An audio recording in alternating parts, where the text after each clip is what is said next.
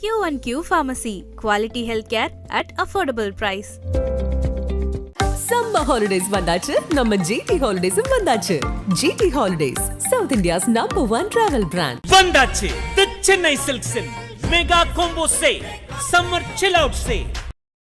Come off the top speed of the back straight over Caverny, you're braking, you're turning through 13, and you carry a bit more speed, then you have to brake again harder into 14, and the rear decides to overtake the front, and really bad luck for Evo. We were actually on him at the time, because that's not, you know, he actually got caught live spinning off the track. Well, it happens. It's a tricky part of the circuit. It's caught many drivers out. He's just coming down through 13 into 14, just trying to get the car slowed down. The rear comes around and backs it into the gravel, and he gets well into the gravel, and I think that will require assistance from the circuit team here. Unless normally it'd be quicker. He's made it into fuel, so he has got out. Yeah, normally they'd be a bit quicker than that. They'd be in the countdown already. Okay, so I mean, we'll go 60 then. It's not. It's interesting because to my mind, this trail braking, fast trail braking in sharp corners is not the strength of a Porsche anyway, because of its low engine location. I know the racing cars are better than the road. Well, actually, now one other thing is as well, Ajith Kumar Racing, run by Red Ant, they've got that gearbox change done. They've been out for 10 minutes. So that's maybe one for Diana to go and chat to the Red Ant team, because and just understand the amount of work they had to do, because that's quite seems remarkable. Quick for a gearbox. Yeah, that's what I was thinking. Not so quick if it was something like the diff or a drive shaft. Well, we'll find out. But I can find out, because the whole gearbox dropout, I mean, it's not, you know, it's like any car, you've got to take an awful lot of stuff, ancillary stuff around to get a gearbox out. Yeah. It's Diana. About Red Camel Jordan, the 909 there, just as I came out of the garage. The Ajith Kumar car, they're back out on track. Did they do a whole gearbox change, Dan? Yes, they did. No way. Yes, they did. Because I don't know if you remember that earlier I did speak to Fabian, I think it was one of the drivers, and he said, I don't think we'll get the car out, it needs a gearbox, but then they decided to do it. And we got some shots about an hour ago where they were just completely, you know, changing the gearbox. Okay, well done then. So that has done, and they've been working on it. That's excellent work. Amazing. Red Camel Jordan, that you was talking about, you saw Evo go off. Just had a quick word with the team to see what happened. Basically, the car was on quite old tyres, so it's just that situation where they haven't been able to keep it on the track, but they've gone. He's in refueling now, and they're going to do a driver change when that car comes up to the garage slot. The last pit stop for the Fabian Differ Ajith Kumar Racing Machine was 3 minutes. I don't think you can do a gearbox in 53 minutes. Well, there were some drive line parts, yes, some drivetrain parts you can do in 53 minutes, but you can't change a gearbox in a Porsche in 53 minutes, can you? Well, my written mechanic says you can. They definitely said they had a gearbox issue, so. Okay, right, Red Camel Jordan is on the pit apron now, and Evo is getting out of the car. And it's quite a frantic stop here. Obviously, it was a little bit unexpected, because I saw Rick rushing to get ready and get his helmet on to get back on the car. So a little bit of unexpected drama here, but they're still talking to each other while he gets into the car. So that'll be another slight delay for them. They've forgotten the seat insert, so there's a seat insert change required. If there's drivers of different sizes in a car, they will have quite a significant seat insert that will be specific to each driver, so they can do a quick driver change. One of the best ones with driver combinations was Patrick Long and your Bergmeister. Patrick Long was very much jockey size. He's not long. No, jockey size, and your Bergmeister was incredibly tall.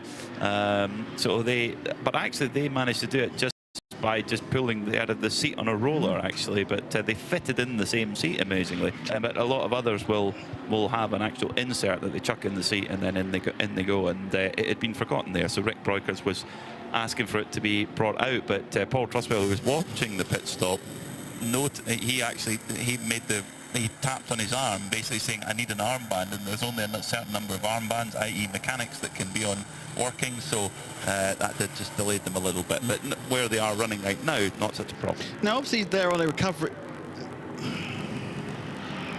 The tyres they've just taken off the car, yeah, you can see that they are pretty well, you know, worn. If you go around that side, you can sort of get a bit more of an idea of why that situation occurred. Yeah, they're 52 laps old when they were taken off, so yeah, that's totally understandable. Of course, they're pretty mucky after going through the gravel as well. Gravel muck. Yeah, it's interesting. Obviously, Red Camel Jordan's on a recovery drive, and they're looking to pick up points by, you know, despite being an hour and a half behind, by picking up, going past other people who've had trouble. What's the, not necessarily Red Camel, but Jenny, what's the rules about drive time if you've missed a chunk of the time of the race? So, say you're in AM and you have to theoretically have 6 hours of AM driver and 6 hours of pro driver, and you miss 2 hours of the race but you can still gain, because it's been an absolute muckfest. Everyone's fallen off, so you can get past people just by carrying on going. Does it then mean you need to do 5 hours of AM driving, or do you still need to do 6 hours? I think you still need to do the time, and then even though you haven't run the. Yeah, and I think, to be honest, your result's gone by then anyway if you're losing that. But I know we're talking about here. Obviously, you're not going to win, but if it's this thing where you're trying to get a few points here and there by getting past other stragglers. The good thing is, in this particular case, Red Camel Jordans, all of their drivers have no minimum or maximum. Even preface what I said about that. I was just trying to see. You're the man with the big book and the things written down.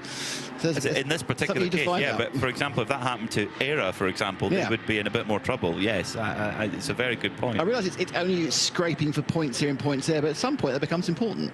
I guarantee it will be important when we get to Barcelona, as Rick Broiker's coming back into the pits. So is something else afoot here for... something else wrong with the car, surely? Yeah, so has Rick gone out and gone, oh no, something's not right here at all. So this is the first that Rick will have driven the car before both of the incidents. Yes. He hasn't been in the car. His brother and his father loused it up.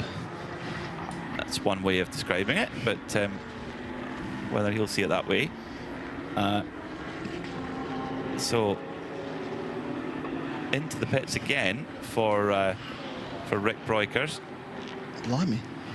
So cameraman is making a rapid route to big work from the cameraman. Yes, to get the pictures for our viewers on QnQ Motorsport TV. For those listening on RS1, it might have been something that happened because of... is it because of the gravel that's still in the car? No. The nose strip fell off. Oh dear. The several $100 nose strip fell off, the rubber front splitter, and that is going to give you instant understeer. So sticking that back on again will probably give you about 3/4 of a second a lap, and will keep your tyres in position. It's a tiny bit of rubber, but it's incredibly important to the front of the 992. Amazing. So they had to come in and get it.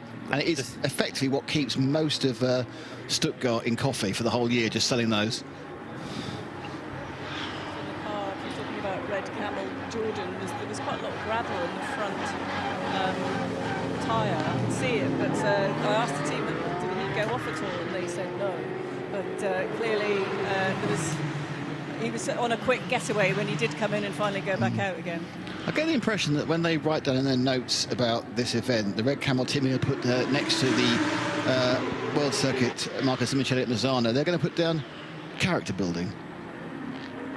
Yes, I think it has been a character, or shift in momentum of the season, because they've been on cloud 9 so far this year. Of course, win in Dubai, win in Mugello, win in Spa.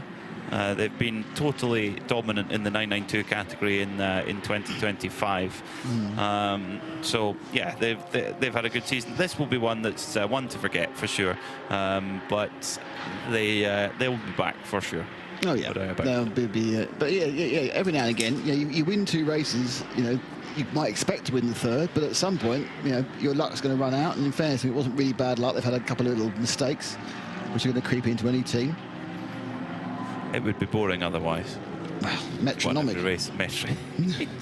Red Ant Racing, they've just They are in the pits at the moment. They have been for 3 minutes. They have a 20-second penalty hanging over them for that incident with the red Camel Jordan's 909 car. So I would imagine they will serve that while they're in the pits. They'll come to the penalty box at the end of the pit lane, serve that 20-second penalty, and then get back going again. It's Kobe De Bruyker who brought the car in. Probably due a driver change, I would think. Yeah. But we'll confirm that when the car exits the pits. Yeah. So we're nearly up to 2/3 distance. Yeah. As the is that the Herbert? No, the 11, Viper Niza car is exiting the pits incredibly slowly, too slowly, and has got back going again. It's Melvin Moe in the car. Yeah, strange one there. As Redan on the way as well. We'll be able to confirm if there's been a driver change there or not in just a second.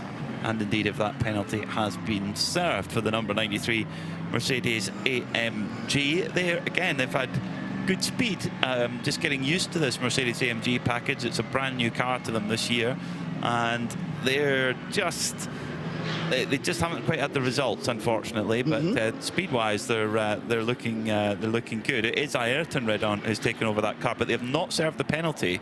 Right. Oh dear, there is.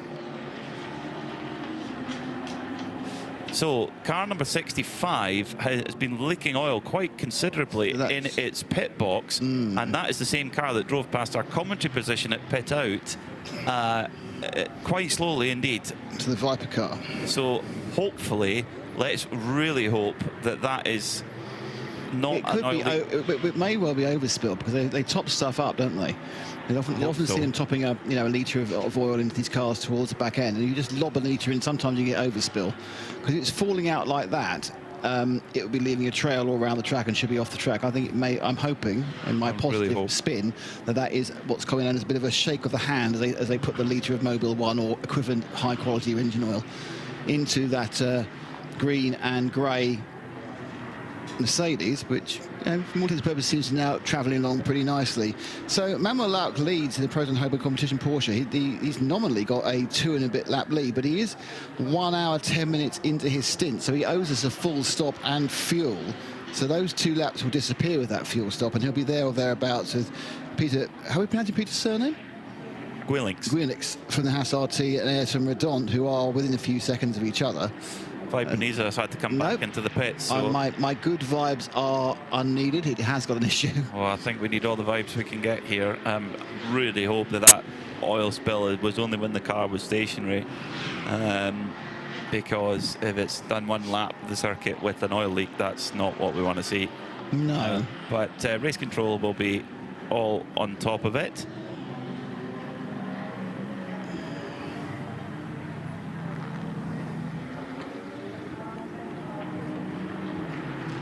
Up, so the jollies, so they're pushing it round when it goes in from where it's been. See if there's any. Okay, I'm on the pit wall, so I'm not. I'm on the pit wall, so I need to. We can see it. There doesn't seem to be too much. Perhaps a drop here and there.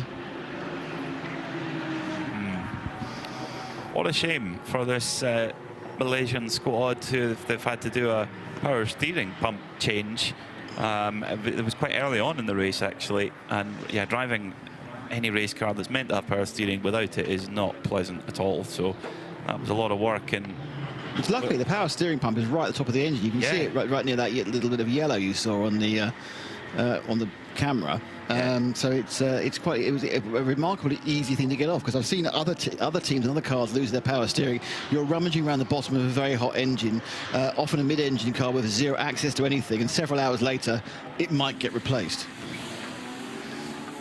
Now, interestingly, we're getting on our time screen fuel pump number 3 and 4 out of service right now. So if we get a code 60, that could get very busy at the fueling area. The mechanics actually checking the oil with a dipstick. Excellent. That should be done. I don't have a dipstick in my car. You must do. No. What is your car? It's a BMW, and it just has an electronic thing. You basically sit the car still, and you press a button, and it measures the oil. At this point, I actually no idea there's a dipstick on my car either, to be honest. I think there is.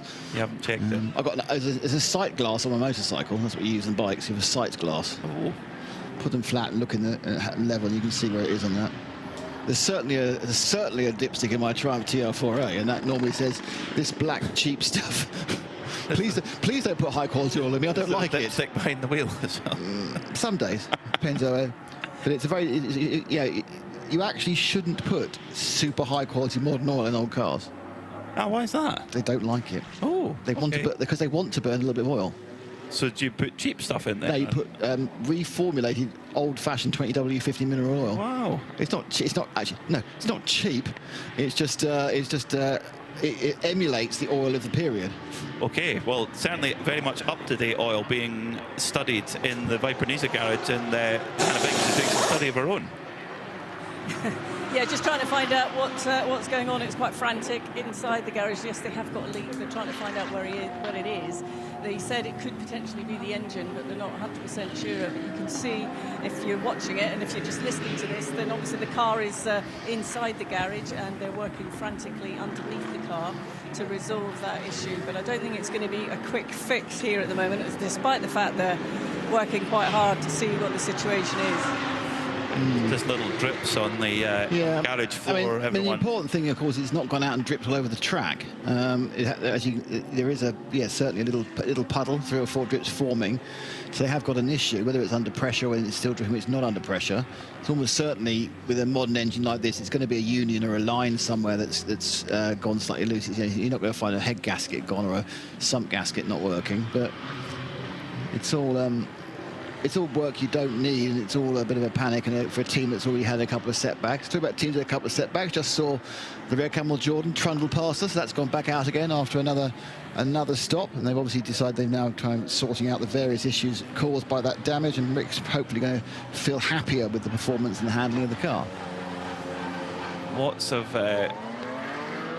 of kitchen roll or similar race-specific kitchen roll being and lots of oil being dried up at the moment, unfortunately, for the Vipera team. Yeah, that's trying to find that leak. That's really frustrating for them. Now it's coming out quite quickly, very quickly actually, at the moment. Well, while Vipera go to work trying to get their Mercedes sorted and try and fix this oil leak, let's consider where the standings are right now, with 8 hours done, 4 hours to go. On top of the shop right now, but has just come into the fueling area, is the Proton Huber competition Porsche. Then it's the number 21 Haas Audi.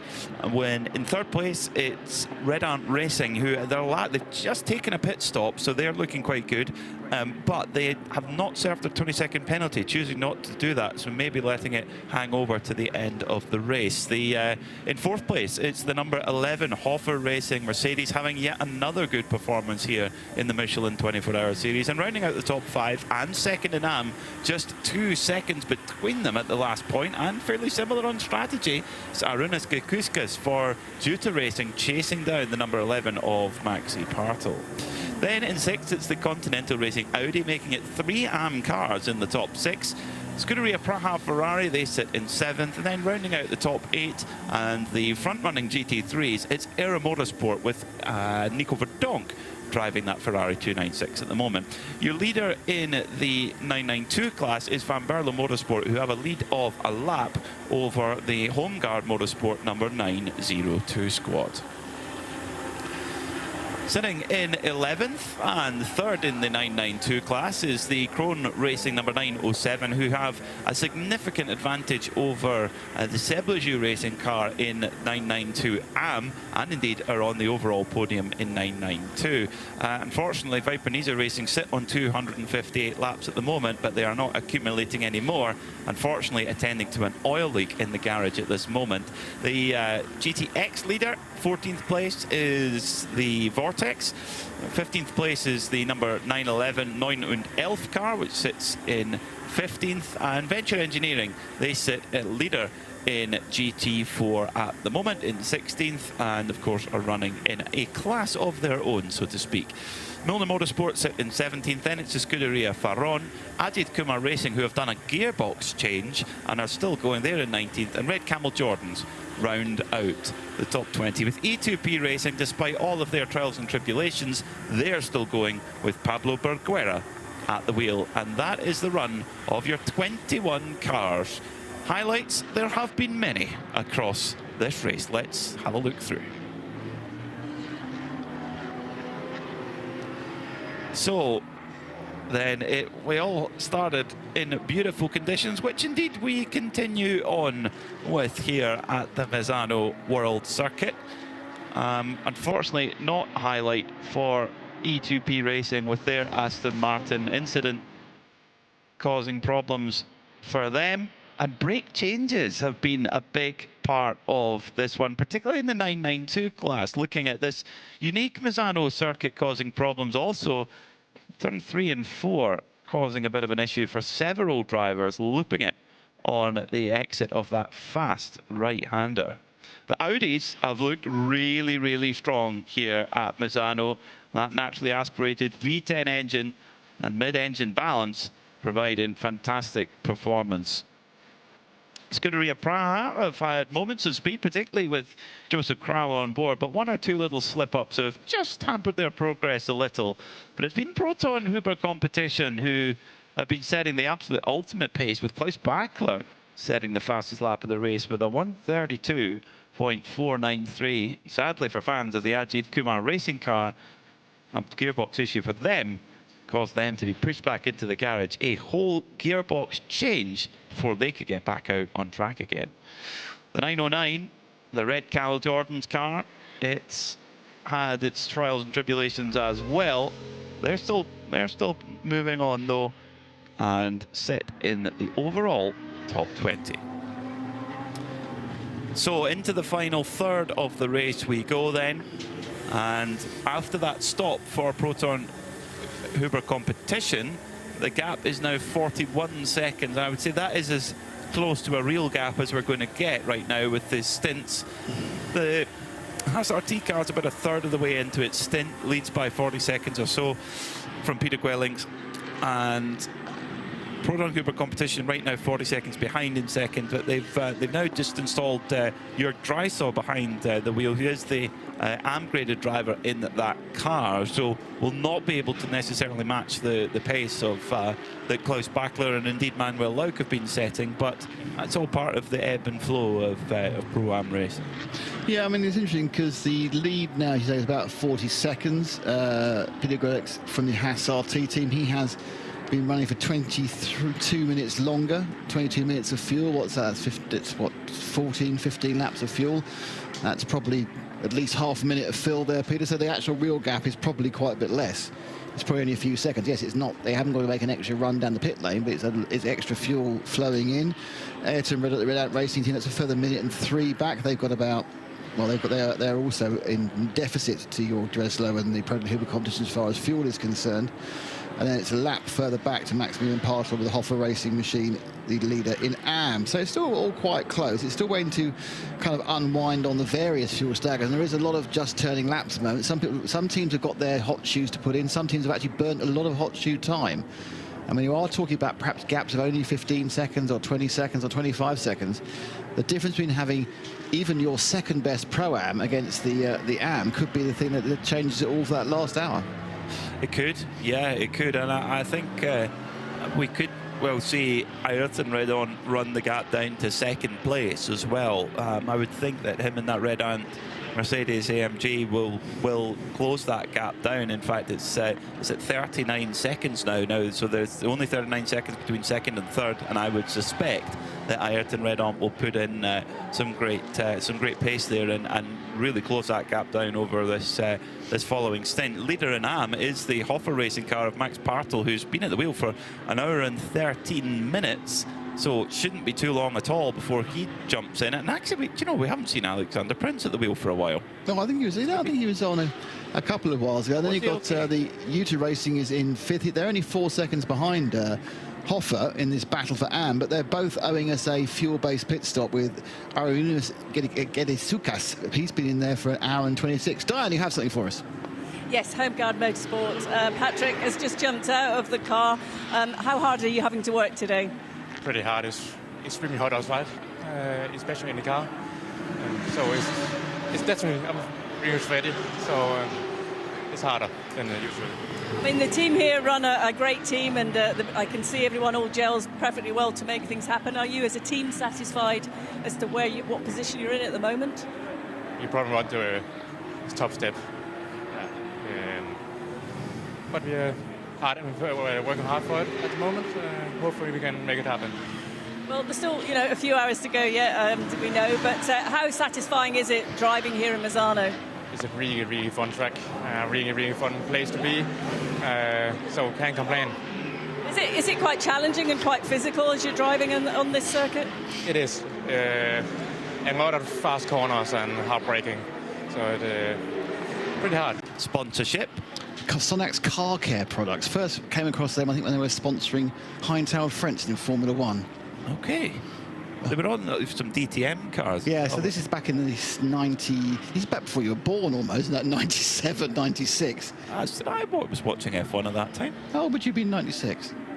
6. Yeah. Anyway, so... do you ever feel you're in the wrong generation to be in this pit box? No. You are old before your time, and let's be really honest about that. You've got the least hair. That's very true. Yeah. Yeah. But unfortunately, not the least weight. No. I feel like I've got it all wrong. Sorry, I just have to take a moment. 3 hours and 50 minutes station. Really, their battle is... I'd say their battle is with Haas RT in the lead of the race right now. That's where they're really wanting to compare themselves to. And Ayrton Red on 2 seconds quicker than the leader. So it's all just winding itself back together again. It is that sort of race, hasn't it? This is great. One of the many people who listen to our broadcast is our very good friend Gaz Biburi, who works with us on the karting, and he's just sent me a text saying Sauber was on the side of the Sauber, Sonax was on the side of the Sauber in '94 with Heinz-Harald Frentzen entered F1. You are correct. Yeah. So I'm being corrected by someone who's even spottier than we are about Formula 1 trivia, and more importantly, German advertising products. Yes, of which there are many. If you were to pick one iconic sponsor of the past to put on your, if you've bought a historic car, what are you going to put on it, do you think? Well, the problem is that you get the ones you want to put on, you can't put on anymore. Yeah, fair point. Going back to karting again, there's a class of the karting which we cover called the Bambino carts. It's 6 and 7 year old children in these tiny carts. Okay. Obviously, they are all living their father's dreams and their mother's dreams. And the carts are liveried up in all sorts of classic F1 liveries. So we have a black and gold one, which of course is a certain thing. We have a blue and yellow Williams, which of course is something else. And so we were merrily saying, I'm supposed to on this program, we can process, we were merrily saying the name of the sponsors, which were obviously tobacco sponsors. And we got pulled up for it. We said you can't mention that. However, just to show you how it's fun, there's also one that's in martini colours, and that was fine. Well, that was going to be my choice. Martini would be my choice. Especially about a Martini Lancia. Oh yes. Or what you don't know about me is my ultimate fantasy car is a rally car. We're going to come back to that because I need to pick up on that. Di, what have you got for us? I gave you a perfect exit there, didn't I? I can't wait to hear this. He doesn't need an exit. No. Okay. I mean, I've come into RAFA Racing. Alex Prince is just having he was trying to have a nap actually, and I woke him up. And then I wanted to speak to Chantal as well, and she's getting ready to get in the car. So it's your job. Alex, how hard are you all having to work this weekend? Quite a lot. I think it was at the beginning we struggled a little bit. I got stuck behind an Audi. Then we had already a gap to the front guys. In the first stint also, I think Max struggled with the balance of the car because he was a little bit like over pushing. Then we controlled it again. And now we are back to pace. We can push really hard, give the front guys a hard time. And now we just try to get a little bit advantage over long distance. And let's see how it brings us forward. How important is it in a race like this, where the heat conditions have changed this afternoon, to keep going till you get to sort of the final hour, so that you can then adjust your strategy to push as hard as you can? I think it's in this kind of race it's the most important. You really have to focus that you stay out of trouble, that you see that you have like not focus on the fastest lap. It's more like consistency. Also how you manage the traffic with the strategy guys. They work really hard to find out where's the best spot for us to take fuel, take tires and all this stuff. So yeah, we focus on all this. So yeah, let's see how it works out for the last stint, where we can position ourselves for the fight for the end. Well, I'm sure it will be a bit of a battle to the end, but I'm guessing that's what you enjoy. Yes, I love to fight. Like you maybe saw it also in the first hours with the Audi and also with the Ferrari. I like it quite a lot when it's hard but fair fighting. That's all about racing. That's what we love. If you just drive behind each other, it's like boring. It's like Formula One. So that's why we don't like Formula One. So here it is more like fighting, battling. Yeah, it's more like passion, all this stuff, what everybody loves here. But it's always important, isn't it, to just keep pushing, to develop and push yourself to do the best that you can do. Yeah, for sure. When you stop, you lose time and you become slow, because all the competitors, they work so hard that they get better. So we have to train, we focus. Also after the race, we see where did we lose time, how can we also prepare ourselves better for the next one. Yeah, that's how it goes. That's also the big challenge in this, especially endurance races. What we love, yeah, that's all about. Enjoying the circuit here in Misano? Yes, quite a lot. I love all the fast stuff. Also last year I've been here the first time. We loved it so much. Also today, especially with the nice weather, it's not so hot like last year, which is more comfortable for us inside the car. But it's just an amazing track, and like always, a really amazing event from Preventing. Thank you very much, Alex. Very much. Always a joy to have a chat with Alexander Prince in the pits. Always smiling, and at the moment they're running really, really well. They had, I mean, just a dream weekend at Spa with an overall podium and a class win, pole position as well. Their first pole position in Creventic competition. And well, where can they finish today?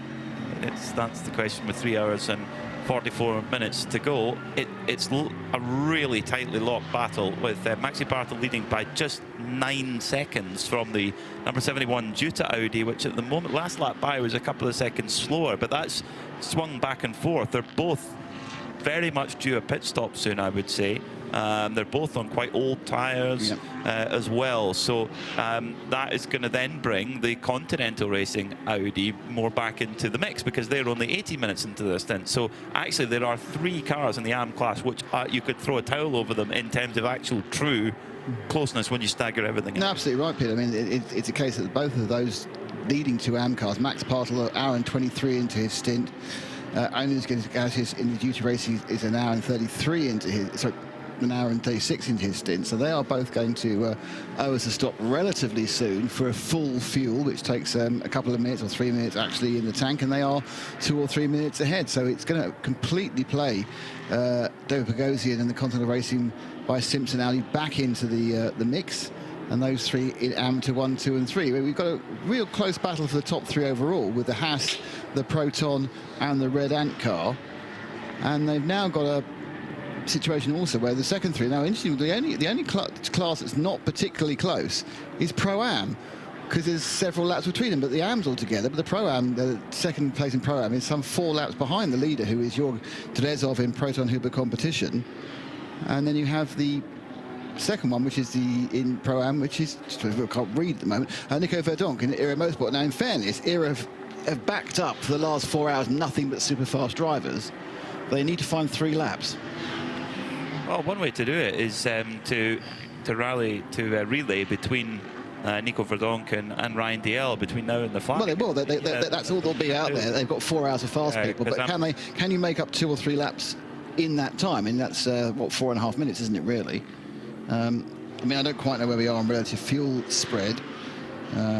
In fact, it's pretty even, so it's quite a lot of work to be done. It is. But if they've, as Randy mentioned, they you know, when they play the strategy card, it normally works out well. They've won a lot of big races in the United States in LMP2 by playing strategy well and playing the right card at the right time. So you know, they've got quick drivers to put in and indeed some strategical cards to play if there are code 60s. Otherwise, it's kind of, you know, fairly much just Taz and fuel and change drivers and keep going, keep plugging away. Yeah, obviously Jörg Düsseldorf and the Proton Huber competition team do have a bit of Klaus Bachler left. They've got one more Klaus Bachler hour left. Yeah, that'll be quite swift. No one's getting anything during that hour. Yeah, and I would think you put him into the flag. Yeah, I think that's the best thing to do. They've also got to get. I'm pretty sure they need to get some of Konstantin Dressler's drive time done as well, and likewise Jörg Dreiser. They may actually.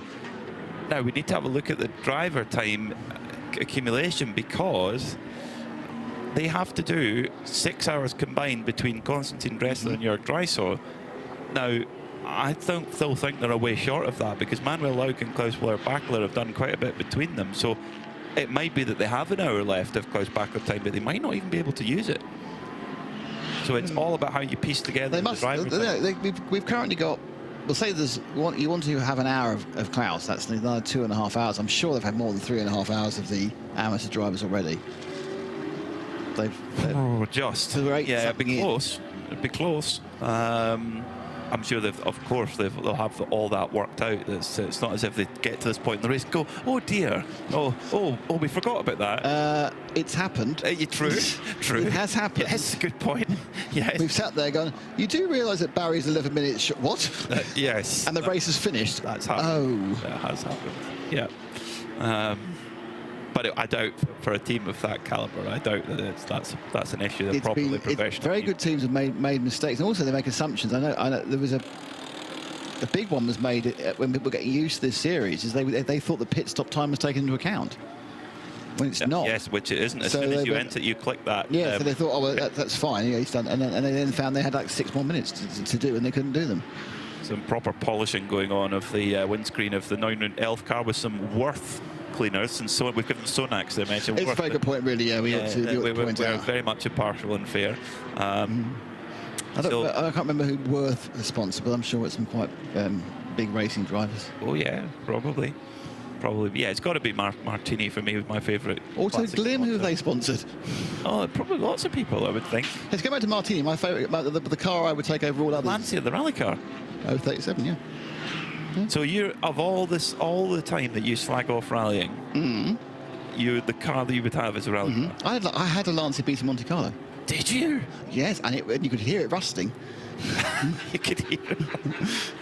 I had it for 7 years. And if you squinted at that, and it was a white one with a stripe up it, you think that's the 037. It was a white one. It was Mark 1, which had the brakes, which were... It's a mid-engine car, and they, as Fiat will want to do, just slapped on a set of brakes out the parts department, not realise that you kind of need to get the braking balance different for a mid-engine car than for a Punto, where it was at the time. So everybody, there were 2 things that happened to the Generation 1 Lancia Beta Monte Carlos. They either had a brake upgrade by a company called Tarax, or they ended up in a ditch, and those are your 2 options, because the thing just couldn't brake properly with the standard brakes. And where did yours end up? Tarax brake conversion. Okay, good. Okay. So Ayrton Redan has moved up into 2nd position. He's got past Jörg Dreiser. He's on the move. Now he's trying to get back onto the lead lap. Now, unlike in IMSA WeatherTech or other championships that use a safety car, whether you're on the lead lap or not doesn't matter as such, but it's a good barometer to see where you are. And right now, Ayrton Redan is right on the back of Peter Grelings.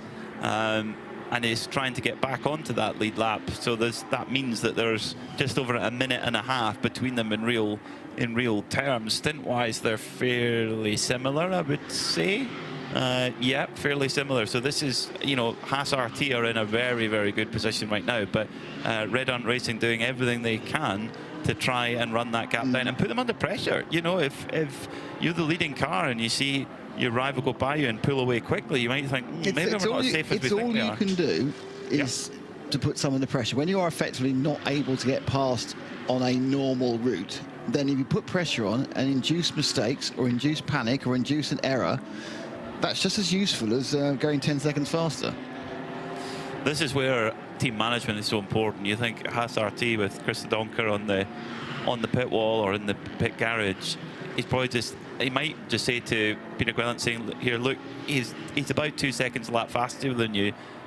Stay in your rhythm, let him go, and just stay in your rhythm. You're doing what we need you to do right now. Don't worry about it. We're fine. We're a minute and a half ahead with 3.5 hours to go. That's a good place to be. That doesn't appear to be what's going on right now, as Gwelling's just moves to the right, just to the middle of the straight, just to almost cheat the draft of the Mercedes behind, and also send a little bit of a psychological message saying, I'm not going to make this easy for you to make the pass. The Dreslaw run has been expensive for Proton Huber competition. He's a couple of, being a gentleman driver, he's a couple of seconds off, and that's kind of eliminated some of the advantage they had over the last 10 or 15 laps. They have got Bacta up their sleeve, but they're getting this few last hour or so of the 6 hours the AM drivers is costing them. I think it's because they've actually saved it a lot, and most of the other teams already burnt most of it. And I think we've got a point where they've more evenly proportioned out the back. They've more easily portioned out than some of the other teams. They also have Pro-Am, so unlike the SRT and the Red Ant Racing, they do have more less quick driver to run. But I think they've also kind of back-ended it more than we've seen with other teams. Yeah, they have. They have, and a little bit of that was to do with Manuel Lauk, who had to do his driver time earlier because he's getting a flight to the Nürburgring tonight, or to whatever the nearest airport is to the Nürburgring. Bologna Airport, wouldn't it? From Bologna Airport, yes, to probably either Cologne or Düsseldorf or Frankfurt. I can't remember where we used to fly into all sorts of small airports. I can't remember where it was. We used to Nürburgring. Yeah. I know when we did it. It was called the Luxembourg Grand Prix, which was kind of weird. Oh. And then it was called the European Grand Prix in '99, the famous one which Johnny Herbert won. There you go. Down memory lane with Nick. At some point I'll talk about something in the last 10 years. It's unlikely, but I might do. We could. Yeah. Oh, I love these reminiscing with you, Peter. It's marvellous. I'm glad you enjoyed. Like a biscuit. Yes. A cup of tea. Yes. Also. Can you do me word search? No. No, I'm no use there, I'm afraid. Van Berlo Motorsport, they have definitely had a day in the sun today here at Misano. Well, in fairness, we all have. Literally speaking, yes, but metaphorically speaking, definitely Van Berlo have beaten the car to beat in the 992 category. Right now, they're pretty equal on strategy in terms of their battle with Homeguard Motorsport. So that gap is it's kind of staggered around, and the pace of the Van Berlo drivers has negated any strategy disadvantage they might have had, and the gap is now well over 2 laps anyway between them. So now Van Berlo Motorsport, the car being run by Bas Kutten Racing, they can be a bit more conservative with these brake changes. Here today at Misano, if you're only just joining us, the 992 class cars have been going through brake pads way more than you would think, and a lot of it's to do with particularly the front, the left-hand side, particularly as the Van Berlo cars coming round now through Carvone, 240 kilometers an hour at turn 11, then turn 12, 250 kilometers an hour. Then you start to scrub that speed off to 150 and then down to 65 for Curva del Caro. And those corners, along with a few others, are really wearing out one side more than the other. You are turning right as you are braking, which loads up the left-hand side of the car. With ABS, therefore, what it's doing is it's braking the left-hand side hard, but of course the right-hand side doesn't need as much brake effect because it's unloaded, and so it's effectively unevenly wearing the tyres and unevenly wearing the brake pads, and we saw earlier on. Diana, what do you have for us? Viper Nisa, the number 65 and racing car, unfortunately the Mercedes AMG GT3, that car will be retired now. They damaged on the curbs the oil sump, so they're not. That's where we saw earlier that the car was leaking. They weren't sure what it was to start with, but yes, they'd had some problems going over the curb, so that's put their race to an end, unfortunately. Yeah, bad news. It's unlucky when you get that. You get that sort of major engine failure close to the end. I mean, I know we're third of the race to go, but you know, damaging it on a curb. I mean, so it should be. Wouldn't have enough ride height to get away with that, wouldn't it? Especially as we're at motorcycle circuit, and the curbs are particularly nasty. Yeah, well, it's unlucky, but it was when they removed the sump guard. It was dripping like a broken fridge, unfortunately. They do drip, don't they, when they're broken? I don't know, really. I haven't broken a fridge recently. Yes, or a knackered fridge, if you prefer. There we go. I don't know. I mean, I suppose the icebox might drip when it defrosts. Yeah. So But the actual fridge itself isn't going to drip because there's no water in a fridge. It's got like liquid coolant, which is a bit nasty. Well, it used to be nasty, now less nasty. That's where old CFCs all came from. They were just running the back as the coolant. Right. There wasn't actually any water in there. There was liquid in there. But that's it. So if anyone you're listening on YouTube or who can WhatsApp any of us knows a better idea. Personally, I rather liked it, to be honest, dripping than a broken fridge. But you know, do broken fridges drip? I think the broken freezers definitely drip. Oh, yes, and other existential questions. Yes. We're ask us anything to speak. Yes. Who knows? Some of the answers might be vaguely correct. Vortex V8 leading the GTX class, and in fairness to them, has been running well for virtually the whole race. I don't think it's had any particularly long pit stops at any point. No, they managed to get themselves a long, clean run. There's a couple of little bits and bobs. That's just part of the course for all these cars. Bodywork flying off on the pit straight. Yeah, I've had a bit of that. But apart from that, I mean, this Vortex 2.0 has been such a step on from the first car. The first car became a little bit of a rolling meme at one point because it just they had so many issues, but the new car's so much better. Hoffer in, yes. And is it just a slow stop with brake change? Is it rear brake change, or is it just we caught it at a point where nothing was happening? I think they're having a bit of gun. No, they're doing brakes. They're going to do brakes, which is interesting because the GT3 cars didn't think they needed to do brakes. Well, Kyle Tilley told you they didn't need to do brakes. Whether that's going to be the case, the Mercedes with that big engine at the front, that's sure they always have front tyre wear problems. And now I guess front brakes. Front brake problem, yeah, our problem. Front brake wear with 3.5 hours to go. And the thing is, will the Audis, which of course it's Hoffer are battling with two Audis, are the Audis going to have that same problem? Engine in the middle, of course. Of course, the thing we don't know is because of those differences, are they already on a harder pad? For the Mercedes anyway, is it a different pad entirely? Yeah, good question. That's a different very compound, good point. you know. So, and of course there are elements where you can choose a different compound to give yourself better braking effect, but or you can sacrifice that for longer life. Whatever it is, it's taking some time. It's a very, very difficult job changing brake pads and discs and rotors. They're going for the whole thing. Just because of the huge amount of heat involved. You're looking at those that they're touching there was a minimum of 1,000 degrees not that long ago, and it's now probably still 600 degrees centigrade. And you look at it and it burns you. Yes, that's very. You'll feel the heat coming off that, won't you?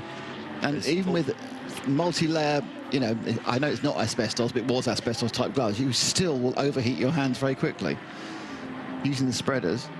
Now, what we see in some of the slightly, GT3 has slightly other regulations. What we used to see in GT and we see in P2 and we can see in Hypercar is they use dry brake systems.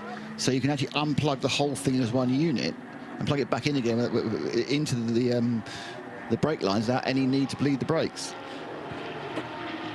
Is it me or is this brake change taking a bit longer than... Yeah, it's not going well at the moment. No, RAFA Racing that's running close to the podium positions. They've now got it done. They've they're going to put a new tyre on, of course, and then get that all sealed up and ready to go. I think it was Chantal Prince who was going to be getting into the car. Car is off the air jacks now, and off she goes. Well, quite a lot of time gone there for the number 11 Hoffer car. Yeah, they're in the pits for just coming up to 6.25 minutes. A normal pit stop taking 4.5 minutes or so. So yeah, that's a little bit on the long side, unfortunately. We'll see if any of the rivals decide to do a brake change, or and if they do, does that take the same amount of time? But that's our first GT3 brake change that we've seen anyway for Hoffer Racing. So they come to the end of the pit lane. They'll be able to get right up to full racing speed, and indeed it is Chantal. It is indeed Chantal Prince who has jumped on board.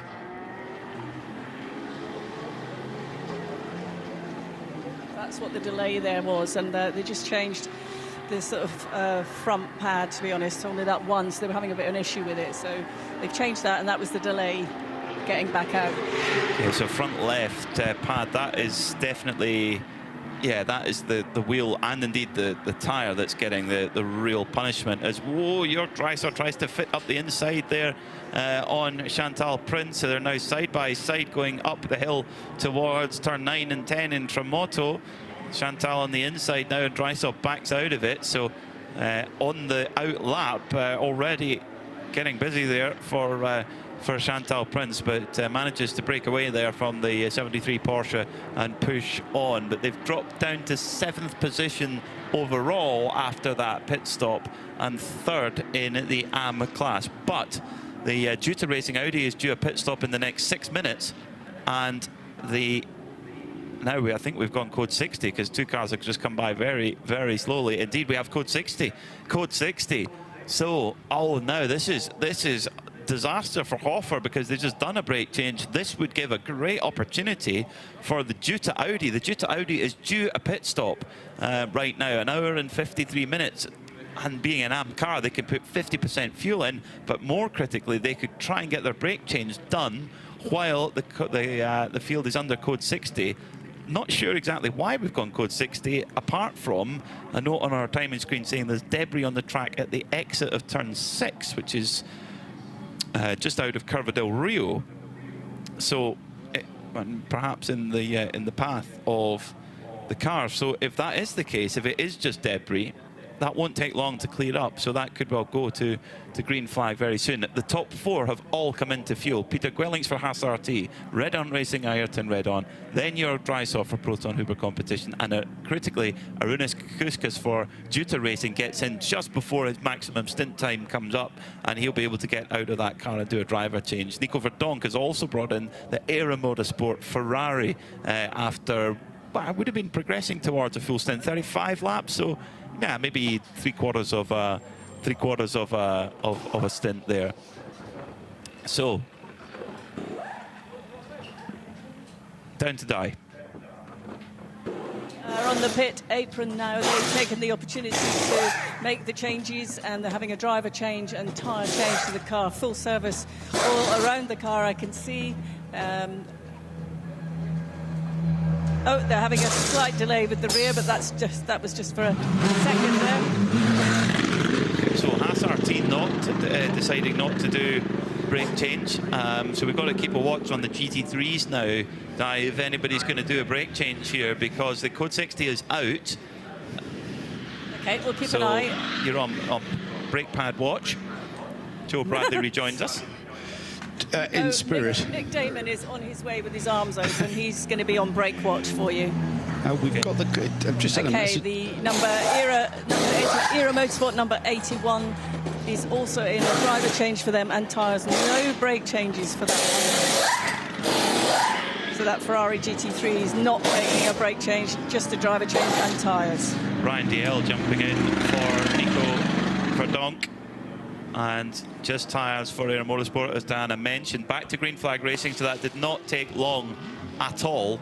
It's very quick code 60, wasn't it? Very quick. It was just for a bit of debris, and that must have been on.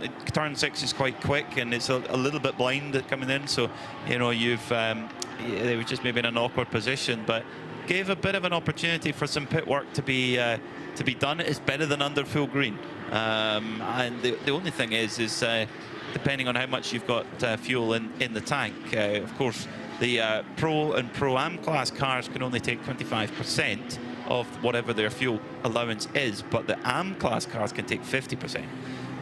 That code 60 though, Joe, that has really hurt Hofer. Really hurt them a lot, because they had a brake change and a needed delay, and it was all done under green, and then they went out bang code 60. They were really unlucky there. And that's how they've lost that place, isn't it? And we're already seeing the influence of the Ryan DL and Nico Verdonk driver lineup in that Era Ferrari. It's already moving up the ranks and up to 6th now from 8th. Let's head down to Nick. Nick, you've made your way down to the pit lane. as if by magic, you mentioned the words Nico Verdonk, and Nico Verdonk is about to come and talk to me. Nico, it was a long wait for you to get in the car, wasn't it? Yes, absolutely. I was almost falling asleep. No, I was looking forward to finally be back in a proper car. The 296, especially with ERA, who know what they're doing, and it's just a pleasure to be back. And yeah, as I said, all the guys at ERA, they know what they're doing, and it's really enjoying from the first to the last lap. They've saved yours and Ryan's drive time for the end, so you've got the faster driver to finish the race. How far up the field do you feel you can get with you and Ryan alternating? Well, I think the leaders in our class, the Porsche, is just out of reach at the moment, unless something would happen. But, you know, normally it's all, let's say, to play for P2. But I think there's still about 3 hours and a bit more to remaining. So, yeah, we just have to drive a clean race till the end. The last hour of the race is going to be a lot cooler, and the last half hour is going to be dark. Have you had any experience in the car with the setup in that area? Not yet. I mean, but did you often? We know that often that teams will set cars up better as it cools off. Was that in your thoughts, or there's just not enough darkness to make it worthwhile? We have to wait and see. I mean, the dark I don't mind at all, and the car is performing well. So if we can continue like that, it's looking positive. Thanks, Nico. Welcome. So, there's just while we were speaking to Nico Verdonk, the Red Ant crew, something happened for them at the fueling area. Bert Red Ant, the team owner, looked absolutely livid about something. Whether they came to fueling, and actually no, not the fueling, it's at the other end of pit lane. The penalty box. The penalty box, and their penalty times have gone up again. So have they got a penalty for something else? Did they not serve penalty adequately? Right, so there is definitely a story there for that. I'm sure Nick will follow up for us. I'm just checking the penalty screen at the moment. So we've with 3 hours and 20 minutes to go, this could make a real impact to the outcome of the race. So the track, they've just got a track limit infringement penalty of 10 seconds. That's just come in, but causing a collision, which they'd had a 20-second penalty, that indicates to me, Joe, that they were actually going to serve that penalty, or were in serving it, and it hasn't been served. There's something not right there at all. It needs Nick to make some investigations down at Red Ant to see why Bert was so annoyed. Have they missed the penalty? Are you at Red Ant by any chance, Nick?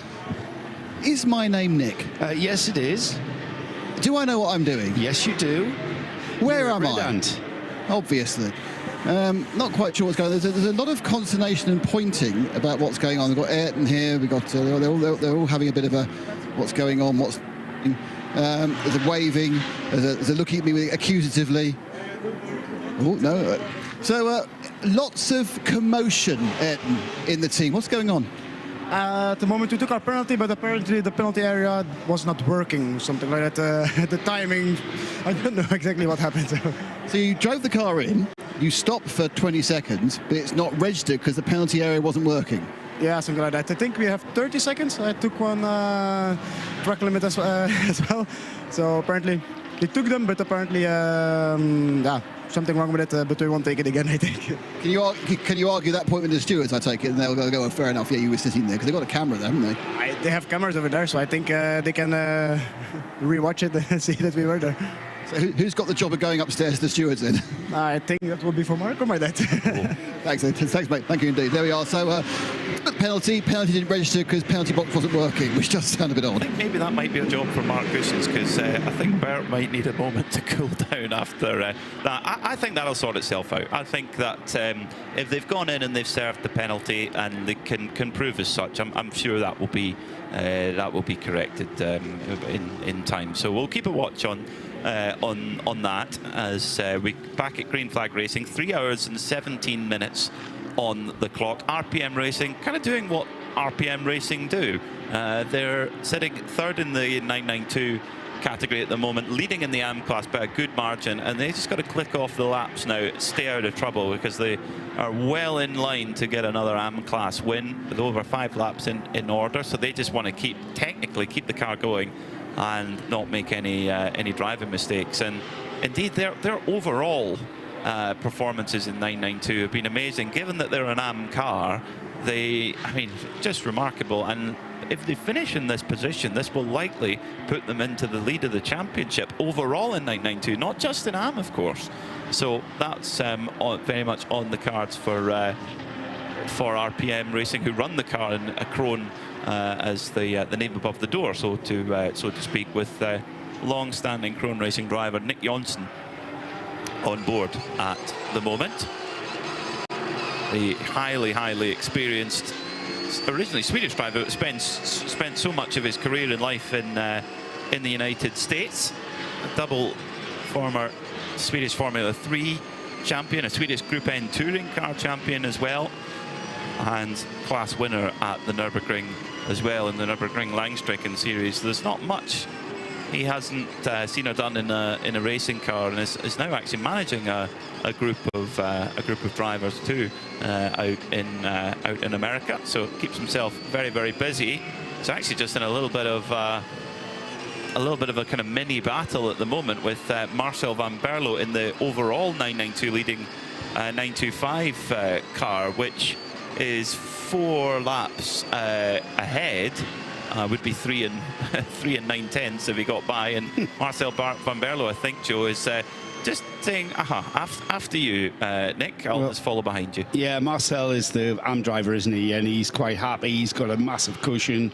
He doesn't have to do anything silly. He's just has to drive the car the way that he does, not make any mistakes, keep the focus.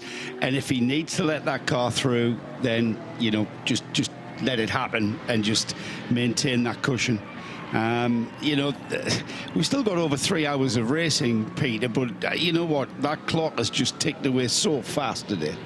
And before we know it, we're going to have run out of time to gain any kind of regain if you lose anything. And that's what I mean about keep the focus. You've got to keep the focus. You can't make mistakes. You can't cost the team anything now going into this last 3 hours. Everything is exacerbated. Everything is exaggerated. Time in the pits is going to be, you know, even more costly because you haven't got time to claw it back. And now we get to the important part of any race, which is towards the checkered flag. And out of 12 hours of racing, the last 3 hours, you know, you're going into the final quarter, aren't you? You're inside the final quarter. So yeah, it all gets pretty serious now. It does. It does. Venture Engineering, of course, running in their own class of 1, basically, in GT4. They're in the overall top 15 right now. And Neville Jones and his son Chris have done a big amount of the heavy lifting in this GT4 cars. Oh, no problem for Homeguard. Second place in 992. Homeguard are parked up at the side of the road on the run towards turn 9. So it looks more like a technical problem than a spin or an incident, but it's in a weird position. I don't know if there's any cut through there to actually get the car out without going code 60. The driver at the moment is Martin Vedel Mortensen. He's cycling through. You can see the headlights just switching on and off, just trying to get the car going again. But oh, this is heartbreak for Homeguard Motorsport, who've had a couple of good results so far. They were on course for a podium, but if this requires a tow back to pit lane, this would be a disaster. This is a massive disaster. This sport can be so cruel. Yeah, so cruel. Endurance racing particularly, because and I think it's why it's the agony and the joy, isn't it? The agony is so much because there's so long goes into it, but the joy of winning an endurance race is so much more than, say, winning a half-an-hour sprint race. The joy of winning any race is made what it is because of the agony. Yes. Because of the disappointment. Code you know, 60. you've got to learn how to lose to learn how to win, and it's possibly my fault. What have I just been saying? Now is the time for nothing to go wrong, because you can't make it back up. With only 3 hours of racing left, you can't make it back up. And this time, that is just ebbing away from the Homeguard car. It's soon going to drop another place in the 992 category. It had 1 lap advantage on the car that's in third. That's the RPM Racing, who've had a cracking race, by the way. They are first in the AM subclass, but to get a 992 on that overall podium is soon going to be, would you believe, Peter, Sebelju Racing.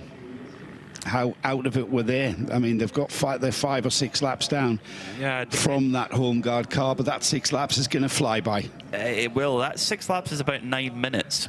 So maybe a little bit longer, maybe call it 10 minutes. But it will require that the car will need towed back to pit lane, which up to now, the brilliant track crew here at Misano have been towing the car basically along the circuit to the pit lane rather than going through an access road. So it's hooked to the back of what looks like an Isuzu pickup truck right now to tow it back as Vortex into the pits for a full service for tyres and a driver change as Nick Damon's down there. It's all going on now. We've got Alex Prince has come in. I think it's Alex. It says Prince. It could be Chantal. I think it's Alex Prince has come in on the Hoffa car. They are going to change the front right now. Haas RT are doing a brake change as well. So the GT3, oh no, they were looking at doing a brake change on the right. They decided against it, but they are doing a brake pad change on the left. This is our leader. So they're changing the left-hand side pads, which we know are the pads that take the wear. Again, with the manual splitters. I've lost my cameraman, this isn't the first time. So there is a chance for some of these GT3 teams to take a relatively cheap stop. There's a full-on stop going on there for Vortex as well, and you can see the RPM Racing are also again looking at doing their brakes for the second time. The 992 AM leaders, so they thought they were going to have to make a second stop, so they're making that second stop now under code 60 and saving themselves time with that second set of front pad changes. So it has turned out to be a much heavier pad wear than everyone was expecting, so much so it's actually beginning, I wouldn't say catch out, beginning to worry the GT3 runners, and so we have now seen 2 of the leading cars do those pad changes, and RPM Motorsport do their second set of pad changes on the 992. Yeah, Krone Racing they're in the luxurious position where they can play on very much on the safe side now with the brake changes. They can, if they're hesitant at all, do we need one, do we not, they can just take it because they've got the gap, provided of course that there's no problem with while doing the brake change. We've seen other cars have delays while completing the brake change. So interesting that it's been the 992s particularly that have suffered from it. So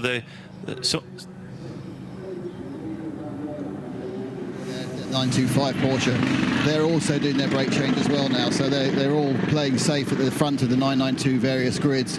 So we have both Van Berlo and RPM Racing, the leaders, putting some new pads on, and I expect we'll see a couple more as they run round, because they are now of course getting through the fuel.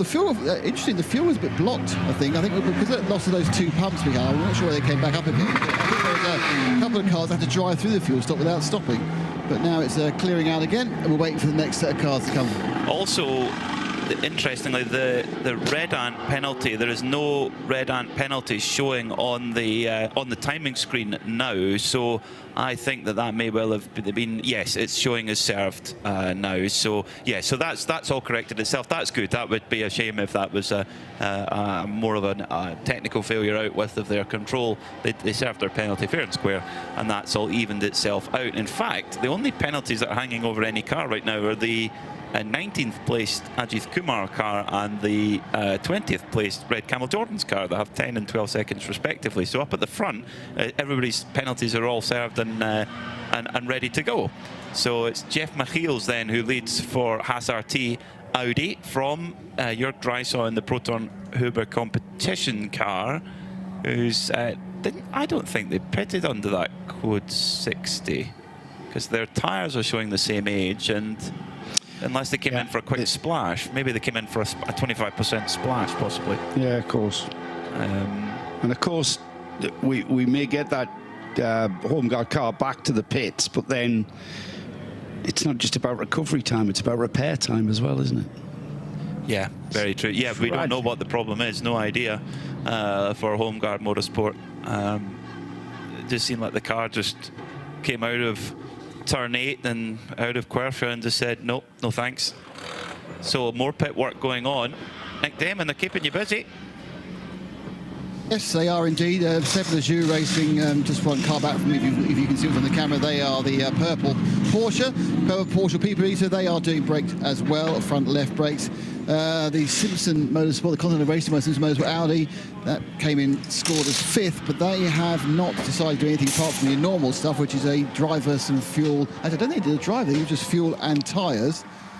Delay to get going, because they're having a problem. They're obviously having a problem finding neutral.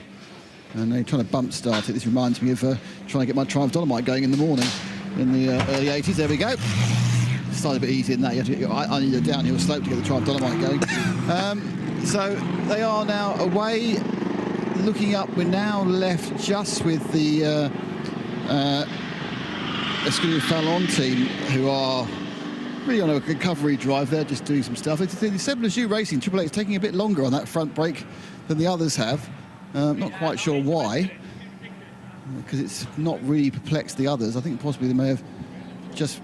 It isn't, you can just suddenly get these brake changes wrong. We're using spreaders and you're trying to get the pad back and it can just suddenly just go wrong and just take longer than it should. I'm not sure whether they're trying to also do a rotor or a disc, but yeah, it's just not gone particularly well. It's one of those things, they did the rotor as well, so they're just losing a bit of time, but I think they really now, they're battling against how long it takes for Homeguard to fix their car if they can. Yeah, I'm pretty sure you'll be making your way down there, Nick, to find out exactly what the extent of the issue is that's brought that car to a halt.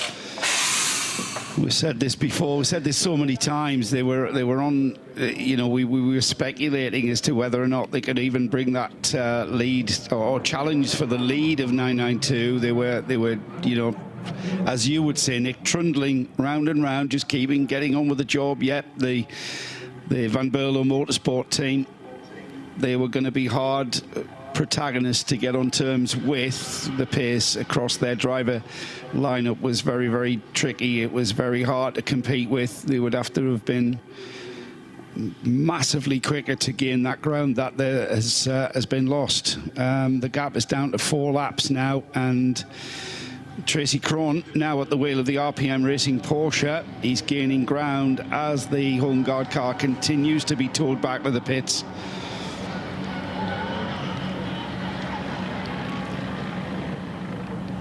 Era Motorsports Ferrari, Ryan DL back into the pits, into the fueling area. Is this that might be just a top off, Nick, do you think? Anybody at the... I don't think I know. You know, right. It's just a top off. Going to see a lot of that. Another 25% of fuel. Try not to get too excited. I suppose because you're only going very slightly slower down the pit lane, which is a 40 kilometre limit compared to the 60 kilometre limit of the Code 60. And taking fuel as well, it must still work out beneficial to do that run down the pit lane and take the quarter tank. So, because that's something they'll all have timed, they'll know that's better than waiting. As the Homeguard car now comes in, just for FYI, the camera's off for lunch. Yeah, okay. Nick, it's going to be your painting pictures with words. Then we're going to go green in within 1 minute. But if you have got the Homeguard car with you, here he comes. The Homeguard car is arriving now on the back of an Isuzu pickup. Is that your cameraman returned? Oh, he's back again. He decided not to go for lunch. There we go. Yeah. So obviously he said that's it, I'm going, and then he hasn't gone. So what can you do? He's obviously just determined to provide the best possible service. So I think, unsurprisingly, there's absolutely no indication of any problem whatsoever on this car, which immediately makes you think drivetrain. Because the car actually looks remarkably clean for something that's done best part of 9 hours. But they have no sort of issue that we can see. But they'll wheel it in, and we'll get a clue quite quickly over what they start looking at and what bits of it they open up and take out. It's never good if it's not apparent. Well, it's the bonnet isn't actually anything. The bonnet's just getting strapped back. So should we say, to me, it says everything about gearbox or drive. And that's not, and obviously I'm not going to, because this is not CSI. Well, the Kumar car didn't Italy, it? The Kumar car did exactly the same. True. Just pulled off to the, off to the side of the track, and then was recovered, and it was driver staying quickly on board. Established. But I think they're also not quite so sure.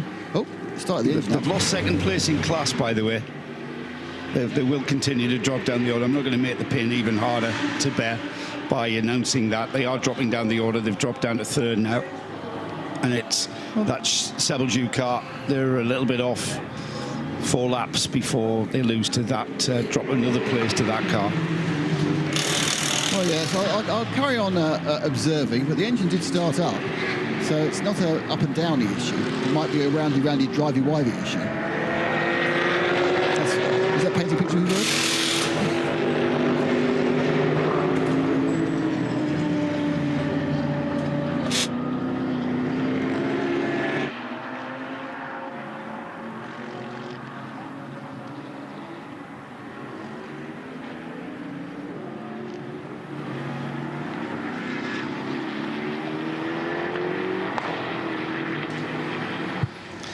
Vortex continuing to circulate in that GTX class. They've had a good run so far. I'm not gonna hex it by saying anything other than that.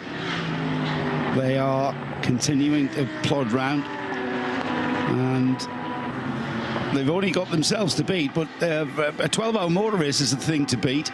It's a big ask from, as we are seeing attrition becoming a factor now, with about 90 seconds away from the 3 hours to go mark. And it is we're getting towards that vital part of any long distance motor race, the last couple or so hours, with Jeff McHale's in the lead in the Haas RT Audi. He's got 1 lap lead over the Proton Huber Porsche, who has got 2 laps over the Renault Mercedes, who's got a lap on the Audi, who has got a lap on the Continental Racing by Simpson Motorsport Audi. And then perhaps the closest battle in GT3, 41 seconds separating the Continental Racing by Simpson Motorsport Audi from the Era Motorsport Ferrari. And we've got Ryan DL now at the wheel. Last time by 1:36.8, just getting up to speed in that car after that code 60. Let's head down to the pits. Who have you got, Nick? Martin Vidal Ramerson from from the Homeguard car, I know too. Martin, what was the problem? The car suddenly just died on me. I lost power through T5. There were nothing up to that point, just suddenly lost power. I was able to start the car, go down the straight into T9, then the car just died again, and I was not able to start it then. So it's an engine issue rather than a drive chain issue or a gearbox issue? Not sure, no misfires, no smell of oil, anything, so right now we're thinking about it's an electronic problem maybe, but they're working on it. And as we all know, the electronic problems are the worst. Exactly, yeah. Well, hopefully you or your teammates will get out very soon. Bad luck. We hope so. So there we are. It is actually some sort of ignition issue by the sound of it. They certainly aren't looking, Joe, at anything drivetrain-wise. They've not had a look at the drive shafts. They've not had a look at the gearbox. It is a fact that the car will start, but it won't run. So they've obviously picked up some sort of electrical problem, but they are, of course, attacking it as the only way you can attack a modern car, with a computer. Yes, the laptop is plugged in. That's always the first thing that we see happen, just to download some fault codes, see what exactly is wrong. Vortex is in the pit lane, Joe. Do you know that? It's just lounging about on the pit apron. I hope it's not in there with the problem, because I've just been saying how great a race they've run. Well, the engine cover's off. There's some peering going on. But I'm not sure the engine was about to go back on again. And there was a computer plugged in. They got almost got knocked off the side of the car by an over flamboyant swish of the engine cover. But they're now thinking that's okay. It's not been in for long, this. I think most it could be in for about 2 or 3 minutes.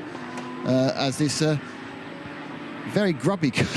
It's a nice looking car, but it does seem to pick up dirt. It's obviously the aerodynamics suck on the bits of rubber onto it. It does get very scuffed up very quickly. And away it goes. And you can probably hear the Chevy thundering down the pit lane. No one seems overly concerned, but it's Philippe. This is Philippe Bonnell. This is why he can go a bit well with Philippe. Philippe, what was the problem there? Anything at all? I don't know yet, but I think it's a problem of between, I don't know the word of the piece, between the gearbox and the engine. All right. The clutch. Clutch, exactly. What we're all learning. aside of that, it's unfortunate it's happened, but it does seem you've had a pretty good run so far this race. It's been quite solid, the car. The car's gone well. Sorry, can you repeat? It seems so far the car's gone pretty well this event so far. Yes, we don't have any problem for this race, as it's a completely difference between the last race in Mugello.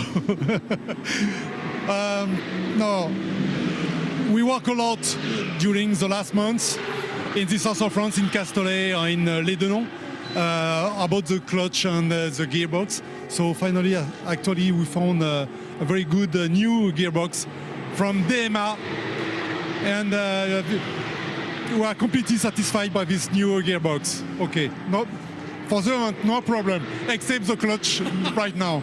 And that's what this is about. This is you're here on your own. Therefore, you can use this as an extended test and find out these things, can't you? Can you repeat? Because you are the only SBX car, you can use this race to find out any potential issues. Sorry, I don't know. That's okay. So it's good to have this race. So if there are issues, you still win. Yes. We are alone in the GTS category, so we hope to be on the podium. I hope so too. Thank you, Philippe Benoit. I think we got there eventually. But do you Les Denons, which is a test circuit quite near Maycourt. Maycourt obviously has quite a big centre of. They race at Les Denons, mate. They do. Well, I'm about to give my Les Denons story. Oh, go on. I have been round Les Denons, and I was driven around there in a Subaru Impreza by Philippe Massa. When Felipe was just beginning his career, it was his first year in Sauber, and he was doing some laps around. And so I've been around Les Denons with Felipe Massa before. That's a scary little circuit, Nick, because it's got some massively steep climbs and even steeper drops. It's on iRacing as well. Yeah, it's on iRacing. It's a free track, I think. It's a mega little track. Because I'm quite rare in that I really like Maycourt. I liked going there, apart from the lack of hotels. I like the track. I like the layout and things I've driven it in. But I seem to be quite rare on that. No, I like iRacing on Maycourt. I've got a Maycourt story as well if you want to. Yeah, go on. So when I was doing the post-race press conferences, do you remember the year that Heinz-Harald Frentzen won remarkably at Maycourt? Yeah. So we're sitting down there doing the conference, and it's live to 9 or 12 million, many people anyway. So there's somebody knocking at the side door, and we're trying to stop this idiot knocking at the side door. Then this idiot Frenchman barges in to a live unilateral conference. Do you know who it was? Go on. Jean-Marie Balestre. Of course it was. Many years after he was anybody important, but he just barged in. Was he important at the time, though? Was he head of? No, it's long retired. After Max took over, but he was important in French motorsport, obviously, and certainly important as far as he was concerned. Yes. There was a lot of waving, and he could. So the gearbox that you were referring to with, who was the Philippe Bonnell. They've obviously identified that there was a weakness in that final element of drivetrain. There's obviously no weakness in the Chevrolet engine, because that's been running for a million years and in a million applications. Yeah. But they were fine. They needed to improve the gearbox, and they found a new gearbox, obviously sequential, and a new. It's a SADEV box they've gone to, isn't it? Yeah, which is it's good.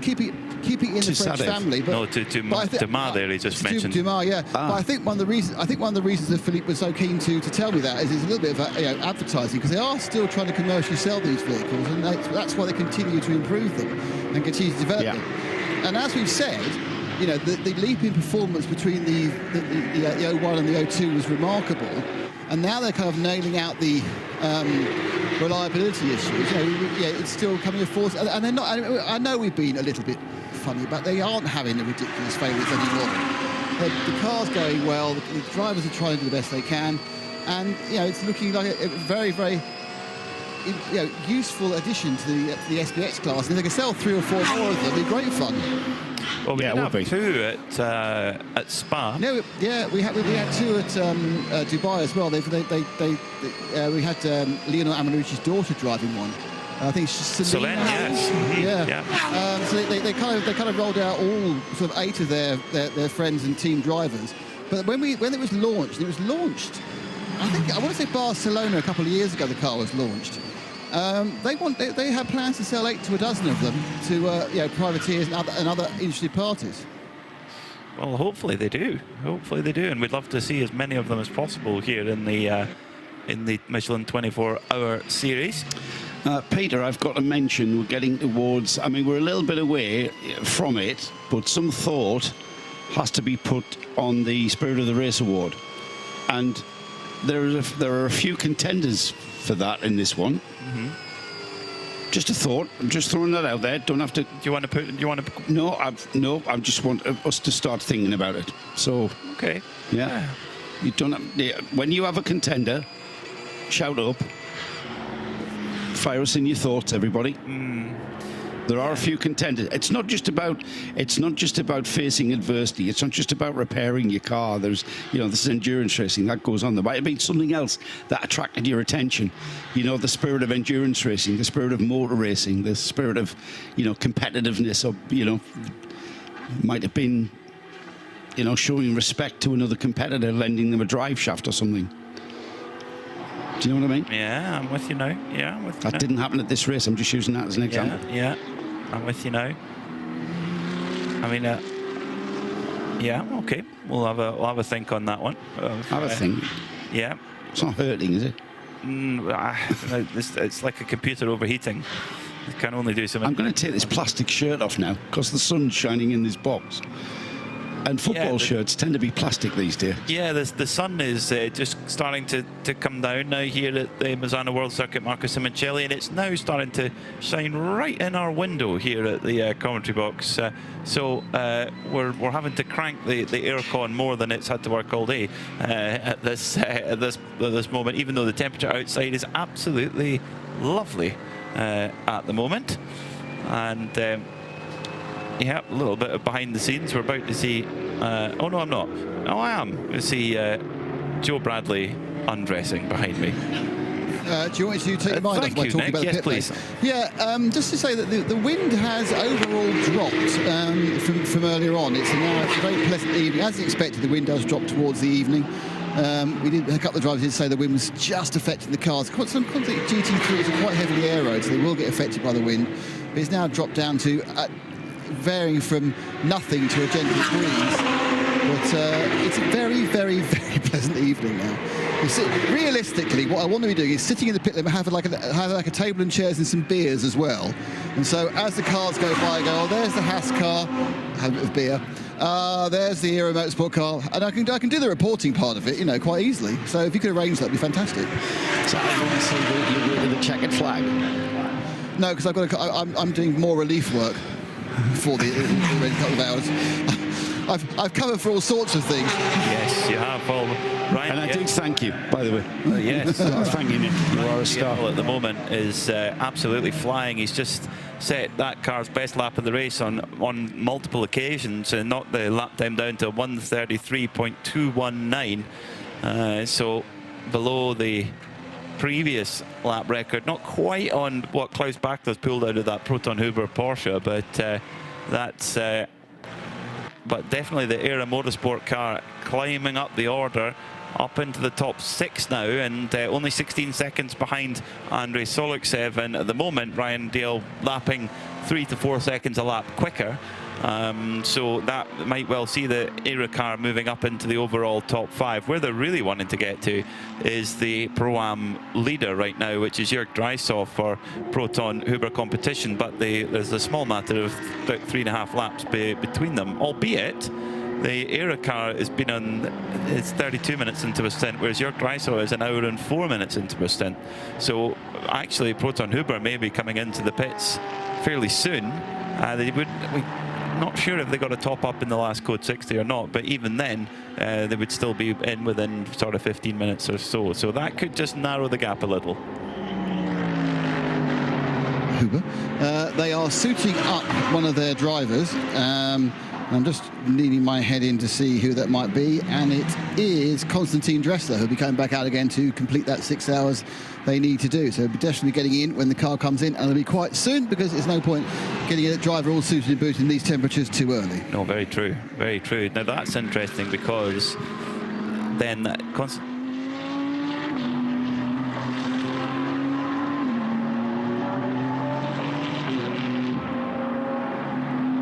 they've got all their driving time done, so they can basically relay between Ryan Dalziel and Nico Verdonk to the flag. So that could make Pro-Am incredibly exciting between those two teams to see who wins in Pro-Am. And indeed, if you win in Pro-Am, you're not going to be far away for the overall. If anything happened to Haas RT at the front, it would be game on, very much so. So RAFA Racing, they are sitting 8th. That lengthy brake change really cost them a lot of time. Cost them at least a lap, if not 2 laps. I would say maybe a lap and a half at the moment. But they do sit in 3rd place in AM with the 2 Audis, the Jutta car and the Continental car, a little bit further up the road. Whether they're going to need brake changes or not could well decide the outcome of that AM class battle. Still undecided whether GT3 cars are going to need to change. We've seen only one car change brakes. The Hofer car, yeah. The Hofer car, yeah. Yeah. But then... And the Haas car. The Haas changed brakes as well, did it? On one side only, yeah, left hand side. Okay, so the Haas car, left front, which of left course front. is an Audi. So that then means... I don't know, sorry, during that last greens I didn't see, I don't know whether they, because it was in the pits at the same time, whether the Scuderia Praha team did as well. Okay, now what we need to know is if Jutta or Continental Racing by Simpson, whether they've done any brake change work or if they've still got it to do, because that could be really pivotal in the outcome of the AM class fight. At the moment, Chantal Prince she is 38 minutes into her stint, so he's still got plenty of time at the wheel. I would imagine handing over to either Max Bartel or indeed her husband Alex Prince for the run to the flag, or most of the run to the flag, of course, with the maximum stint time 2 hours, with there's 2 hours 46 minutes to go. So that's something also that the teams have got to figure out, how they're going to play this last part of the drive time. And of course, it very much depends on as well how code 60s fall or have fallen in terms of when you pull a driver out. It might not quite happen exactly how you imagine it. Yeah, it's getting. This is when your race engineers and your strategists earn their dollar. This is the point in time when people like Krista Donker and the Paul Truswells earn all that money they're making. I'm sure they'll agree with that. Worth every penny as well. Yes, I'm sure. Both of those names. Yes, definitely. Speaking of Krista Donker's car, the Haas RT machine moving through. So in the lead at the moment with Jeff Michiels at the wheel. But the Era Motorsport Ferrari on the move as well. 134 flat last time by, which is 2.8 seconds quicker than the car up ahead, which is only 4.6 seconds up the road. That's the Continental Racing Audi, which isn't a change for class position, but would be a change for position overall. Nick. And coming to my feet is the number 73 Proton Huber competition. Dreslau is going to get in, and they've had a quick change RT to the back of the garage. It's going to be Konstantin Dressler getting in. This is a driver. It has already taken fuel and tyres, and there was no concept of even potentially doing a brake pad of any sort. And I think he's going to. I think they rather treated him to give a clean windscreen as well. Wow, very privileged.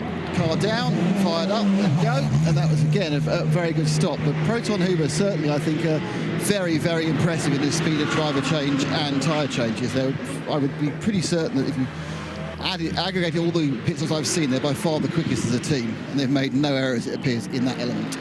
You know, the quickest in qualifying as well over the lap, weren't they? That car started this morning. It's a long time ago this morning now. It's got the fail for, and they've kind of been in contention, but they've kind of slipped. I mean, all right, I'm talking 3 laps deficit now to the leader, which can ebb away in the blink of an eye, can't it? And have we got a change yet? Has the Ferrari gone ahead of the Simpson Motorsport Audi? I think that was it there, Peter. We've just had a change for position. As into 5th place has gone Ryan Dalziel. It was kind of a very simple move, wasn't it? There was no real sort of aggressive sort of defending. Very clever driving from the Continental Racing by Simpson Motorsport Audi of Andrei Solikovskev. So next up then on the target acquired list for Ryan DL then will be Tim Muller, who's quite a bit further up the road in the Jutta Audi, and in a reasonably similar position in terms of stint, in fact almost identical actually, so that will need to be run down on pure pace alone, but Ryan definitely in the groove right now in that Ferrari. She's put in a personal best going through sector 2 actually while making that overtaking maneuver, so very, very impressive stuff there from Ryan DL. 1:33.4 last time by, so he's multiple seconds quicker than those ahead of him. Now, there's the change on the timing screen then, and with a lap time of 1:34, he's going to start catching Tim Muller in the Jutta Racing Audi. He's ticked one Audi off. He's chasing down another Audi. Now, Tim, 1:37.6 last time by, 1:34.1 for Ryan DL. So it's going to take a while. He's got to unlap himself and then come back around. Yeah, exactly. So we'll keep an eye on that. Out of the corner of our eyes as to see when that happens, and once he comes up behind the number 71 Jutta Racing car, the Audi R8 of course, we'll keep an eye on Ryan DL getting by. Nice neat driving there from the Ferrari. Ryan is so experienced. I think what he's done in his career, you can see why Aero Motorsport have him on board. You know, winner of the, I mean, in 2012 he won the Le Mans 24 hours in LMP2, he won Sebring 12 hour, very nearly won Daytona overall that year as well, won Petit Le Mans that year, so won 3 major endurance races in a year in an LMP2 car. He's been a what team was that with? Remind me. That was with Starworks, I'm pretty sure. Oh, right. Yeah. With Peter Barron. Yeah. The Acura prototype. And then in Daytona, I think it was Action Express when they nearly won that. But it was Starworks for the others. So you know, that's just one of many things that Ryan's achieved in sports cars. Been a staple driver in the IMSA paddock for a very, very long time. But been with ERA now for probably for about 5 years. He's been part of the ERA project with bountiful success. But at the front is Jeff McKeels, who leads the way for Haas RT with their Audi R8 LMS Evo 2. The young star who was racing in a Ferrari Brands Hatch a week or two ago in the GT World Challenge, where he's had podiums in class in the past, wins in fact he's raced in Spanish F4, Italian F4, Emirates F4 as well. So he's only 19, so this is I'm sure this is quite a cool moment for him right now with a win in grasp. He'll be hoping to just hit his marks and hand the car over in one piece. You kind of think there's an added pressure, isn't it? Because it can only go one way. You're leading the race. You've got a relatively comfortable lead, but you've got to, with 2.5 hours remaining, you've got to keep that pressure on yourself, on the team. You can only beat yourself, so to speak, and you've got to keep that flow going. You've got to keep the focus, keep the concentration. You can't back off. For another 2.5 hours, you've got to just keep that thing going round. Keep pushing. Well, let's get down to Nick in the pits. Yeah, it's not good news, I'm afraid. Our friends at Vortex are back in again, and the car is actually now in the garage, and they're stripping off all the easily removable side pods, the rear wheel cover. They've bent back the wing, so they're going to continue looking at this drivetrain issue they have as a man sits astride a very hot Chevrolet V8, which is quite brave. But yeah, they're taking everything, and I think they're going to start working out what exactly is the drivetrain problem. They obviously have postulated as a clutch issue, but then it could be clutch actuation rather than the actual plate itself. So that's what they're going to be doing. And we're going to get an ERA Motorsport stop soon, guys. So they are ready. Nico Verdonk is ready, but I don't see anyone in the fuel station. That was going to be my question, Nick. Are they going to take Ryan DL out and plug in Nico again? I mean, you're plugging in like for like there, aren't you, Peter? With two very, very fast drivers. We'll keep an eye on the lap times and be able to tell them just who was the fastest when we get to see them on the podium. Another 1:33 lap time from Ryan. 1:33.7 to be exact. He's only 7/10 off the best time from for that car. Was that Ryan's time as well? Yeah, he's had a few personal bests in the stint for the car. So, yeah, it's definitely doing his job up into the top 5. Imagine if, I guess Kyle Tilley's listening in on the way to the airport at the moment, or in the airport, waiting on his flight up to Spa for the Classic tomorrow. He's done his driver time earlier on. So 2 hours, 37 minutes to go. Basically an IMSA WeatherTech Championship sprint race to go from here. That's the way I always look at it as well. Yeah. As the Haas RT team, they've just got to hit their marks now. This has been building over the last 5 or 6 hours, where they've just slowly but surely just relentlessly kept the pace up. They've made the right calls during the Code 60s, and they've just slowly but surely just grabbed control tighter and tighter. Yannick Redon, he's been busy behind the wheel of the Mercedes AMG for Redon Racing. Second place at the moment, Peter. He's inherited that second place with the pit stop of Konstantin Dressler's Proton Huber Porsche. That he will have to give back, though.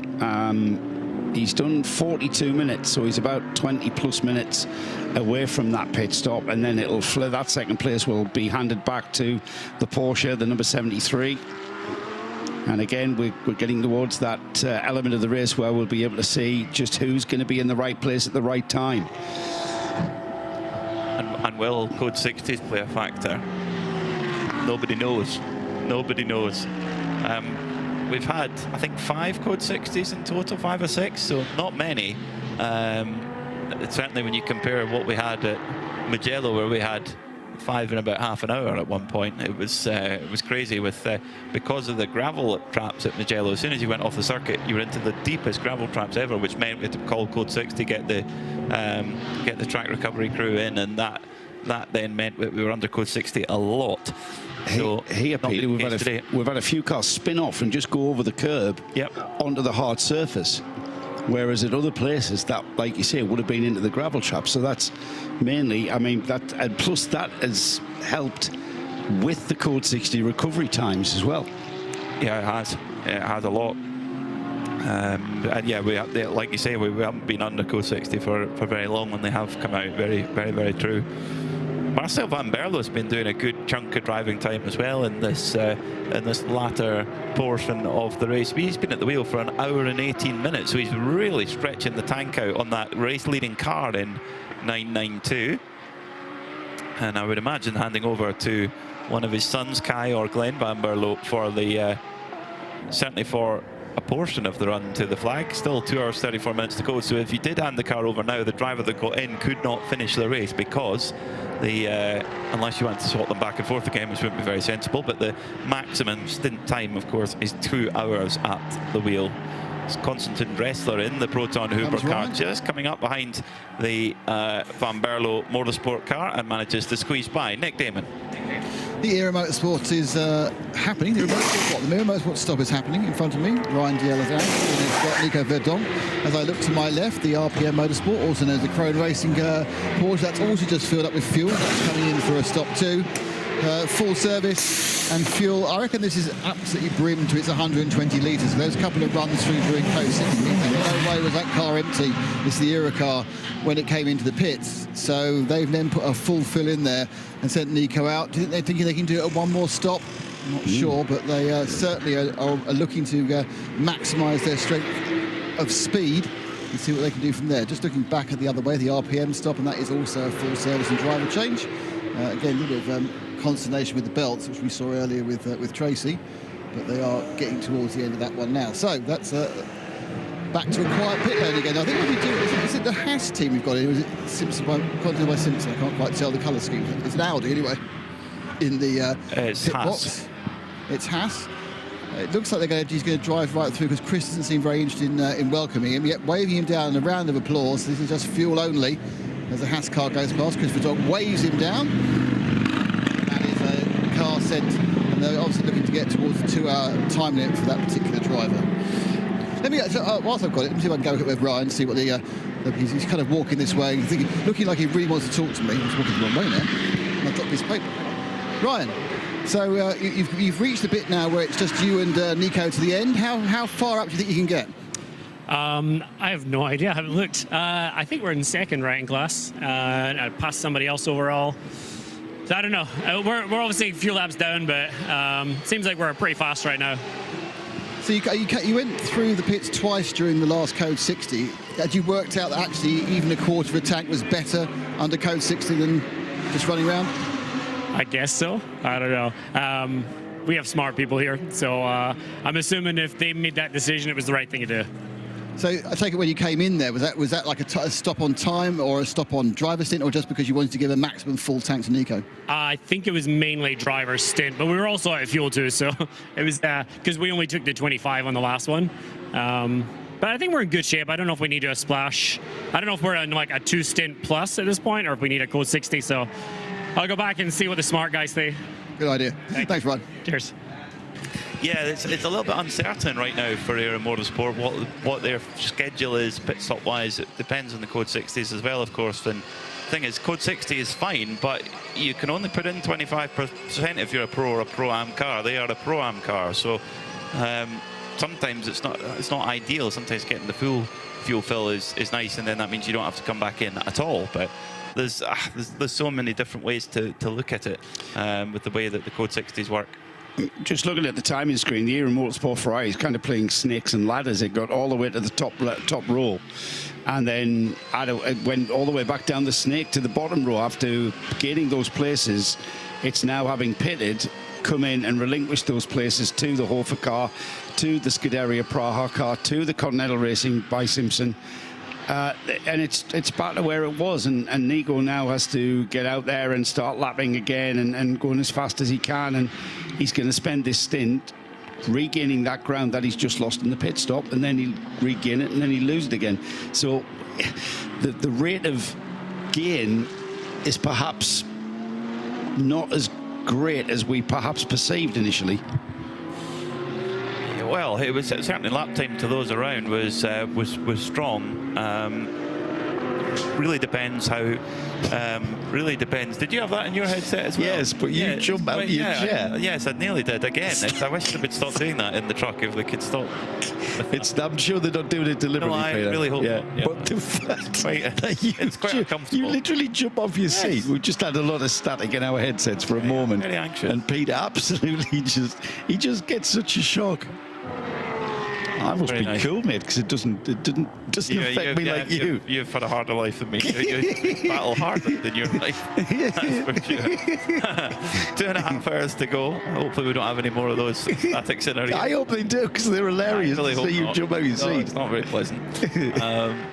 So the gap at the front of the field, as it stands right now, is only 9.3 seconds, because Yannick Redon's been pushing on hard.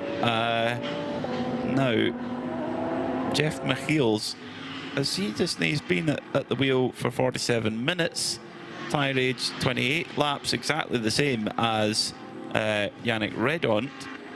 Stint length's pretty much the same as well. The only thing is the last pit stop is that, of course, Haas have just come in again, haven't they? So they've had a little splash again, so they're actually looking really good right now. They've just left Jeff Michiels on board, that's what it was. Of course, he had to jump the Haas pit stop not that long ago.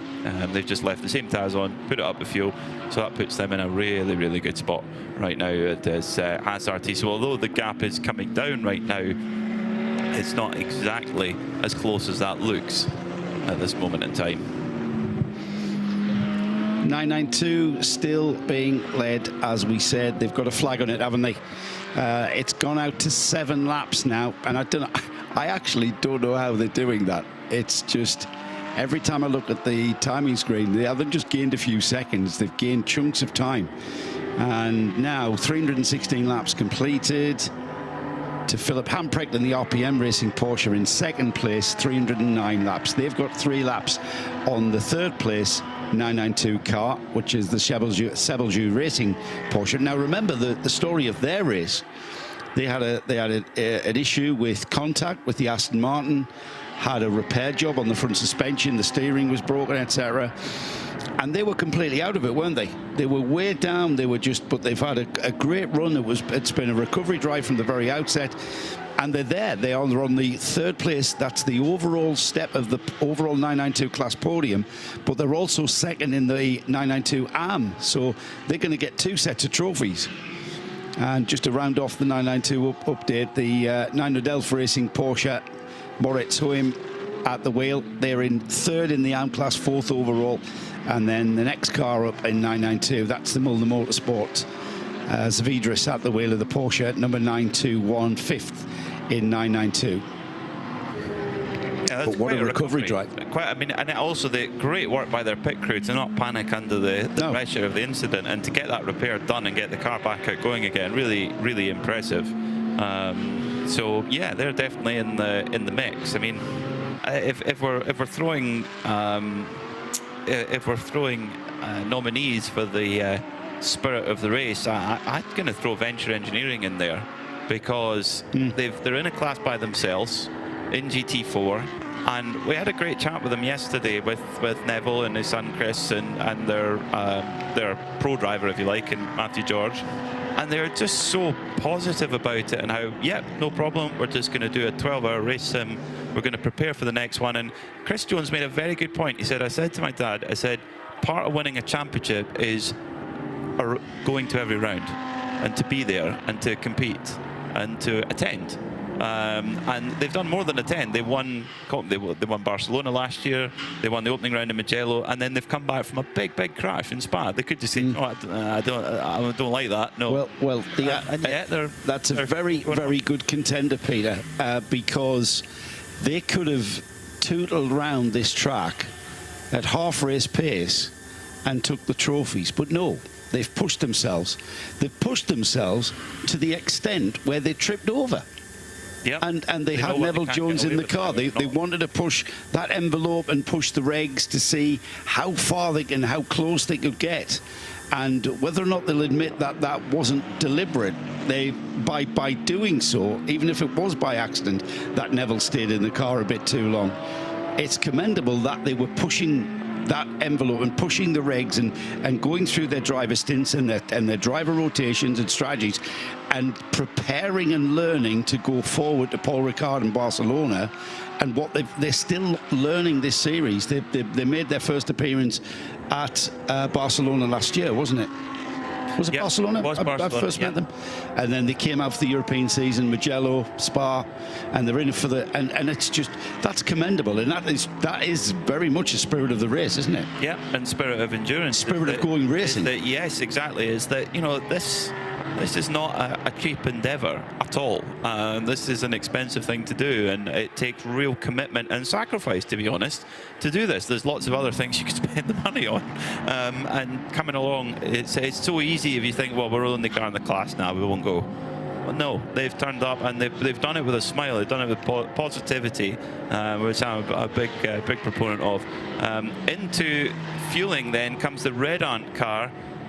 So this is the stagger we were talking about. Yannick Redan almost got into the lead of the race, but 3 seconds away from Jeff McKeel's for Haas RT, but he needed to come in for fuel. So that then really creates a look at what the actual gap is, and really it shows that Haas RT are in a good position. If they can execute now between now and the next 2 hours and 24 minutes, they will have an overall race victory to add to their tally of race victories here in the Michelin 24-hour series. And as we said before, only 2.5 years as a race team. Yeah. A lot of experience, though. Of course, yeah. But you've got to form a group of people. You've got to buy a car. You've got to prepare a car. You've got to get a premises. There's so much that goes into it. You know, absolutely. there's so much as well. I'm speaking to preaching to the choir, as I say to you. You've been there. You know what that's well, I know the effort that goes in. I know the energy that you have to be part of inside of any of those garages. But you know, there's a reason why my column for the 24H Series magazine is called "The Soap Opera Behind the Garage Door," because I can assure you there are several soap operas kicking off at every race weekend, at every race week, behind every garage door. It's an absolute drama. Even when everything's going right and everything's going well, it's an absolute drama. There's some great stories that we can tell. There's still, even at this latter point of the race, there's some personal best lap times being put in. Moritz Oma for 911 Racing has just put in that car's best lap of the race, 137.7. So, you know, as we get, particularly as I think the sun goes down and as it goes behind the low rolling hills here near Misano, we might see the track cool off a touch, and then we'll get some really strong lap times. We might even see that lap record lowered even more, particularly if Klaus Bachler gets on board that Proton Porsche, because he just seemed to just fire in purple sector after purple sector every time he was in the car, seemingly. Give us your ideas. Give us your ideas of contenders for the Spirit of the Race award. And like Peter has just described there, you know, his what's the word? You're putting forward nomination. His nomination is for the Venture Mercedes for addressing this race. They're the only car in the GT4 class. That's not going to be the case at Paul Ricard for round 4, and it's certainly not going to be the case at Barcelona for the 24 hours and the way they've addressed the race. But it's not necessarily about teams facing adversity either. It's not necessarily about a team that's put a car back together and they've continued in the race, and there's always lots of them. So give us a few ideas of your own if you've got them, and the live chat is still going strong on the YouTube, on the 24H Series YouTube channel. So more penalties being served for Red On Racing. 10-second penalty for them. I'm just going to double check what that's for. Track limits again. So they keep getting track limits. Well, we saw they were breaking track limits with the go-kart, the Mizzanino go-kart track last night. So I suppose on the racetrack, it's really just keeping up the form. Yeah, nothing. It's becoming a pattern of behaviour, isn't it? I think is how you would put that. I don't think they've hit any cones though, which is nice. Diana Binks is now down in the pits. Yeah, Continental Racing by Simpson Motorsport, the number 69, is just being pushed up the pit lane. So I guess there's a problem firing that up after refueling, because the team members have had to run down and push it up onto the pit apron, and it's just landed here now. So they are actually taking that car, that GT3 car, that Audi GT3, sorry, into the garage at the moment. So there's clearly a little bit of an issue there. So I'll just investigate when I can. But yes, they were taking that straight in. Oh no, now. that's really heartbreaking for them, because they're in that such tight battle for GT3 AM honours with the other Audi, the Jutta number 71 car, but also the number 11 Hofer car. So for Hofer, things now looking a bit better after that delay with the brake change. They now are up into second place in the GT3 AM category, and critically as well, it's another set of overall points as well in there, because they are very much in contention for the overall GT3 championship as well as the AM subclass. Into the pits, Peter, as Ian has just reported. This is the Continental Audi, so the Simpson mechanics going to work. The engine cover is off. They're going to remove the rear wheels as well. Rear cover off, removing rear wheels. What did they think it was? Not sure. No, they're not sure yet, are they? Yeah, no. Right, okay. But it had been in fuel, and then it had to be pushed from fuel.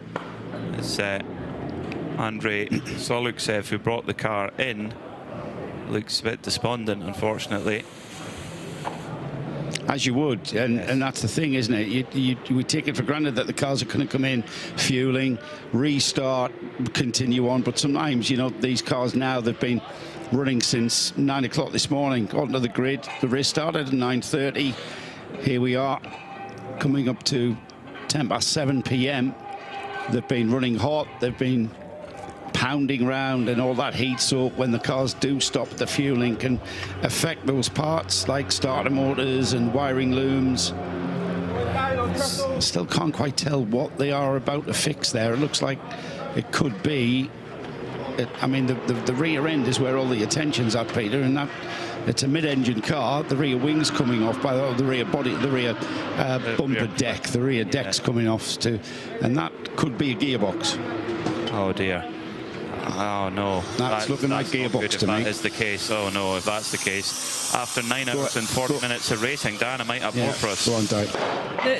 They're telling me it's a clutch issue at the back, so that's what they're looking at now. Oh dear, well, jet transmission, yeah, with the clutch. Oh dear, that is such a shame for Continental Racing by Simpson. Like, you think when things run so well for 9 hours and 40 minutes, you're in a good spot, in a podium spot, and then a clutch problem. Yeah, Rory's asking if I know the result yet. Yes, Rory, you might have noted around about the time of the second half into extra time, I went a look. I went very quiet, and yeah, how I haven't screamed into this microphone, I do not know. Milner Motorsport also obviously had an issue in refueling because the team are pushing the car all the way up the pit lane to the garage. That's the 921 Milner Motorsport Porsche 992. So an issue with them. So I will head up there to find out what's going on. But as I turned round from the Simpson garage, I could see the same sort of situation arising. So from what I can see now, we're just on nearly there at the car. I'm just looking to see if they're going to take it in to the garage area. But at the moment, it's on the pit apron. But I think, yes, it is. It's going into, they're taking the rear cover off that Porsche 992 as well, and about to put that back into the garage. So that's 2 or 3 within a few minutes, isn't it? It's getting there, isn't it? It's that time, isn't it? 2 hours to go of a 12-hour race. This is when problems can hit you with 20 minutes of a race, but you know what? These cars are tired now. They've been worked hard. They have, and you think it's not just the race today. They've been working hard all week, haven't they? And they would have been prepared for today. They've had a bit of TLC. Yeah. Last night after qualifying, things would have been checked. But yeah, fundamentally, they've got mileage on the motors, mileage on the gearbox, mileage on the running gear. And, they've been worked hard here. Misano is a track that loads up the left and the right. So I had a stat, actually, with how many lefts and how many rights we had. There's a lot more rights. There's a lot more rights, more. I mean, you think the big heavy loading flat through turn 3, then more braking and turning through 4, 5, and then again, this is all right-handers, of course. Then you've got another big right-hander at 10, Carboni, 11, 12, 13, 14, all right-handers, braking, turning, and it's definitely, it must really punish the front left tyre as well on a front engine car, and indeed probably the whole left side on rear and mid-engine cars too. So what a shame for Milner. They've just not had a good season. They've had pace, but the races have just not gone their way at all, unfortunately.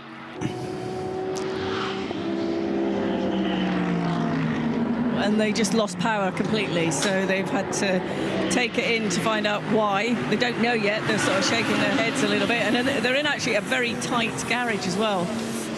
But the team are going to work on that to see if they can find out what the problem is. What a pity! What a pity for Milner Motorsport. That's not what we'd like to see at all. 6 right-handers and 10 left. Must be the other way around. Can't be right. Talk amongst yourselves. I'm going to count them. Okay. Yeah, if it was clockwise, that would be quite a thing.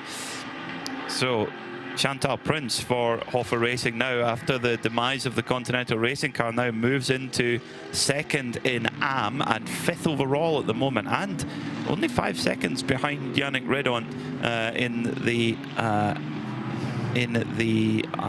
Redan Mercedes. In fact, actually, just on that's changed around, actually, just as I say that. Hasn't quite updated on our graphic yet. Nico Verdonk has gone up into 5th, so he's gone past Chantal Prince, who's now in 6th place, but still 2nd in class.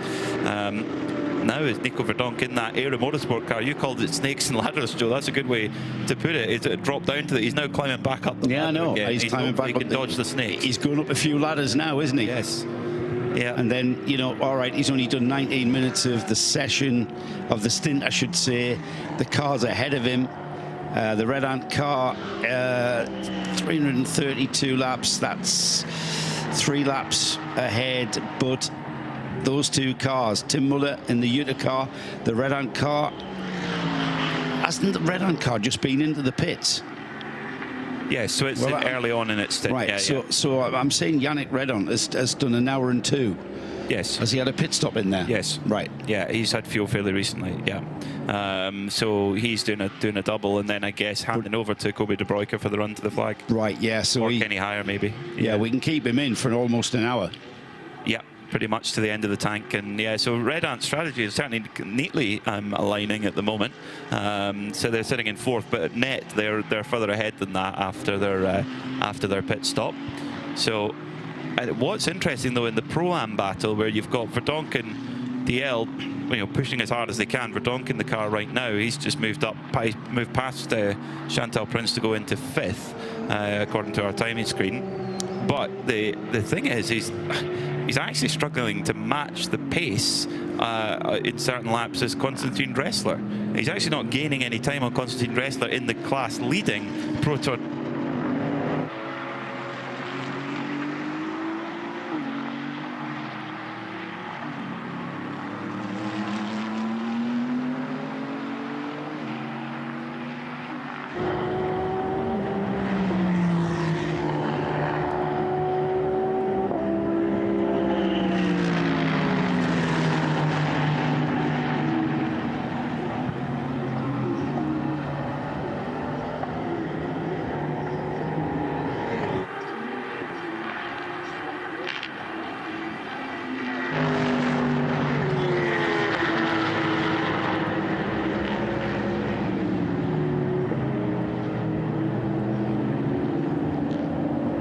We spoke to the red camel car, and with Fabian Dance at the wheel of that 909 at the back of the field, it was just going to be a case of getting some time in the seat, wasn't it?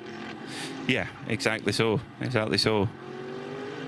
Well, we're heading into the really into the kind of twilight now, as the sun's starting to come down now here. The shadows lengthening at the Misano World Circuit. Marco Simoncelli is 911 into the pits with their Porsche 911 GT3 Cup. Di, who is not there. Di's camera is there. I am. I just couldn't get my microphone on quickly enough. Sorry. Yeah, I'm here.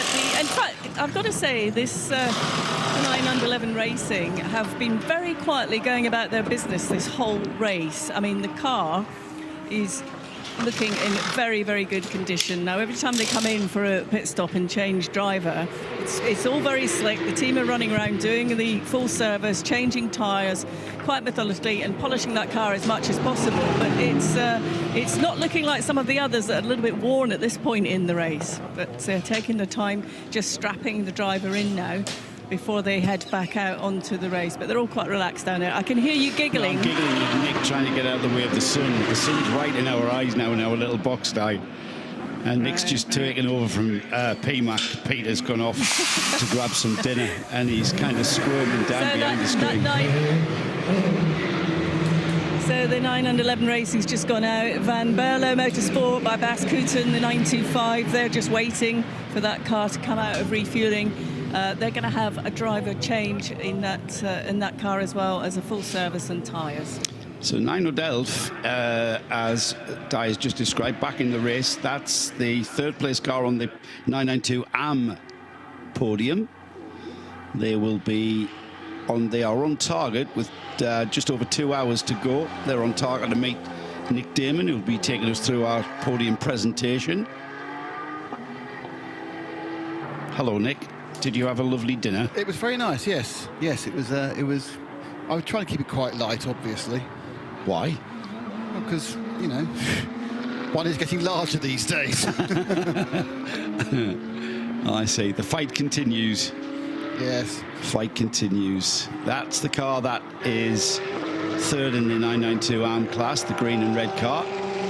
Continuing to move round. That is the number. Where's the number gone? It's the 911. That's where I was trying to say. Currently 12th overall in the scheme of things. Ralph Hoem at the wheel. Into the pits has come the leading 992 car. That's the 925 numbered Van Berlo Motorsport. Bas Kuten's the team underneath that. That's Bas Kuten just going in to help strap the driver in. The pit stop coming to a conclusion. Last element of the stop is doing up the driver nets, then slamming the door. Door slammed, off it goes. Still a sense of urgency there, Nick. Even with that lead that they've acquired, they've got 3 laps lead on the rest of the 992 field, and yet they still go about their pit stop as urgently as that. Well, I think you can't drop your focus, can you? You drop your focus, you're likely to drop the ball, as they say. Exactly. That's my attitude as well. I think you said earlier, every single one, even these teams who are weekend warriors, have rehearsed every element of these standard stops. And you can't then say, oh, let's slow it all down, because you've rehearsed A to B to C to D, and that person, you've got tyres being handed to other tyres, and people need to know. So I think it's really important that they carry on at full speed. I think you've got to push the whole way through. You absolutely have. If you start dropping out of rhythm, and that's why that team there, the Van Berlo Motorsport, Glenn Van Berlo on his outlap at the wheel of the number 925, continuing on his way. Alexander Prince, I can tell you, is now at the wheel of the number 11, RAFA Racing Mercedes. That car has dropped to 2nd in the ARM class. Well, actually, it's maintained that 2nd in the ARM class, 7th overall in GT3. Just dropped behind the Scuderia Praha Ferrari now. Nico Verdonk continues just ahead of them by a lap, and he's still got 3 laps to make up to the Red Ant car. So it's back to where we were, and Yannick Redon is lapping in the 1:35.8s. Yannick Redon, Nico Verdonk is lapping in the 1:34.5s, 1:34.6, 1:34.5. Oh, that's very close. Verdonk's only making up a 10th a lap last time. He's got 3 laps to make up, and that's not doable by pace. It's doable by other issues for other teams, but you've got where we run now 2 hours and 6 minutes, and you've got to make up effectively 5 minutes just in pace against people who are good. It's not going to happen. No, it's not. No, not 3 laps. 3 laps. I mean, they're sitting there ready to pounce. Not with 2 hours to go. They've got as far as they can go on pure talent, and they have no weak links as such to put in, because they will have a combination of Ryan, DL and Nico to the end. But it's going to be interesting to see how much further they can get. And obviously they are, what, they're 2nd in class, so it's not the end of the world. But we've already seen, it's weird how we have little flurries. Little flurries are problems, isn't it? It's never like what? It's like one car and that fires another car, and then 3 cars have little problems. And that's very likely. I don't think they're going to have 4 cars who have issues, but it's a good chance to pick up a couple of places in the next couple of hours, because it's not a big problem. It's a small problem. Will take time to pass them. It's not like you're dropping a drive shaft. It's just having a control alt deleting sitting on the side of the track for a couple of seconds. Yeah. I'd prefer to have a drive shaft, because you at least, it's discernible. Problems, isn't it? It's never like the electronics fault with, Homeguard back out again. They still they are, aren't they? Yeah, because they had an electronic issue. Yeah, they're back up. Yeah, they had electronic issues. They've dropped down to 5th. 36 minutes off last time round. Yeah, off the class podium completely now, and that was so cruel, and on that car ground or halt. Nick, I need you to think about your Spirit of the Race contender, your Spirit of the Race nomination. I think it's been said, and I think that it's a good idea from Peter, wasn't it? I think, I think it is almost the absolute description of Spirit of the Race. Yes, we've seen some fine comebacks. So changing a gearbox in 45 minutes, for Ajith Kumar is pretty impressive. But actually coming out and doing a 12-hour race properly, with everything that implies, both hard work, both the cost and everything else, is absolutely the spirit of endurance. We effectively decide that we think that the future races are so important. We're going to put so much effort into these 12 hours. Diana, was that you calling up? 888 Seb Lejeune Racing came in, very quick pit stop and driver change. Stefan Perrin has jumped in behind the wheel now, but they're all giving themselves a bit of a cheer. That was a good, clean stop, driver change and tyres. And just behind me, further down the pit lane, the Venture Racing GT4, number 421, they're getting ready to greet their driver here. Well, greet the driver on. They're already on the pit apron waiting. I can't see if there's going to be a driver change, but I think I did spot Yes, I did. Yeah, they're going to do a driver change here as well. So they're just waiting to receive the car. Neville Jones is currently in that machine, which I think is kind of within the Conji booth, which isn't everything. Please write in on the YouTube chat or onto the on X who you think should win Spirit of the Race. But I'm kind of struggling to find something that more symbolises it. It is a good one. It's a very, very good nomination. Because normally we have a massive row about this. We all have. We do, yeah. We all have. And you never choose mine. I get the hump. Do you really? I go. I'm very good. I'm in the pits. I know what goes on. Yeah, we always see the adversity. The car that has been nominated by Peter Mackay for very good reasons, different reasons to what we've had so far, and it is that number 421 Mercedes. The Venture Racing is the Venture Racing team is the team that is behind this car, which looks like it's going for a brake change, both front and rear. New pads going onto that GT4 spec AMG GT Mercedes. And whether you need them or not, you do the practice. Absolutely, yes. Go ahead, Di. Yeah, you're quite right, Joe. I know you can see pictures, but for anyone that can't see pictures, they absolutely are changing those brakes and pads. They're sort of quite quietly going about their business, as we know that this team do. Everyone's working methodically to do what they need to. Neville is actually strapping in. Yeah, I'll try and get Neville, actually, because we've spoken. I don't think we've managed to speak to him for some time, so let me just see how this pit stop. Yeah, it'd be great to hear from Neville. Finalised. You got him? Yeah. Yeah, absolutely. Okay. Not yet. Because some of you can just walk across and there they are, feeling. They think, oh, I can't escape. I'll have to do that. So yes, this is the 421 car, the winner, as it keeps saying. I know where they put the. No, not yet. It's a contender. It's a nomination. No, I'm talking about the overall. I'm not talking about that. I'm talking about the winner of GT4. It's quite funny when they put the class results up. They get winner. They've got that from the winner as well. They go, you never know. You could get disqualified. You don't know it's one. Well, that is true. It's got a pass-through tech. It might be a GT3 car in disguise. I know it's not. Aaron Thompson messages in, which manufacturer is the lead car? Well, that's an Audi. It belongs to the Haas RT team. Jeff, at some point, you think Audi might reconsider the move away from customer racing, and perhaps consider it wasn't the wisest thing to do. I mean, they do have customer racing support. It's been wound down considerably. And of course, their stable of very, very good factory drivers have all been redistributed to much joy to the other, companies have picked up all sorts of top Audi drivers. Audi, of course, currently just in the last year of preparations of joining Formula One. They'll be on the Formula One grid next year, taking over the Sauber team, which is quite a big job. That brake change just coming to a conclusion now for the Venture Mercedes. That will continue. I'm not sure if Di mentioned which driver is taking over that car, whether or not it's going to be Matt or Chris that will take over. It's Chris Jones. Neville, who's just getting a drink, so a much-deserved drink, and coming out to the garage. Neville, we've been desperate to talk to you for some time. We keep coming to the garage, but you're always behind the wheel. You clearly are having a very good time. I'm enjoying it today. It's really good, but I'm a bit tired now. I think I'm done for the day now, so I'm going chill. You've been putting in some good times, and the performance has been fantastic. So we'll just let the car go off, but you must be pretty satisfied. That stint wasn't very good, but towards the end it was much better. Yeah. What was the problem at the start of the stint? Just me. Just blame the tyres or something. No. Yeah, and after, just still learning the car. It's really good. The car's awesome. How does it feel to drive it round here at Misano? I think it's my favourite circuit. It is really nice circuit, yeah. What is it about it that makes it your favourite? I think it's because it's quite tight in places. OK, I might not be fast, but I enjoy that.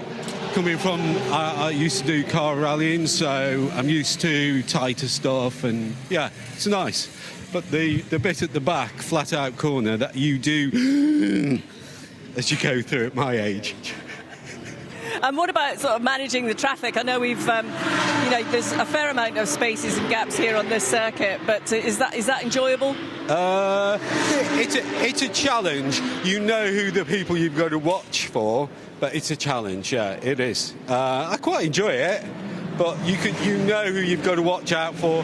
The big problem is when they disappear into your blind spot and you don't know where they've gone.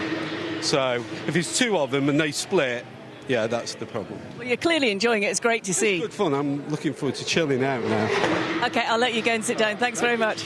Neville Jones there, finding the backstretch there through the kinks a little bit. Oh, but being a former rally driver, of course, he'd like that. He'd prefer that lined with trees and a gravel surface, of course, far too easy at those speeds. Stuff. I mean, I'm surprised he's tired. He did more than his 2 hours, didn't he, earlier on? He was what? He did more than his 2 hours earlier, didn't he? He did, yeah. They can't get him out of the car. Extra minute. Yeah, he's loving it. Great adventure along as well. It's another father and son team as well, which we seem to have a plethora of here at Misano for this one. Yeah, we've got father and son, we've got father and daughter as well, of course. Father and daughter as well, yeah, absolutely. Father, daughter and son-in-law. Yes. Yeah, we're talking about the Horford team, of course. Michael Kroll with his daughter Chantal, I should say, and her husband Alexander. Of course, Chantal, formerly known as Kroll, would have been familiar as our 24H Series ladies champion, as well as Hofer becoming teams champion twice on the trot, I believe. Yeah, that was the glory days, the Gullwing Mercedes. Yeah, it was. The previous version of the big GT3 car with them, and they had not just Kenneth Hire, who has driven them quite recently, but now has jumped ship to Red Ont, and of course Christian Franken, who that was Christian Franken, Christian now who's does most of his work in driver coaching, a lot of it Zandvoort. Kenneth, of course, goes wherever Mercedes tells him to. Unlike his father, just went on the track whether he was allowed there or not. Yeah, a great story. Yeah. Hans Hire, who is Kenneth Hire's father, just look him up. Unbelievable. Yeah, story of the German Grand. Was that the 1978 Grand? It was earlier. You'll know what year it is because you're good at that sort of thing. I know. I don't argue with you. Well, once you got, I'll argue with you down to about 85, 84, but beyond, I'm not arguing with you. And I'll start arguing with you again about 1969. I don't think you're quite good at that point. Really? You've imbibed the 70s. So beyond. The 60s. I'm giving you once sideburns came in. Flares. Once flares came in till turbos, you can have that bit. You can have those 15 years or 14 years, and I think it's fine again. Happening out on track at the moment, Nick, is exactly what Peter and I have been talking about. There may be inside of 2 hours to go, but you've got to still be very, very cagey and very, very wary of what you're doing out there with the faster cars. Getting inside of traffic now is the Yannick Red Ant Racing Mercedes finds himself in a gaggle of Porsche 992s and just picking his way by, picking his moment, not being too hasty. What's also going on in there is one of those unique features of endurance racing. It's called clumping. But when you have 17 or 18 cars running on a 3-mile track, you'll still find 6 of them occupying the same 100 yards. And the way they're clumped with different speeds, you've read something amusing. I have, is it actually. A broadcast? It is broadcastable, yeah. It's a nomination for the Spirit of the Race, and it's been sent in by Tin Plate Geek 2. Excellent. Oh, well, hang on a second. What happened to Tin Plate Geek 1? I don't know. No, 2 T-O-O. Oh, okay. So he's Tin Plate Geek 2. Spirit of the Race should go to E2P Racing for turning up even though they are suffering from a curse. How many mirrors have they broken or ladders walked under or crossed paths of black cats? I always thought black cats were crossing your path. We're lucky. It's one of those things where, where superstitions fall down? It's where the same thing means different things in different areas. Because, in some countries you hang the horseshoe as a U. Yeah. In some places you hang the horseshoe as an N. Yes. And the U people say when you hang it as an N, all the luck drains out. Ah, right, okay. But it's entirely down to local, which is the lucky way to hang the horseshoe. Right. Okay. Personally, possibly neither. So if the black cat goes from left to right, it's lucky. If it goes from right to left, it's unlucky. I don't know. Sounds to me the black cat goes to Wembley, it's lucky. Tin Plate Geek 2, that is a very, very good nomination. Do you not believe that? The black cat goes to Wembley, it's lucky? The black cat has been very lucky today, yes. The black cat kept it till the very last moment. I've got a question for you. Yes. 11 or less? 11 or less? Points next year. Oh, mate, I don't want to even think about it. I don't know. I'm looking forward to the championship. I'm looking forward to being back in the championship after next season. That's how confident I am. Unless, of course, we add some superstars to our young superstars. Hey, it's Premiership football for me next year. I can't believe it. Lucky it's been a while, Nick. Been a very long time since we were last in the Premiership of endurance racing, we have the Redont 93 AMG GT3. His team, of course, has migrated from the 992 class at the beginning of this year, choosing Mercedes down to the level of support they could give, and perhaps the more... I thought you'd stop there. Yeah, I'll stop there because it doesn't help. But yeah, I think it was a situation where the Mercedes had always gone well within the Cavendish series and therefore is well supported by the factories. Yannick Redont, by the way, is clawing back at that Tim Muller Yuta Racing Audi. Just under 6 seconds now is the gap. While we continue to monitor that, Diana, what you got? Escudero, Farron, who are up this end of the pit lane, and we've not actually had an opportunity to talk to them. Pedro is with, what was your name, Leonardo. sorry? Leonardo. Yeah, because Pedro said to me in English he can't speak very good English. Obviously, just after Pedro, he's just, jumped out of the car. We've many hours into the race now. Is he satisfied with his performance? Que saíste agora do carro, já vamos com bastantes horas de corrida. Como é que achaste que foi a tua performance agora neste último stint? O carro está-se a comportar bem, tivemos um pequeno problema durante a manhã, mas agora está-se a comportar muito bem.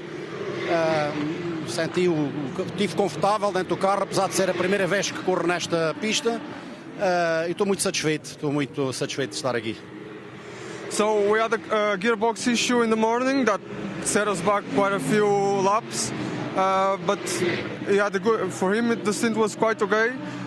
It's also his first time for all drivers here, so in the end the stint was okay, and we are still in the fight with the Red Ant guys, and we'll see how it goes until the end, but the stint for him was okay, and yeah, he's happy with it.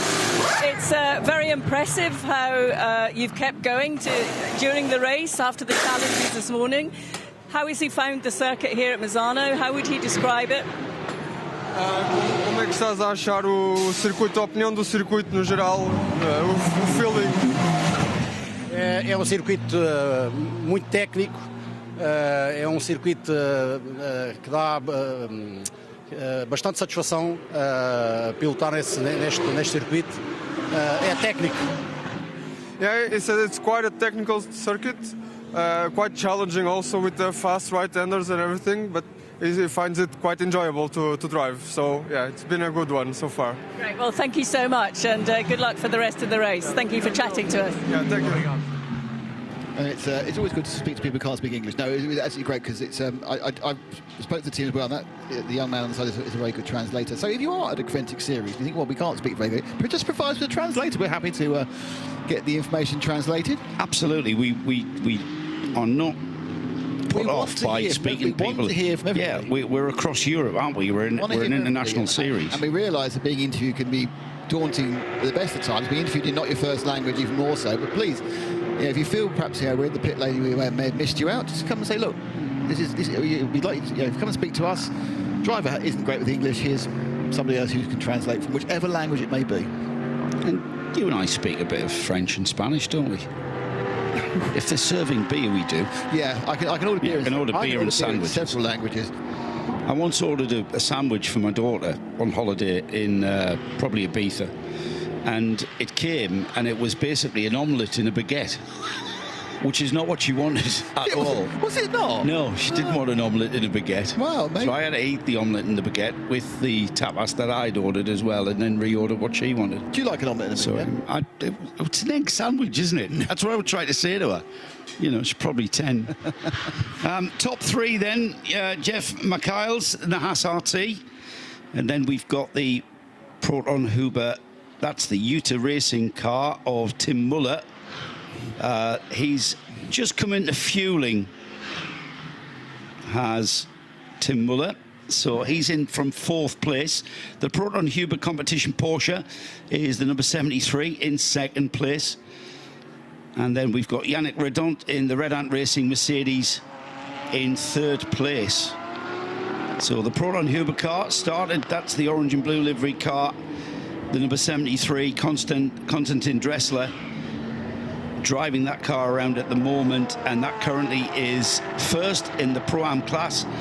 He is 1 lap off the leader, which is the Jeff Mikhail's SRT, lapping in the 134s, about a second quicker than the leading Haas RT, but he's a lap down, so he's got to catch the number 21 Audi, overtake him, and then pull that full lap back, and he's got 1 hour and 48 minutes to do it, and with just 1 second per lap, Nick, I'm pretty sure that's not enough. No, it's not going to be, unfortunately, but I think it's still a lot of the top 4 positions could still change. I do think that the Haas RT team, I'm just trying to what a stint length is, they kind of have run half an hour longer than the Proton, who, of course, we are in different classes, so it's actually not really first v second v third v fourth. It's actually fourth are winning their class, second are winning their class, and first win their class. The only team not in the top 4 not actually win their class is Red Hat Racing's Yannick Redont. Because everyone else, it's nice to stand in the overall podium, but you're winning your class. Yeah, absolutely.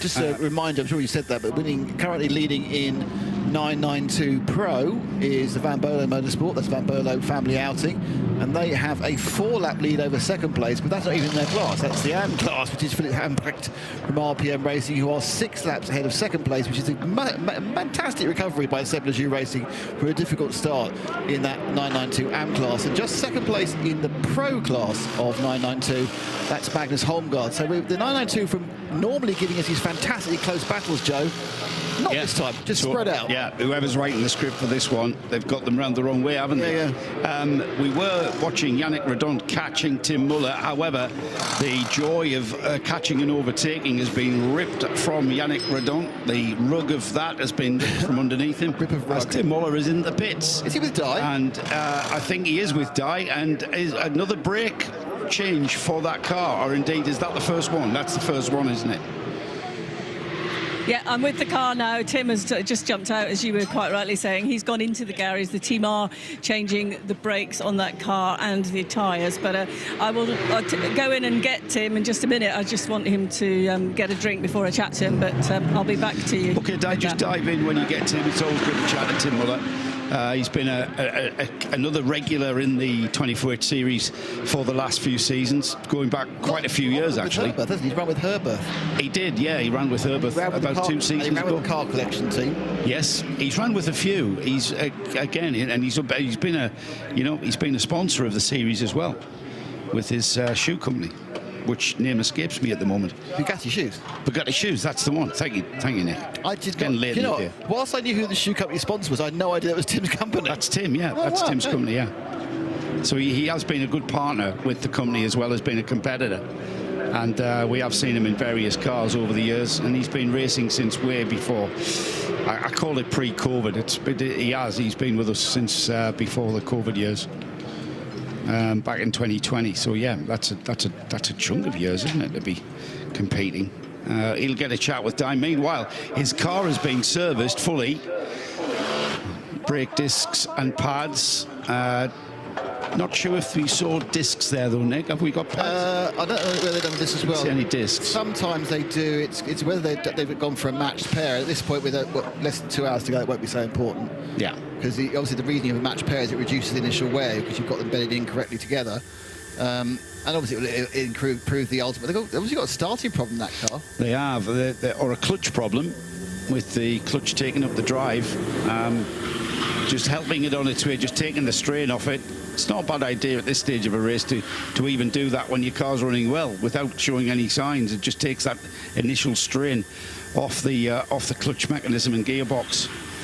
Back in the race then, making its way along, and that you might think the car's got a problem. That's how long the pit lane exit is. Huge. He's got to be at 40 k's in the pit lane until he hits the green light, and there's the green light, and then we see the car accelerate out, and the car has now got Nikolai Michelin at the wheel of the Utah car, currently leading the AM class, as you said, Nick, and with Nico Verdonk. Just a quick point of order. Remember, it seems like a very, very long pit lane, but you are skipping out the right, left, right to the Variante del Parco, the park curve. So it's not, you're actually not losing much time, even though you're going quite slowly, because it's a lot further on the track. I think that's actually why they lengthened the pit lane speed limit to that point, or else if you it would go be back, actually quicker. Yeah, absolutely. You have the whole so you don't 1993 situation. Yeah, you would. Yes, it would be a lot quicker to come out of the pits and then be ahead of the car that you were behind, as it had to negotiate through Del Parco, which is a very fast right-hander as well. It's a lot faster than it looks, but then you've got to brake heavy for a very tight turn 2, which is the middle part of Del Parco, and then on through 3, which is an acceleration zone, which we've seen catch so many people out. And then the short blast up to the Del Rio hairpin. So drone shots for those who were pictures, showing us the special K car, or the Utah racing machine, flowing through the back part of the circuit and over the start-finish line, completing its first out lap following its last fuel stop. So that'll be picked up fresh tyres that time. Don't think they did. Just trying to see where he is scored. It's now, according to this, the tyres stayed on, so passed over the car but kept the same tyres on. Sounds very selfish, really. From Michelin. Tim Muller's disappeared on Dye. Yes, he's run away with the truck. Yes. I don't know what to say about that, really. Oh, we can see the lights now. The lights have come brightly on the 71 Utah machine. It's shining into the face of the camera. In fairness, it's still completely light outside, though the sun is getting quite down. Sunset is officially about 47, 48 minutes time. The race has just an hour and 3/4 to run, so you should get 20 minutes, half an hour in full darkness, I would think, Joe, at the back end of the race. I think we're going to have light in the sky, though, Nick. You know, we're just coming out of spring here, aren't we, into the summer? And it won't get sunset is, what did I say? It was 18 minutes past 8. But it won't get super dark, because if it's going to get super dark, it'll be night practice. I think by, with an hour... 8:38 is sunset.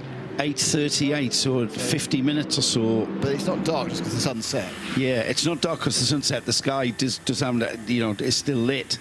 Whether or not we need to go to the circuit lights, I'm not sure. I haven't had any information saying that. I mean, I suppose it's all weather dependent, isn't it? Whether or not you've got a bright sky or a cloudy sky.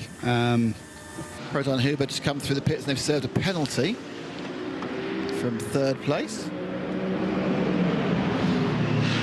Thank you, Pedro. And is this the Vortex rejoining or going back in again? It's hard to tell these days. That is a Vortex. Go back in again. Let's head down to Dye. It looks like that's in front of you, mate. Yes, it is. It's they are just pushing it back into the garage now, so they've just pushed that in. The driver's jumping out of that car. They've had a few problems in the last couple of hours with that Vortex car, so he's back out. They're taking the engine cover off to have a look, and they're taking the tyres off inside the garage. So there's an engine, I think it might be an engineer or a mechanic that's jumped in to the seat, so they've obviously got some additional electrical issues going on they there. had some touch issues as well, so it's everything was going fantastically for 8 hours, and then not so fantastic the last 2 or 3, but this is the point. They're also doing an extended test. Had one of the pots coming off, hydraulic pots. My guess is, from what we know, that's going to be the clutch pot, because that's where they've been having issues. It could be either, because those are the 2 reservoirs for the hydraulic fluid for the clutch and for the brakes, but that might be a brake issue, because there's only 2 reservoirs there. Yeah, they've got 2 reservoirs, but I'm only saying clutch because they said they had clutch problems before. Right. I mean, it has no reason why it shouldn't be brakes, Joe. But it was my fault they encountered problems, because I said they were doing a great job. You sat there wondering whether Black Cats were lucky or not. What we do know is commentators aren't.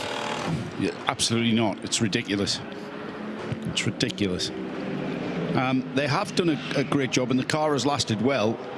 I mean, here we are, just under 99 minutes, we're just over 99 minutes of this race left, and the Vortex is our only representative in the GTX class, That hasn't detracted from the challenge of getting the car to the finish, which of course is what the team has done. So that, I mean, that's a contender for spirit of the race as well. 9 minutes, 99s. No one sent us an ice cream, have they? No, a gelato. No gelato or an ice cream? No, neither. We put an appeal out earlier, very much earlier in the race, before half distance. Homeguard back in the pits and doing another brake change. The 992 car's absolutely burning through the pads. It looks like everyone's going to end up doing 2 stops at the front of the field, and Homeguard, of course, were at the front. They lost a few laps with that mystery engine cut. But they're now doing another couple of stops, and they'll go back in again. And they'll go back out in the field and try and gain a couple of places.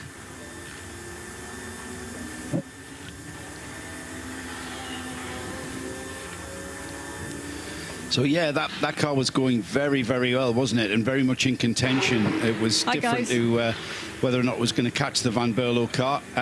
Meanwhile, back in the pits is Di.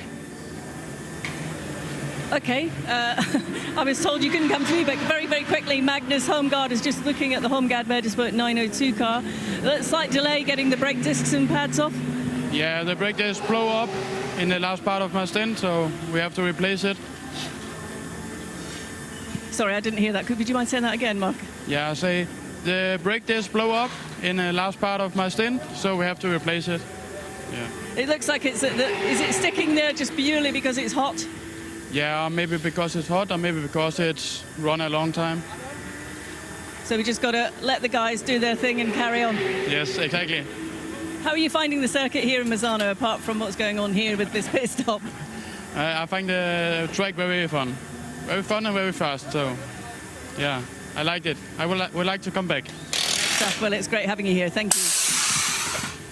Thanks, Di. Never good. He said the brake disc exploded. That sounds quite spectacular. My guess is it slightly failed because it exploded. You wouldn't have got the car back. If it explodes. Well, if it shatters into several pieces inside the wheel. Yeah, but you can still get the car back. You're just going to lose all your brake fluid out of whatever caliper. The car's not going to start again in 2 minutes. It just has. I'm sure it failed. I'm sure there's a failure involved, but not perhaps quite as spectacular as described. He's had brake failure, hasn't he? Maybe a pad's broken. Maybe a pad's gone. He's on the metal. He didn't say that the pedal had gone to the floor. He said the brake exploded. But then you're allowed a little bit of license, aren't you? A little bit of license to enjoy yourself. Just better seeing that than. In fact, yeah, if you've said, I had a bit of a brake problem, but now it's exploded. We've got these visual images. I mean, it's not uncommon for a brake disc to break and explode into many pieces. They develop cracks over time, and then they go, and they do shatter into many pieces. The back down the snake will go the Era Motorsport Ferrari. After gaining a lot of ground, this time in the hands of Nico Verdonk, it will now drop back behind the other Ferrari in the field. This one, the Scuderia Praha car, coming up swiftly behind it while it remains in the pit lane. Nico Verdonk handing over to Ryan DL as Nick Damon hands back over to Peter Mackay, who's going to tell us about his lovely dinner. Very nice, as did always. you have? I had some pasta, some mozzarella. What else did I have? That was it, actually. It was a fairly light dinner, actually. Yeah. Was any sort of after-dinner wine on offer? No, they were pretty much closing up. I caught the last of the dinner, actually. Oh, I see, I did tell you. Well, yeah. Yes, you did. Yeah. The catering is good there, and, you know, Creventic, the organiser of the 24H series, goes about their business very well, and a very high standard of catering is available for everyone to take part in the paddock, whether or not you are a team or a driver with their families or even a fan. I think you can actually sort of buy into that. So Era Motorsport serving their penalty here after Ryan DL jumping on board. It was. Do we know what it's for? Track limits.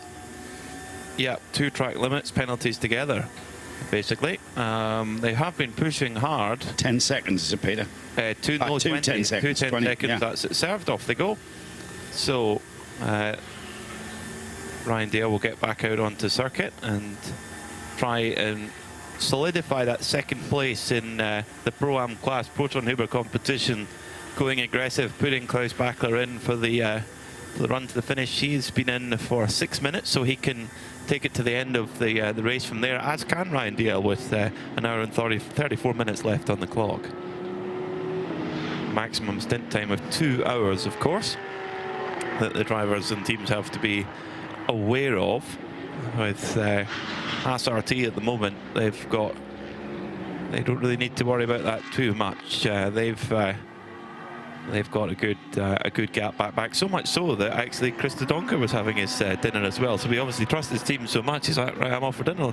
Yeah, guys. get the car out. It's not going to come back in for an hour, is it? Yeah, yeah, quite right. And the team's experienced enough at SRT to react to whatever problem that car comes into. I'm pretty sure Chris was just a radio message away from that. Yeah, if he was needed. Headset on. So I'm sure he wanted to... pretty much listening to everything that's going on. Yeah, yeah. So they're currently leading by a lap, Peter. The Red Ant car has just taken over the second place position. And that's because of a pit stop by the Proton Huber car. The Porsche now has Klaus Bachler in it, the number 73. That's the orange and blue one. That was on the pole position this morning after posting a very, very solid 3-lap average from all of the drivers in that car. Bachler's not finished with the best lap times. He's set another absolute best sector in Sector 1 right now. So we wondered whether, when the temperature started to cool with the track, and the track is obviously more and more rubbered in, it was effectively reset yesterday when we had that really heavy rain.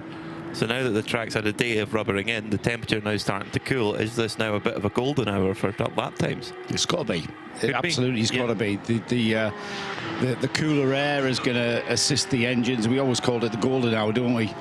I remember at Le Mans when we used to have qualifying in what would be a 4-hour session in the evening and a 4-hour session in the early evening. As we went dark, in the started about 8 o'clock till midnight, and the pole position times would come in that first half hour or so in that session, just when it was twilight, nice and cool, track temperature a little bit dropped, so it's not as slick.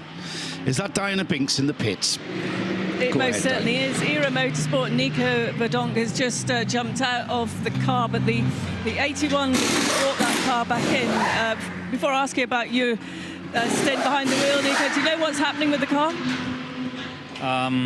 Normal power steering. I was driving and the car was suddenly I lost power steering, so it was as you probably have seen, it was undrivable. I tried to keep it on track, but yeah, by driving that slow and going off track, it doesn't make sense. I mean, it's dangerous for us, for the others, and yeah, that's why we came in to check. I did several different manipulations on the car to try and fix it, but as you can see, the car is in, so yeah, we haven't solved it yet. No, I mean, that's clearly very frustrating at this point of the race for you, but as you just said, you did your best to try and solve the issue, but it's unfortunate having to come back into the garage. Yeah, like I said, I mean, it doesn't make sense to drive like that. Firstly, for safety, and secondly, you know, it's not worth risking a car for when it's you're not driving in normal circumstances. So, and also for the others. So, yeah, as you can see, car is in. So hopefully we can get it fixed to finish the race. Okay. Thanks very much, Nico. That's gutting. That's absolutely gutting for Era Motorsport. You know, they were just on the fight back. They'd kind of done the heavy lifting early on. They'd got their AM driver drive time done, and they had their their hot shoes ready to deploy all the way to the finish. And just when that, just as that's starting to have the benefit, they have a problem with the power steering. Ryan Dalziel still aboard the car, working the wheel back and forth. Of course, he has a lot of experience with this Ferrari 296 GT3. He raced it in the United States for Triarzi Competizione, so knows the car inside and out, and as may have seen this issue before. The crew are pouring over the car right now. Communication back and forward to Ryan as he moves the wheel back and forth. Interesting. This is the. It's going to be. It's a different car, but it's the second car we've seen with a power steering failure. Yeah, I mean, it's going to be the rack or it's going to be the pump. If it was the electrics, it'd be intermittent, wouldn't it? It would be. It might be electrics, but it's very, very likely to be the electric pump that keeps the pressure on. I mean, they're taking the opportunity to replace the discs and pads while they're in for this job. That's smart. I actually don't know where and how easy it is to get to the steering rack. Yeah, the thing is, the Ferrari 296 GT3 is it's an incredibly sophisticated car, and as we've talked about many times in the past on the Radio Show Limited network of channels, basically since the car won the Nürburgring on Nürburgring 24 on debut, with the rear clip just getting lifted off. We've never seen anything like it on a GT3 car before, to take the whole rear section it's off. Modular, isn't it? Yeah, and that won them the race, or certainly made sure they didn't lose the race because of a puncture which damaged the bodywork. It was modular designs that were designed out of the Audi R8 to stop it winning, to stop the advantage it had at Le Mans, because they were changing gearboxes in 4 minutes. Yeah. Because the gearbox came with a complete rear modular deck. And that Ferrari's been built in exactly a similar way. Yes, front end and rear end. It has, but does that then translate to when a power steering pump goes? Oh, Chris de Donkers obviously finishes dinner because he's there to greet the car with the lollipop. So race leader in, Haas RT, number 21. Jeff Michiels brought the car in. Didn't see it. Oh yeah, there is a driver change there. So Michiels jumps out. He's got his Ferrari suit on still. Is he? Of course, a Ferrari suit. As a little bit of a oil top up, and then off they go. Very, very slick indeed. Yeah, that's what you've got to continue doing. Nick and I were just talking about this when you were at dinner. You've got to continue that urgency about your pit stops. You've got to do it with focus. You've got to stay concentrated, and you know, you'll be looking at the tyres still. You'll be looking to see what the tyre wear is like, if there's any changes. The track's evolving around the car. The car's going into the twilight now. The sun's coming down. It's going to be very low. It's going to be right in the driver's eyes at Tramonto, which is the hairpin before the long back stretch towards the Del Caro hairpin. Tramonto is the Italian for sunset, I've been led to believe. And as you can see there, the sun absolutely hurtling towards the horizon right there in the driver's eye view, heading into turn number 10, which is known as Tramonto. It's turn 8, Quercia, then up towards Tramonto now. And actually, funny enough, it's the first place that goes into the shadow, the turn 9 and 10 at Tramonto. Do you know what Quercia means, Peter? No, I don't actually. Is it something to do with wood or a forest? It absolutely is. It means oak. Oh, that was a stab in the dark. Wow. There you go. What's it really? Yeah, well, because the oak that's used to make Scotch whisky casks, it was American oak, it's Quercus alba. If it's European, it's Quercus robur. That was where I got the guess from. They translate it to English as oak. So I kind of named it the oak hairpin. So it's like the VIR of Italy. It's like, yes. It's a oak tree corner. There's just no oak tree there anymore. I bet there was back in the day. Do you know what Del Caro is? Which is the turn 14. To do with a car. It's wagon. The car. So yes. Ah, yeah, close. Yeah. It's Caro. Wagon curve. Yeah. It's like in sort of Latin American style Spanish, you would say Caro, but it's Coche. Yes. Spanish.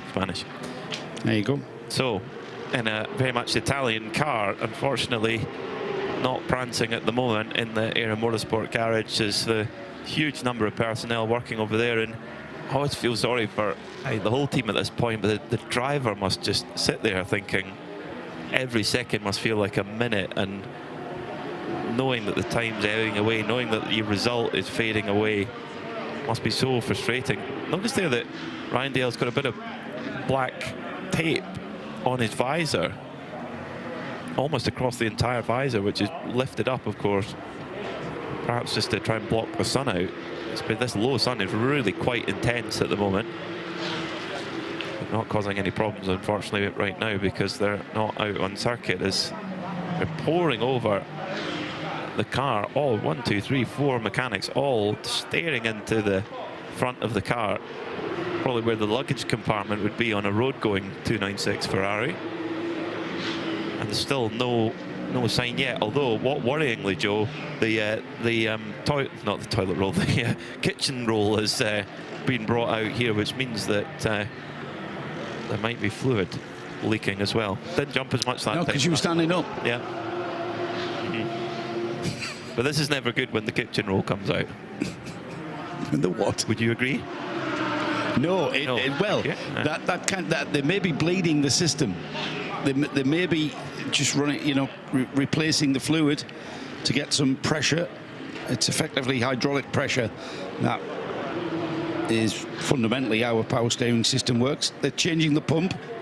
That's the power steering pump. The kitchen roll is to stop the mess going all over the garage floor as you disconnect the pipes, of course.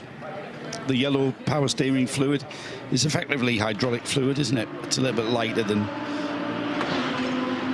the sort of stuff you'd see on a truck. Sorry, the taste very bitter. Oh, right. Okay. Very, very bitter, yes. Okay. Oh, dear. Tastes different to petrol, tastes different to engine oil, which tastes different to gearbox oil. Please don't try this at home, folks. Do not try this Please don't. I mean, if not in large quantities, for sure. For Era Motorsport now, there's 3 cars in the Pro-Am class. They will come home third. They've, you know, they've run a lot of laps, so it looks like second place in Pro-Am is slipping away from them now.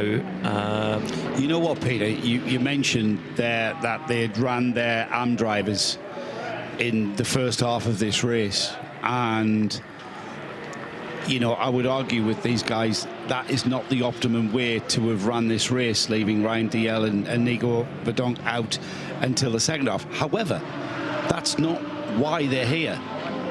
That is not why Era Motorsport have brought that Ferrari. They brought that Ferrari for Dwight Merriman to enjoy some seat time, Kyle Tilley to enjoy some seat time, Ryan DL and Nico Verdonk to enjoy some seat time.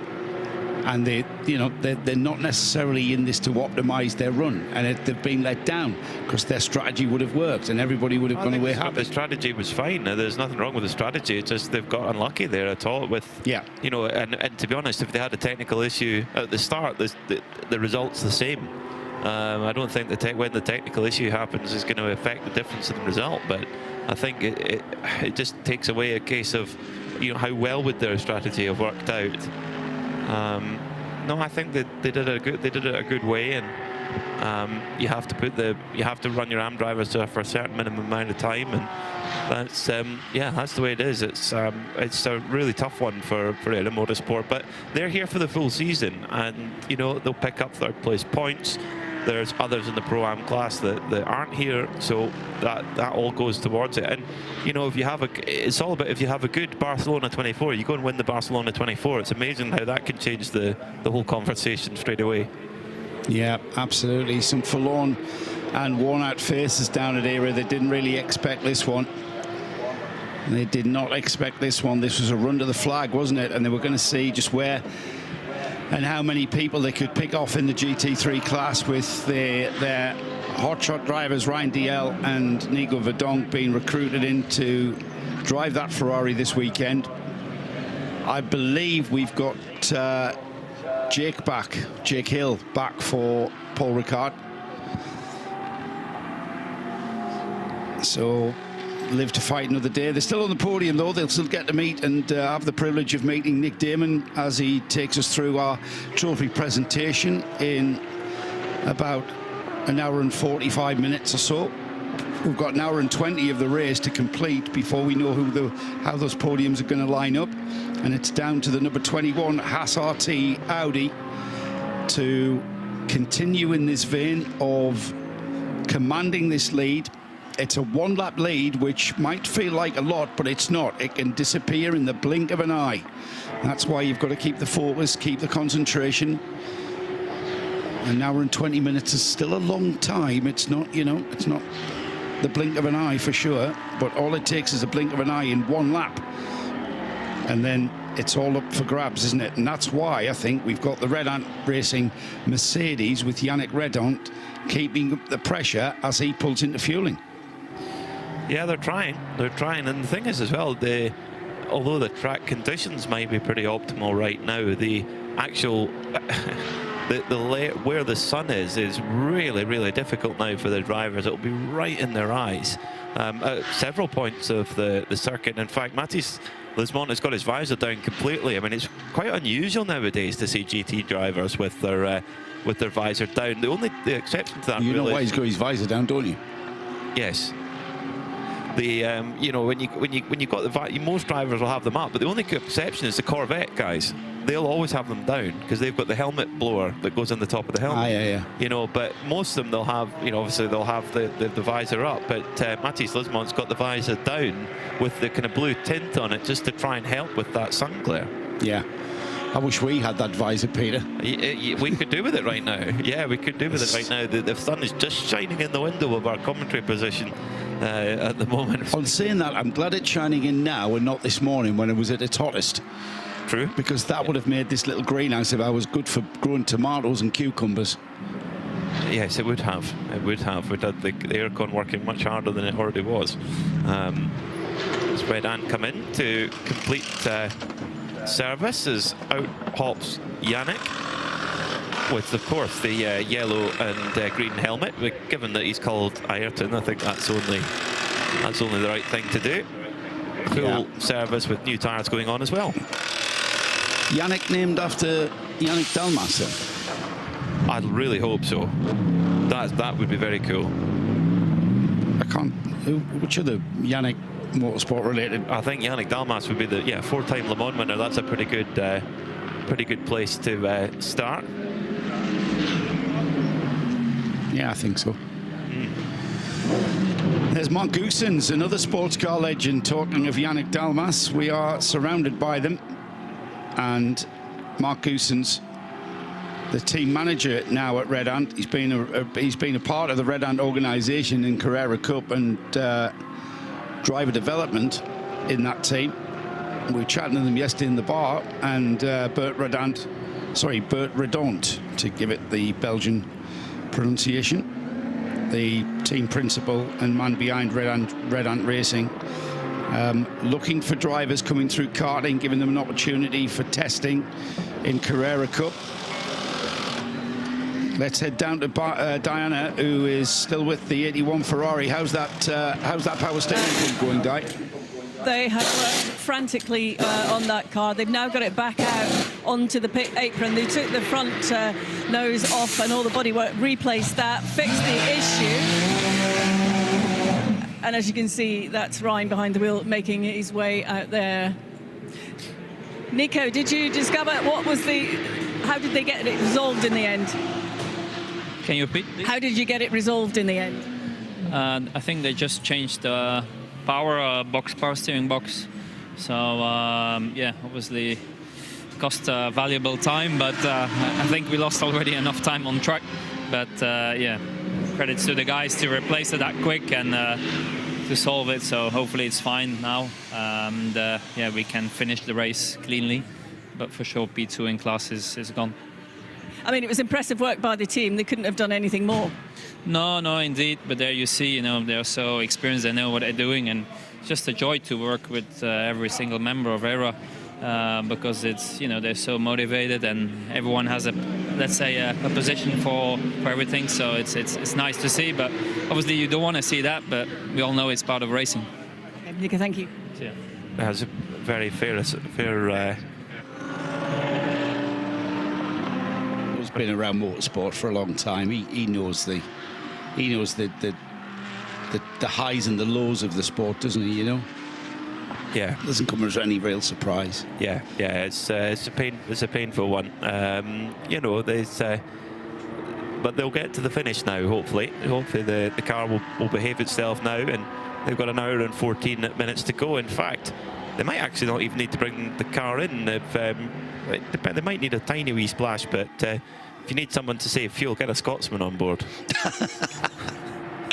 Even if he has been living in America for 20 years, he'll still know how to save fuel. Exactly. Yeah. Exactly. Yeah. That's I spoke to a rally co-driver the other day. He says in Donegal we call it someone who's easy on plant, someone who's frugal. Which I quite like. Easy on plant. Easy on plant. Yes. Yeah. Well, tell you someone who's not going easy on plant at the moment is Matthias Lismont at the front of the field for Haas RT. They've won before in the Michelin 12H Series, but it's not been an easy year for them actually. They've had a kind of revolving door of drivers actually throughout the opening few rounds, and this is certainly across the Middle East and European season. But this is them now getting into the Haas RT that we know, the relentless pace, the immaculate pit stops, the perfectly running car, etc., etc. That's what we've come to expect from Haas RT. I mean, right now, Joe, they're seemingly nowhere in the championship prior to this race. Well, they didn't attend round 1, remember, and scored very few points at round 2. They're on schedule. I daren't say it, Peter, the way our look's been with regards to mentioning people and then something happening to them. I mean, that's not quite accurate what we're looking at there, by the way. So we'll wait for that to reassess itself.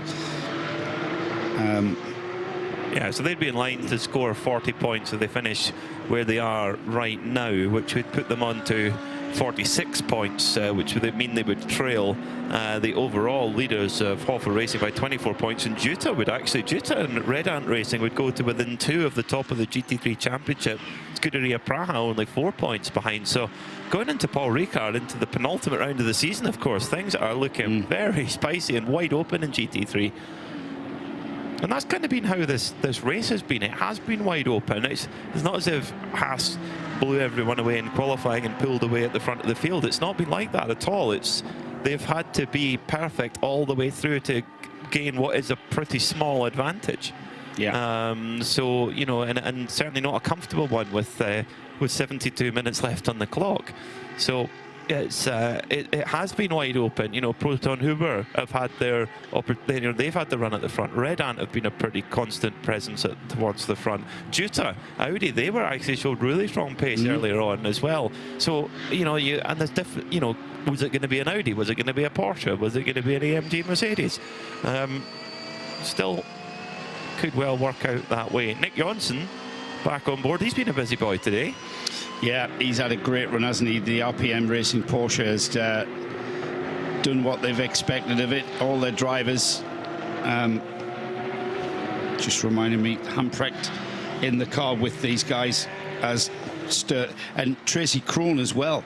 Tracy drove an outstanding stint, not just once, not just twice even. They've had a strong showing from Philip Hamprecht, who was putting in really quick lap times. Nick Johnson goes without saying. So a really strong drive so far. Still not quite over yet. Still an hour and 11 minutes, and it will be a case of just pushing on. They're currently 992 AM leaders, but second overall. So there'll be, you know, if it stays the way it is now, there'll be 2 podium presentations for the RPM team. And just looking at the gap between, they've got 4 laps back to the Sebelju Racing Porsche. Stefan Perrin at the wheel of the 888 numbered car, now in 3rd place overall in 992, but 2nd in AM. And if anything, if we talked about that car early on, very much early on, as the 901 is back into the race, Fabien Dufiot, the Ajith Kumar Racing Red Ant car back in the race, and that has had a full gearbox renewed, hasn't it? Amazing. That, I mean, how quick they got that job done to get the gearbox replaced and to, you know, get back out on track within an hour. Quite remarkable work from the Red Ant Racing crew that run the Ajith Kumar Racing machine for Ajith Kumar, Fabien Dufiot and Mathieu Detry. and they've been busy in the pits, Red On. It seems like, well, you know, we've had it almost a lap apart, where they service the GT3 car, and then soon after that the Cup car comes in. So they've been kept very, very busy indeed. Yeah, that's not deliberate though, is it? It's just the way that they're going to, it's going to pan out. That car was in for gearbox renewal. They had one on the truck, which was, remember us saying, Peter, well, if they've got one on the truck, they should put it on the car. There was, I can't remember how many hours were left to go. Was it 3.5 or something?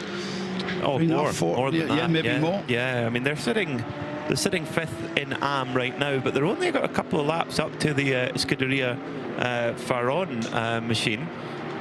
So there's, you know, they could still pick up a few extra points in the AM Championship. Still plenty to be played for. It's Matthew Detry at the wheel. That's just triggered the new driver. Looking at the 901, so it isn't who we thought it was. It's Matthew Detry. Yeah, so that was just the driver. It was Fabian, didn't I? There. Yeah, that's adjusted itself. Nick Johnson, he's also gone. He's got the visor down as well, and the very thick visor strip too. So actually, his vision out of the visor is pretty limited. It's like looking through. It's almost like a touring car helmet, where he's got almost like looking through a letterbox. The idea is to try and block that low sun away. And I would imagine once the sun goes beyond the horizon, that visor will go straight back up again.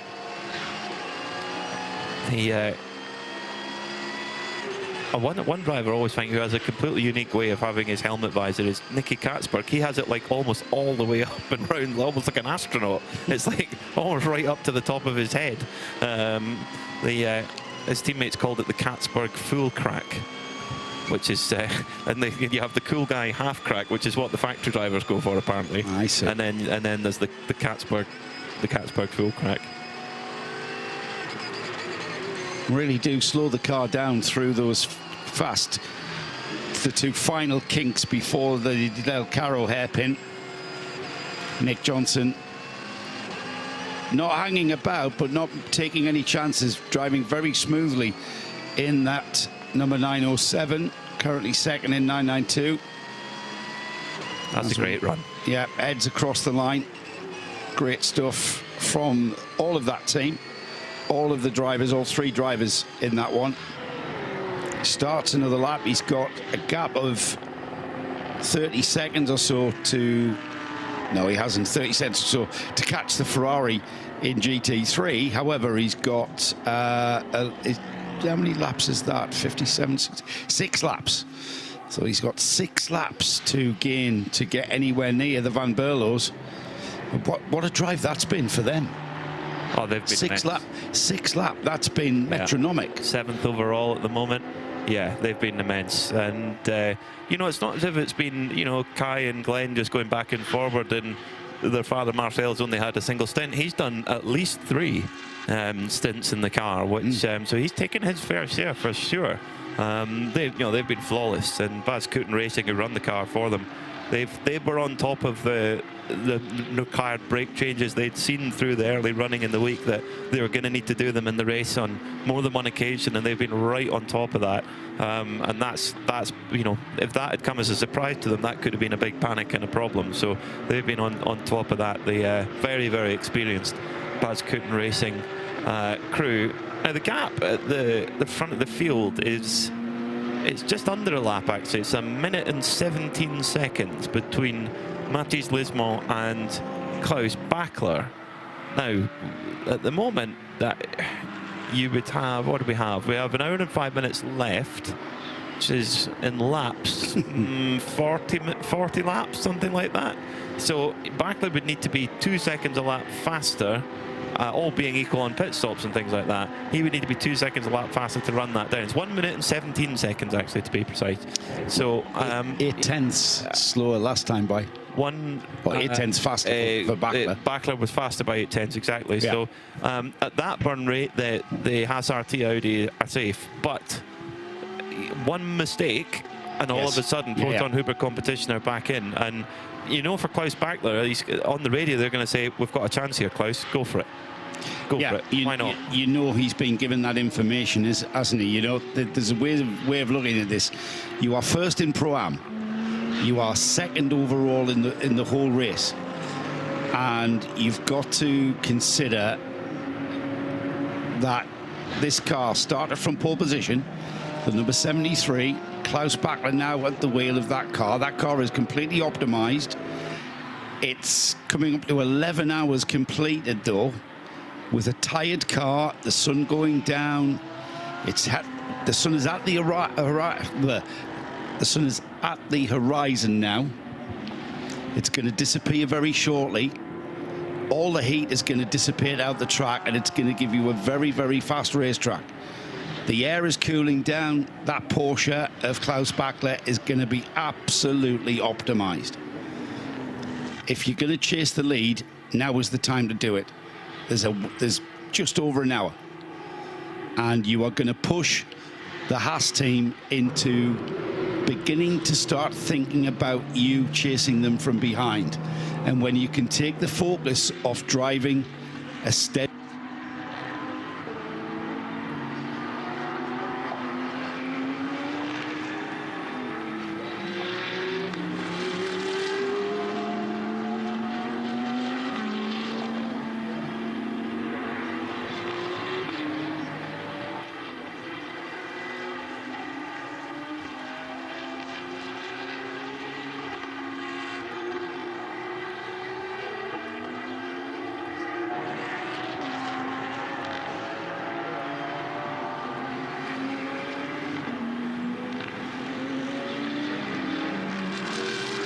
has about a 25% of a tank advantage.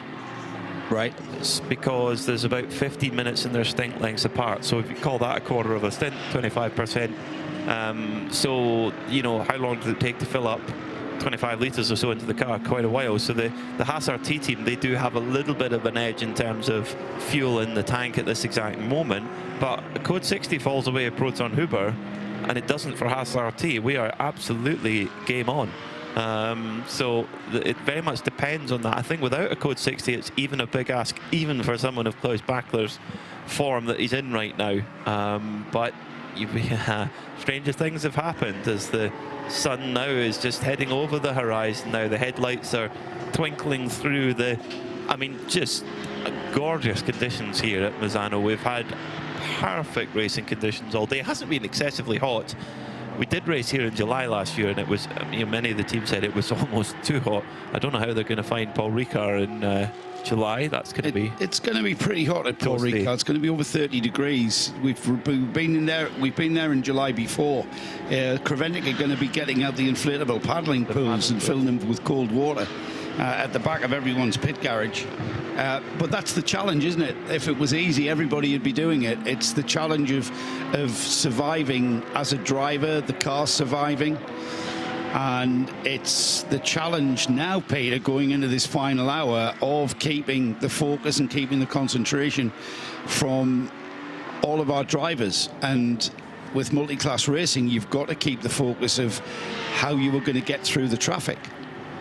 It's easy to trip over a slower car if the car is only marginally slower. Well, right now, Tracy Crone, who's leading the AM class comprehensively in 992, he's actually coming up behind a GT3 car, which theoretically should be quicker.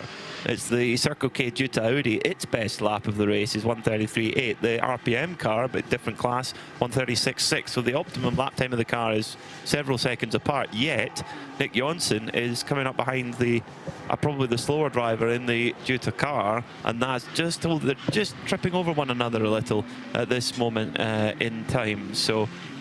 That's worth. That's one thing that you're talking about as well, I think, Joe. That traffic. Diana Binks is still in the pits, getting the stories for us. Diana, what have you got for us? Continental Racing by Simpson Motorsport, the number 69 GT3 car. That's been in the garage, as you know, for quite some time. So they've had to change the clutch and the starter motor on that car, and they're nearly done. So they're going to be going back out, rejoining the race in a few minutes' time. But they've just not stopped. They've continued. So they've done a pretty impressive job. So I think the last few bits to do, but they're aiming to get that one back out onto the track. So still work going on then at Continental Racing Audi with the Audi Sport technician there as well, chatting to the team. What a shame for them. They were having such a good run too. Over an hour and 24 minutes they've been in the pits now, trying to get to the bottom of this, trying to fix this issue. It's a shame. Yeah. Hard graft, that. Very. Very, very hard graft. You can see how hard those guys have been working. And even team principal, the team is called Continental Racing with Simpson Motorsport, by Simpson Motorsport.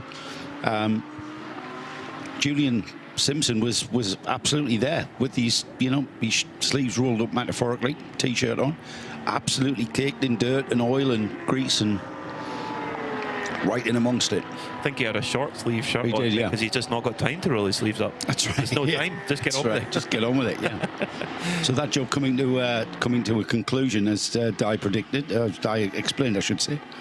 Into the final hour then we go. Over 11 hours of racing complete, and this is unlike the other 2 rounds we've had so far in the Michelin 24-hour series. This is a race that has not had an intervention break. We've not done 5 or 6 hours the first day and then parked firmly, and then done the same again the next day for a cumulative total of 12 hours. This has been 12 hours from lights to flag that we will have in 58 minutes and 31 seconds time, and I think it's definitely more straightforward strategy-wise in terms of what you do and whether you fill the car up or whether you put the tyres on at the end and where you are on the lap and stuff like that. It's a little bit more straightforward that way, but in terms of brake changes, in terms of in terms of the actual reliability of the car, it's harder because the car has to run for longer continuously.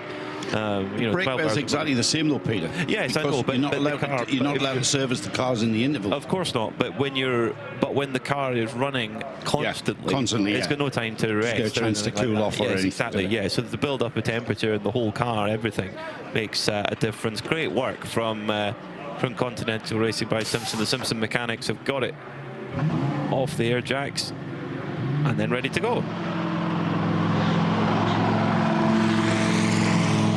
Great work from that crew. A shame because the Audi has been a really fast car. At the moment Audi for the Haas Audi is leading the way and looking strong right now. They had a really quick car. Underneath 90 minutes for that job.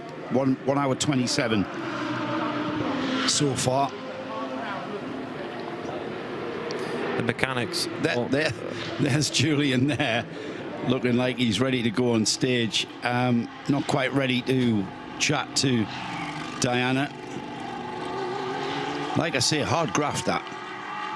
Yeah, you need hard graft to do that job in that amount of time. Yeah, definitely. Off it goes though, the Simpson Audi. So the gap at the front of the field, it is coming down. The last timing point we had, it was 1 minute 12. And in fact, though, Mattis Lisman has just picked up the pace, in fact, on the last lap. He's matching him, isn't he? Yeah, nearly put in the Haas RT Audi's best lap of the race, actually. So getting towards the car and the car's limit now and trying to respond to Klaus Bachler putting the pressure on. So if Klaus Bachler wants to keep changing and keep bringing that gap down, he's going to have to push to that lap record pace that he showed earlier on. Pit stop time for the Venture team. Chris Jones bringing the car in. It's 12th overall, this car. It's a GT4 Mercedes AMG GT. It's been a challenge for the team to run this car. The only car in GT4, but they didn't shy away from the challenge, and instead of just coasting it for the whole of this 12 hours, they've pushed and pushed and pushed to emulate running a 12-hour race under pressure. Yeah, and that takes a mental strength in itself to do that as they go. And right now they're sitting, as things stand, in the top 12 overall.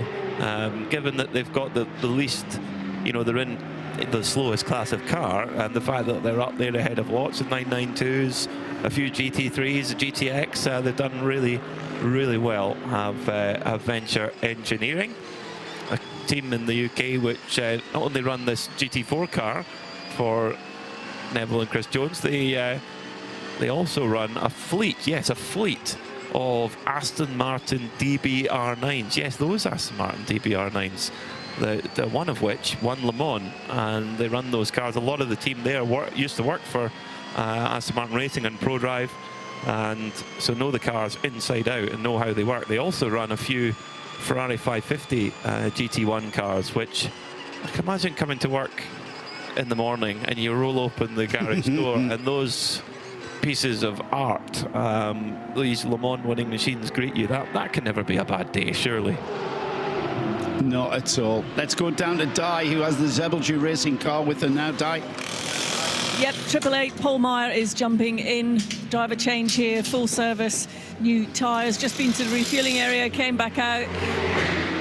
Stefan Perrin has jumped out of that car, and yep, all good here. They're just changing the tyres, double checking. I think they're looking.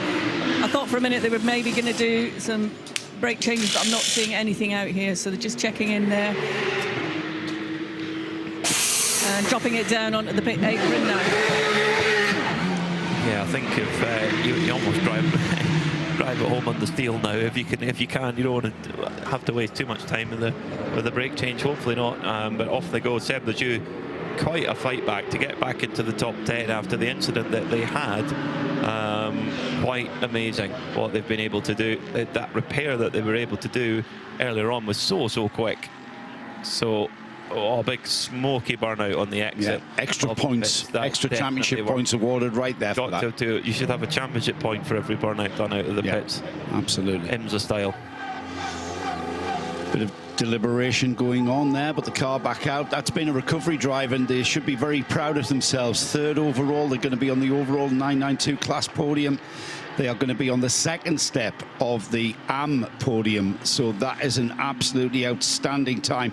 This was the car, remember, that had that coming together with the E2P Racing Aston Martin, and it had a big repair job on the suspension. That was very, very well done. Very speedily repair as well by the team. And then the 888 numbered car, now with Paul Meyer at the wheel. It came all the way from the back of the field, all the way from the back of the class field, and it's made its way up into that third spot. It will see Nick Damon on the podium. Di is very busy down there in the pits. Di, you've now got the Hofer car, I see, with you. No, the cameraman's gone to the Hofer car, but I've got Stefan Perrin, who's just jumped out of the Zebelju car to have a chat with. So we'll have a conversation. You've had your work cut out for you today during this race, but you're making progress as a team. Sorry, I don't hear the question, but yeah, we are now second position of category. It's near the goal. Problem that we have a big contact at the beginning of the race, and we lost many laps. And you know, in the race, laps you lost, you never gain after. But now it's a strange situation because we are so far front and so far near back, and I don't like that to find the pace. And with the sunset. Sometimes with traffic, it's sometimes tricky. But yeah, now we just to check the flag and the car. But as a team, you've worked incredibly hard all day to sort of keep on top and fight back. Sorry. As a team, you've all worked incredibly hard to keep going and be here. Yeah. The beginning of the season was very hard for us. We have two big crashes last at Spa 12 hours. The team work very busy work every day, every night to be there, and it's important for the team to jump on the podium. And we are running again for the first victory in the 992 AM Cup. Okay, Stefan, thank you. And you were, we chatted to you a little earlier. You've had a day of it today. I don't think You've had a busy day. C'est vraiment un travail vraiment acharné pour être là. Oui, c'est un gros travail après Spa pour être présent. Et on pensait que ça allait le faire sans ce petit contact. Je pense qu'on serait bien placé.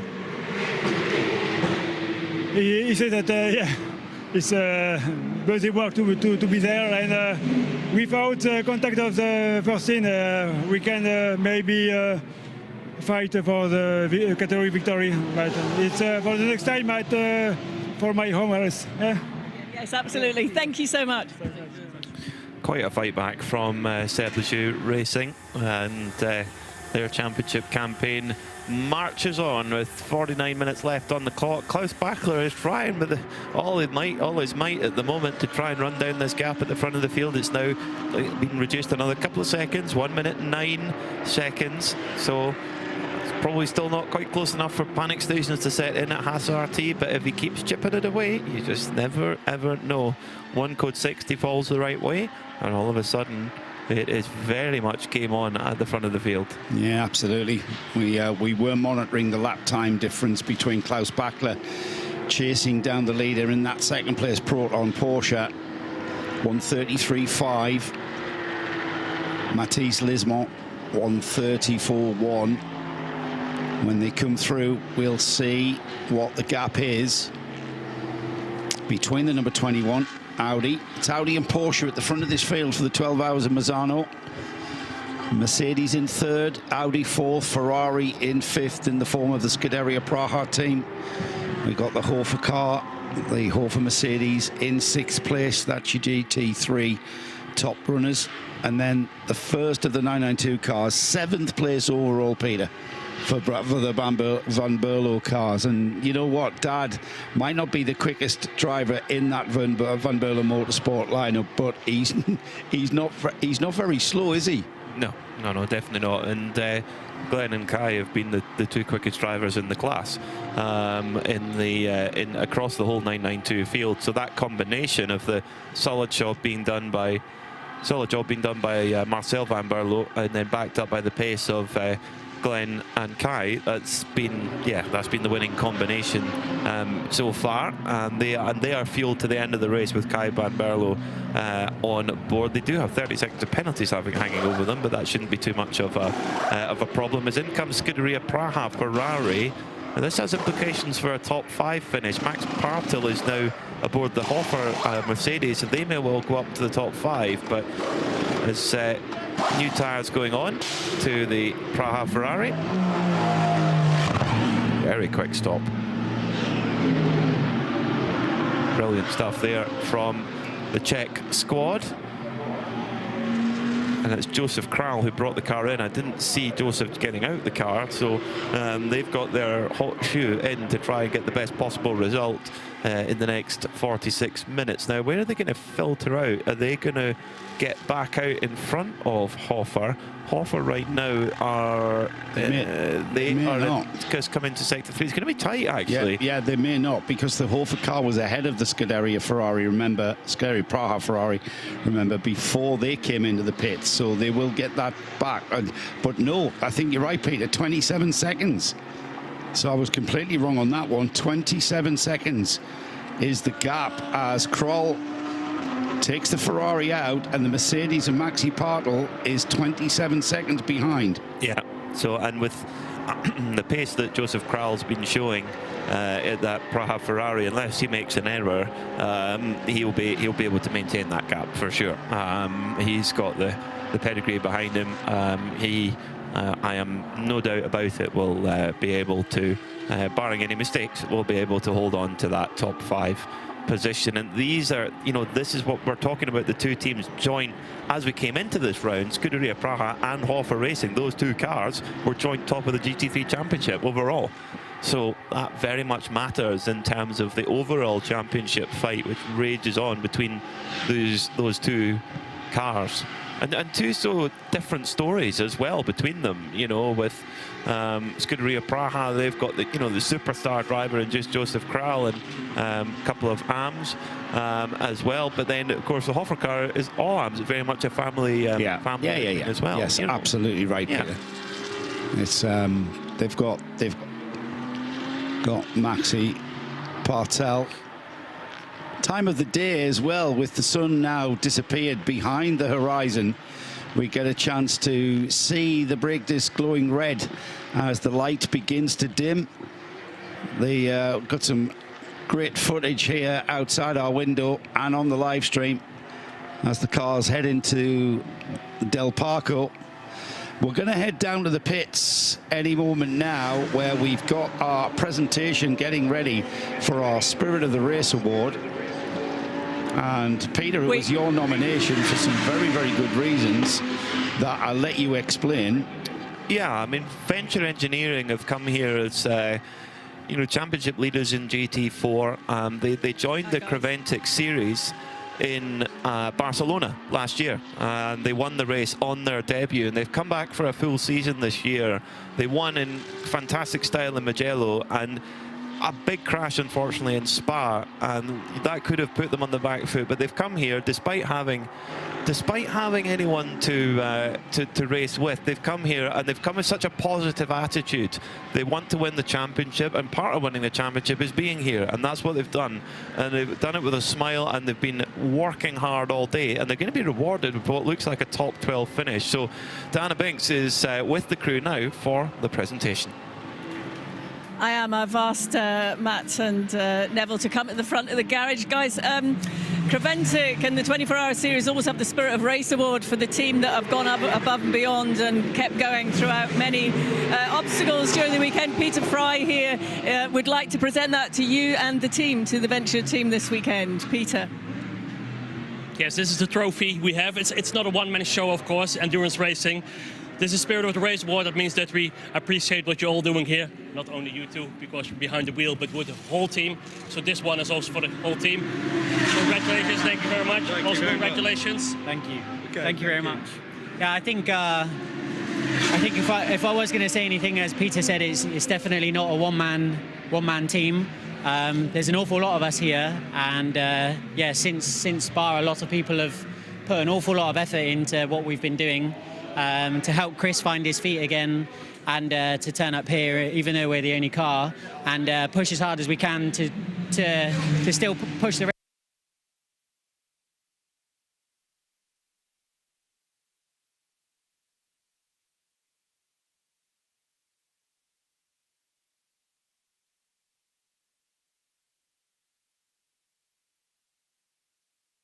this. So yeah. Yeah, well, it's impressive today. I think it's gone better than we thought. Chris and I have had plenty of driving time, coached by Matt, and it's been a really good event. I've loved the track. It's a shame other people didn't come and have as much fun as we did. So hopefully they should come back. Guys, congratulations. Celebrate with the rest of the team. Although I was a little surprised that the boys were so shy to come forward here tonight. I don't understand. It's quite unlike Lewis. I think he loves talking to you. So. Lewis, you can't have my number. Stop it. Why not? Why not? Because. But anyway, so yeah. Well done, guys. You've all worked incredibly hard. So you've had the Spirit of the Race award. Creventic have delivered that to you.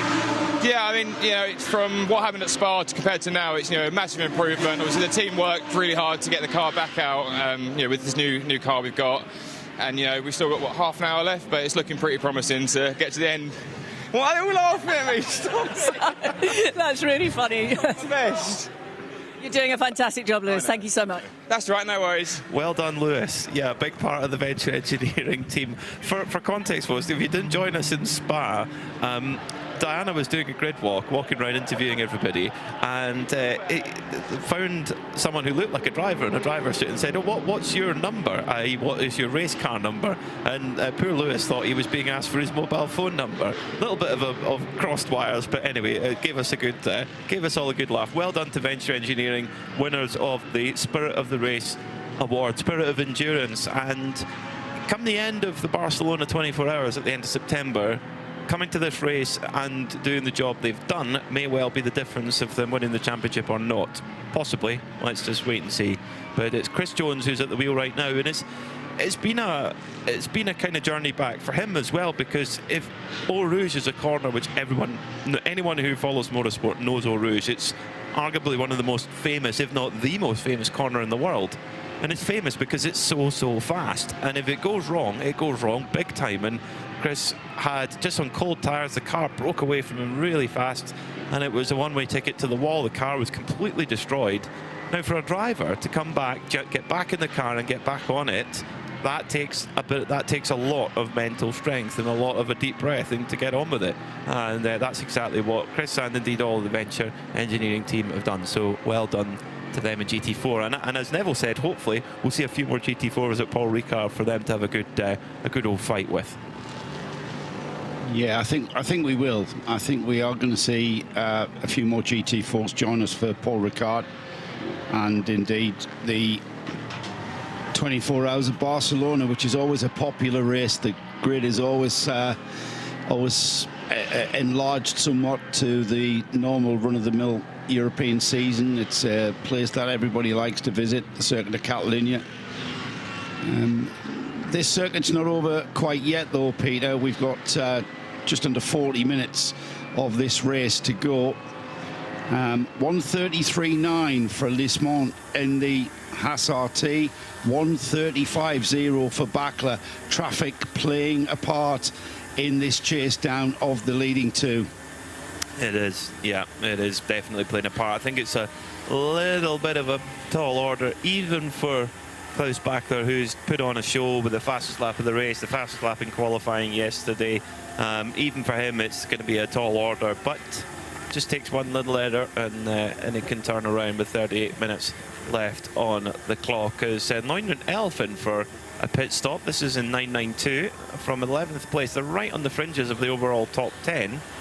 They're showing particular attention to the front left corner. I wonder if this is more brake work very late on in the race, Joe. Yeah, left front was where the attention was at. The car's off its jacks now. The 911 racing the number 911 of Ralph Homme is ready and being waved off the apron. The lights are on the car. Car not firing though, being waved off, so he's ready to go, but just seems that the car is not firing or running. I can't see any kind of... The engine's running. It's like he can't engage. Can't get the drive then. He can't get the gear. Oh dear. Yeah, the flat six is purring away nicely. But he's tapping, the brake lights are coming on and off. Dear. Do you think they've done a brake change and he's just given them a quick tap to check that they're all good? No, just that's a strange one. Very strange. No, that was something to do with not being able to engage a gear or something. Yeah. Huh. Very odd. They just couldn't get the car moving. Couldn't get the. What made you think the engine? What made you think the engine was started? Because I could hear it in my headphones. Oh really? I couldn't hear that. I couldn't hear that. But the car controller had his palm facing towards the driver, like saying "Don't go," which I thought was odd. That's the only reason why I'm saying. Was there a reason why he was being held? It's very unusual. Anyway, off they go, nonetheless. Yes. They are underway. The track, thankfully. Yes. Yeah, and they managed to find drive and keep going. So Mathis Lismont is leading the race at the moment. One of two teenagers in the Haas RT car. Is Scuderia Farron go to work on their number 949 car? It's been an eventful day for them, to say the least. So, paying attention now to the rear left wheel arch. Is this more brake work going on? I think it might well be, What do you think, Joe? The cooling something, that leaf blower there is definitely blowing cooler air, and whether or not they're trying to wheel going back on, not quite sure. A small adjustment, something has gone on there. Can't see any brake pads or anything that's come off that, so it's not braked, Peter. Something related to, hard to judge really. Need Diana ready to make inquiries on that one, but that car has been on a recovery drive pretty much from the outset, hasn't it? The Scuderia Farron, Pablo Bras Silveiro was the driver that was in the car into the pits. Let's see if that has changed now that the car has left the pit apron and gone out. 5th in the 992 AM class, 7th overall in 992. and it's had a troubled run, I've got to say. It has. And Joseph Kral at the moment pulling away from the RAFA Racing car for 5th position. Kral has just set the best lap of the race for that car, 132.9, and is going personal best again in Sector 1. While Kral lights up the timing screen, let's get someone down to someone who's lighting up the pit lane. Diana Banks. Joe was just asking, as I was walking up here, the cameraman's just gone to change his battery. The Escudero Ferron, it was the rear pads that they were changing, so they just had a slight delay getting them off. So that's what I think you sort of caught the end of it, but that's what was happening with them. All right, that's good. Yeah, I didn't see any pads lying about, so we didn't think that would. They'd kicked them into the garage at that point. Yeah, it had us worried again. I thought that tail of wood not stopped. What's it? The 909 red Camel Jordan has just gone back out on track. Did I miss that going out earlier? I apologise for that car resumed a while ago, but well, there's 35 minutes of that stint being completed by Mathieu Detry, and it was Mathieu who took the car out. So yeah, that car is the one that had the gearbox renewed, wasn't it? Ajith Kumar Racing by Red Ant Racing, Red Ant, the team underneath it, putting the car out. That had a troubled race with regards to losing a gearbox. That put it right out of contention, and now it's off podium contention in either a 992 overall or the AM class, 4th in AM. So not bad really, but it is back out. It's got about 9 laps to gain before it catches the next car in 992. So, and that's a recovering Homeguard Motorsport car, which itself had problems, didn't it? That was the car that ground to a halt. Did, yeah, had to be towed back to the pit lane, unfortunately, and that took them out of a podium position in 992. Potentially, they were the car really that was the last man standing in trying to hold down the Van Berlo car. They were the only one really in the conversation at that point. Yeah, technical problems causing them a major delay. So the SRT car 32 minutes away then from glory here on the Adriatic coast at Misano World Circuit. Marco Simoncelli. You look at the names that have won here. The first ever race here, Arturo Mazzario won in an Abarth Azella back in 1972. Leo Kinnunen won in the Inter-Series here in a Porsche 917 Can-Am car. Inter-Series. Inter-Series. Yeah, amazing. I mean, I can't imagine that car around this track. It's like flying a spaceship around a electric That's track. like riding your bike around your bathroom. Yeah, definitely. I haven't got a big bathroom. Speaking of which, a Porsche 935 for Bob Wallach and Henri Pescarolo in the World Sports Car Championship in 1978. Yeah. I wonder if there's footage of that on YouTube somewhere. There's got to be. Oh, we've got to go down. I'm going to look for that. Absolutely. We've got to imagine the Inter-Series footage of Kinnunen sliding the 917-10 around, trying to. Might have to use your phone, man. I'm almost my European data has almost been. It's been a busy day for with data, the Sunderland match. Yes. Yeah. Might have to use your laptop. Okay. that's our homework for the airport tomorrow. I wonder if we could find some Nick Jonsson Swedish F3 footage as well. Wow, that would be, yeah. That'd be cool. We're going back to the 90s there. 80s. 80s? Wow. Yeah. Yeah, tremendous. Yeah, that's how experienced he is. Well, the RPM racing car, currently the 992 AM leader, but it's also on the 992 overall podium here. And it is about 5 laps off that leading 992 car. That's the Van Berlo Motorsport car. Kai Van Berlo finishing the race for that team. We've talked about how good a race the Van Berlo team have had, but I've got to also say, Peter, that the RPM Racing, the bright green Krone Aviation sponsored car, they've had a good race too. They've I'm going to say, I daren't say they've hardly put a foot wrong. I daren't say it, because there's still 30 minutes remaining. You can't. When can we even say that? Can we say that? Yes, we'll say that after the checkered flag. No, but you can't jinx Nick. I know. Way. No, I'm not going to. You're going to be all right. No, they haven't put a foot wrong all season. Yes. They've been perfect all season, and that's why they've had you know, they've dominated the 992 AM class, but they've also got very good 992 results full stop, and beaten a lot of the pro cars. There's only one pro car ahead of them in this race, and that's the race winner, Van Berlo, or race leader, sorry, Van Berlo Motorsport. So they, yeah, they've done what they do.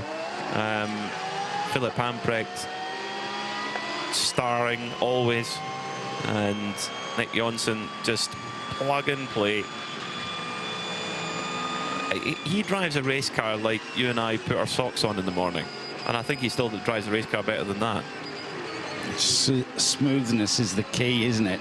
To put socks on and drive a race car. Well, what? Yes, yeah, to put your socks on, yeah, as well. It's very similar. But smoothness is the key, and it's, you know, the places where you lose time is being ragged into and out of the slower corners. It was Bob Wallach who taught Johnny Molan how to take the Sebring hairpin, and Johnny said it was just looking at his data and looking at what he was doing is just, I could not emulate it. And he, you know, it's big for Johnny Molan to admit that, you know, he was baffled by another driver, but it was the great Bob Wallach. And yeah, and that was at a time when Johnny Molan was in his early days of driving Porsches, and yes, Wallach was very much. Well, Molan was the king of the Carrera Cup, wasn't he? Yeah, but Wallach was another. Oh, yeah, he was top guy at the time, wasn't he? Johnny just beginning his international motorsport career. Yeah, Bob Wallach coming to the twilight of his motorsport career. I think that probably says a lot about Johnny having, like you say, having the intelligence to go, actually, I'm going to ask. I'm going to find out. Well, yeah, and you know, and Johnny taught me. He said, you know, that the slow bits are where you make the time.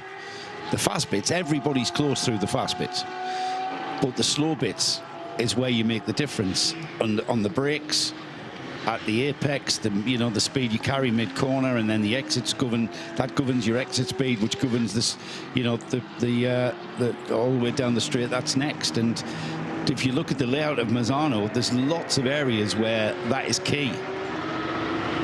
There's lots of areas also on this track of where you're braking and turning, and that is not necessarily a fun thing to do, braking and turning. You know, when you first start being taught how to drive a race car, you're always taught to brake in a straight line. Well, there's some places where you just can't, and this is one of those places where you need to brake and turn at the same time, and that is very, very tricky, even in cars that have ABS and driver aids like that. And as we found out, the equipment doesn't really like it either. No, as we found out, yeah, look at the vagaries of brake wear here. And this is just a glorious time as the sun is setting. Now got a kind of mixture of palette of colours of light blue, light orange, and the palette of colours coming from the cars as well. The exhaust glowing orange through the early evening sky, and the brake disc glowing as well. It's quite poetic, just like Nick Damon. Nothing more poetic than Nick in the gloaming. It has to. Just going to say, I mean, I do apologise if you've mentioned this in the last couple of seconds. That's having a bit of a crossover with young Diana. But the Haas team was just doing their final stop. It was just fuel only from the lead, and they have trundled down the pit lane. Now walking towards the Slebajou machine that's sitting on the apron with a last-minute problem. Again, looking quite carefully at that far right front right tyre and front left. They're suffering a little bit more from brake issues. I've been walking down the pit lane, seeing a few of the again. That was what this was last time. It's Homeguard. It's Homeguard that it had gone.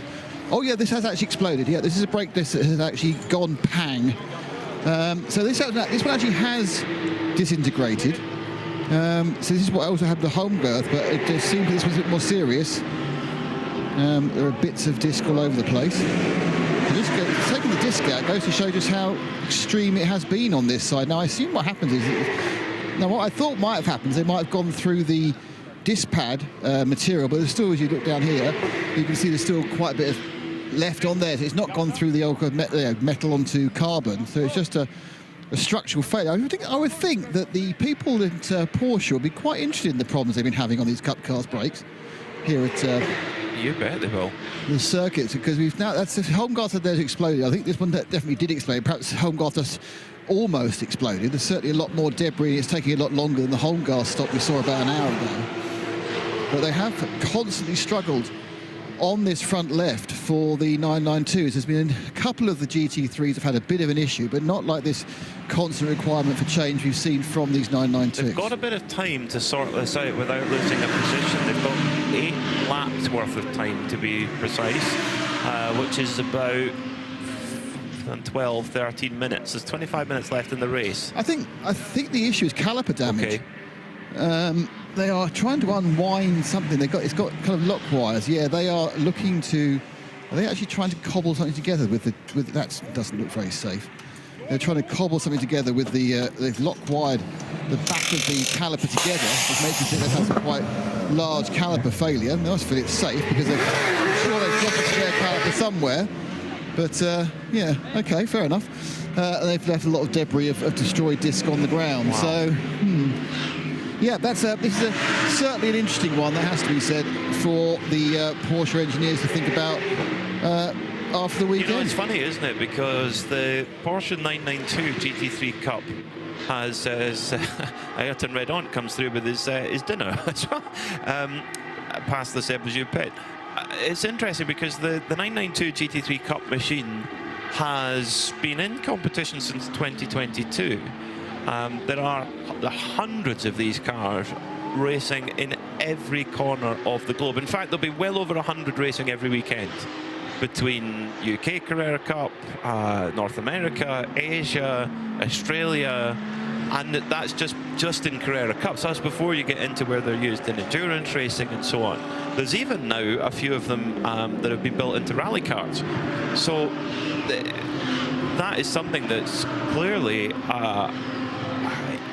yeah, I would think you're right, Nick. It's going to be a big surprise and potentially a big interesting topic for the FISAC Monday meeting. That saying, oh, well, we were at Misano at the weekend and the cars were going through front left brakes like that's there was now no do a tomorrow. Porsche, mate. That's got everything to do with whoever's brake discs you've got on there, whether it's a Brembo or a wherever. It's not a spec part, though. No, but that's not uncommon. I mean, I don't know why we're getting all frightened about this. It's a Carrera Cup Deutschland spec part that you have from Porsche. What, on those cars? Yeah. Oh, really? All right, okay. But that's not uncommon.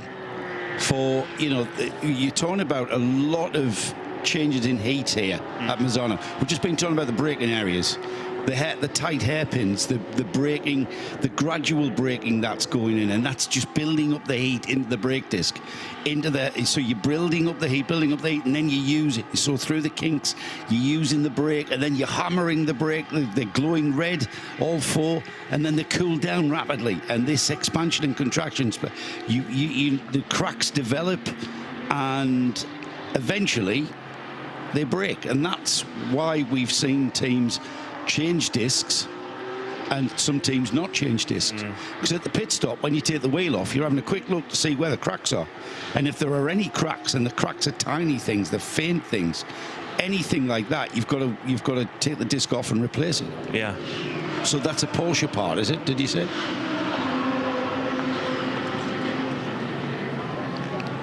The wheel, it's put an actual hole into the rim. It's cut edges into all the side of the tyre. It's like a handle going off, Nick. Basically, yeah. You're going to need a new one. Oof. But luckily, no one was hurt. So that's fine. Yeah. Just someone's bank balance, of course. It's racing, mate. That's even when you win, that's damaged. Nick, forgive me if you've already answered this, but how long had that disc been on the car? Don't know. That's that question. Can you ask it? My guess is from the beginning of the race, because they hadn't been changing discs. They didn't change discs when I saw them doing pads. And that's why we've seen teams do that for that, and that's from experience, isn't it? Yeah, definitely. It'd be interesting to know what if there is a recommendation from Porsche of what the lifing is, and of course the lifing. But that will change from track to track. Exactly. Pieces of the disc here and the old pads. I'm not quite sure how hot they are, which is why I'm not touching them. But you can see how it's just snapped and broken. But they don't seem to be particularly thin, to be honest. No, they're not thin, Nick. It's a structural crack. It's because of the rapid expansion and contraction due to the massive changes in heat. Are these ceramic? Are these carbon? Or are these stainless metal? steel? I think they're not stainless steel. Yeah. They'll be. Well, they're shining up, but they're quite dull iron. normally. Right. They're not carbon though. People say steel. Don't seem heavy enough for cast iron. Steel brakes, they're not steel. They're iron. They're too hot to lift. They're too hot to touch. I know that. Even there, that's too warm. Close. Give it 10 minutes. I can You know touch when we it. said we've got carbon discs or steel discs. Yeah. It's never steel. It's cast iron. It's iron. Right. Well, it's any old iron now. And it's the only people who are interested in that are You haven't Steptoe got and Son. trainers on touching that, have you? Yeah, they haven't melted them though. It's fine. Oh, you haven't? have you? I'd already done that. Oh, No, I haven't yeah, melted don't them. stand no. on them. They're too hot to touch, but not too hot to melt trainers. But we have been there, and I melted someone's leg once in F1, so let's go into that now. Not your leg, then? No, it was a mechanic's leg by accident. Well, you shouldn't wear shorts all the time, that's all I can say. I'll tell you exactly what they are. They're an aluminium 6-piston fixed caliper, one piece, 380mm on the front. What's it? That's the caliper. What's the disc? Don't know.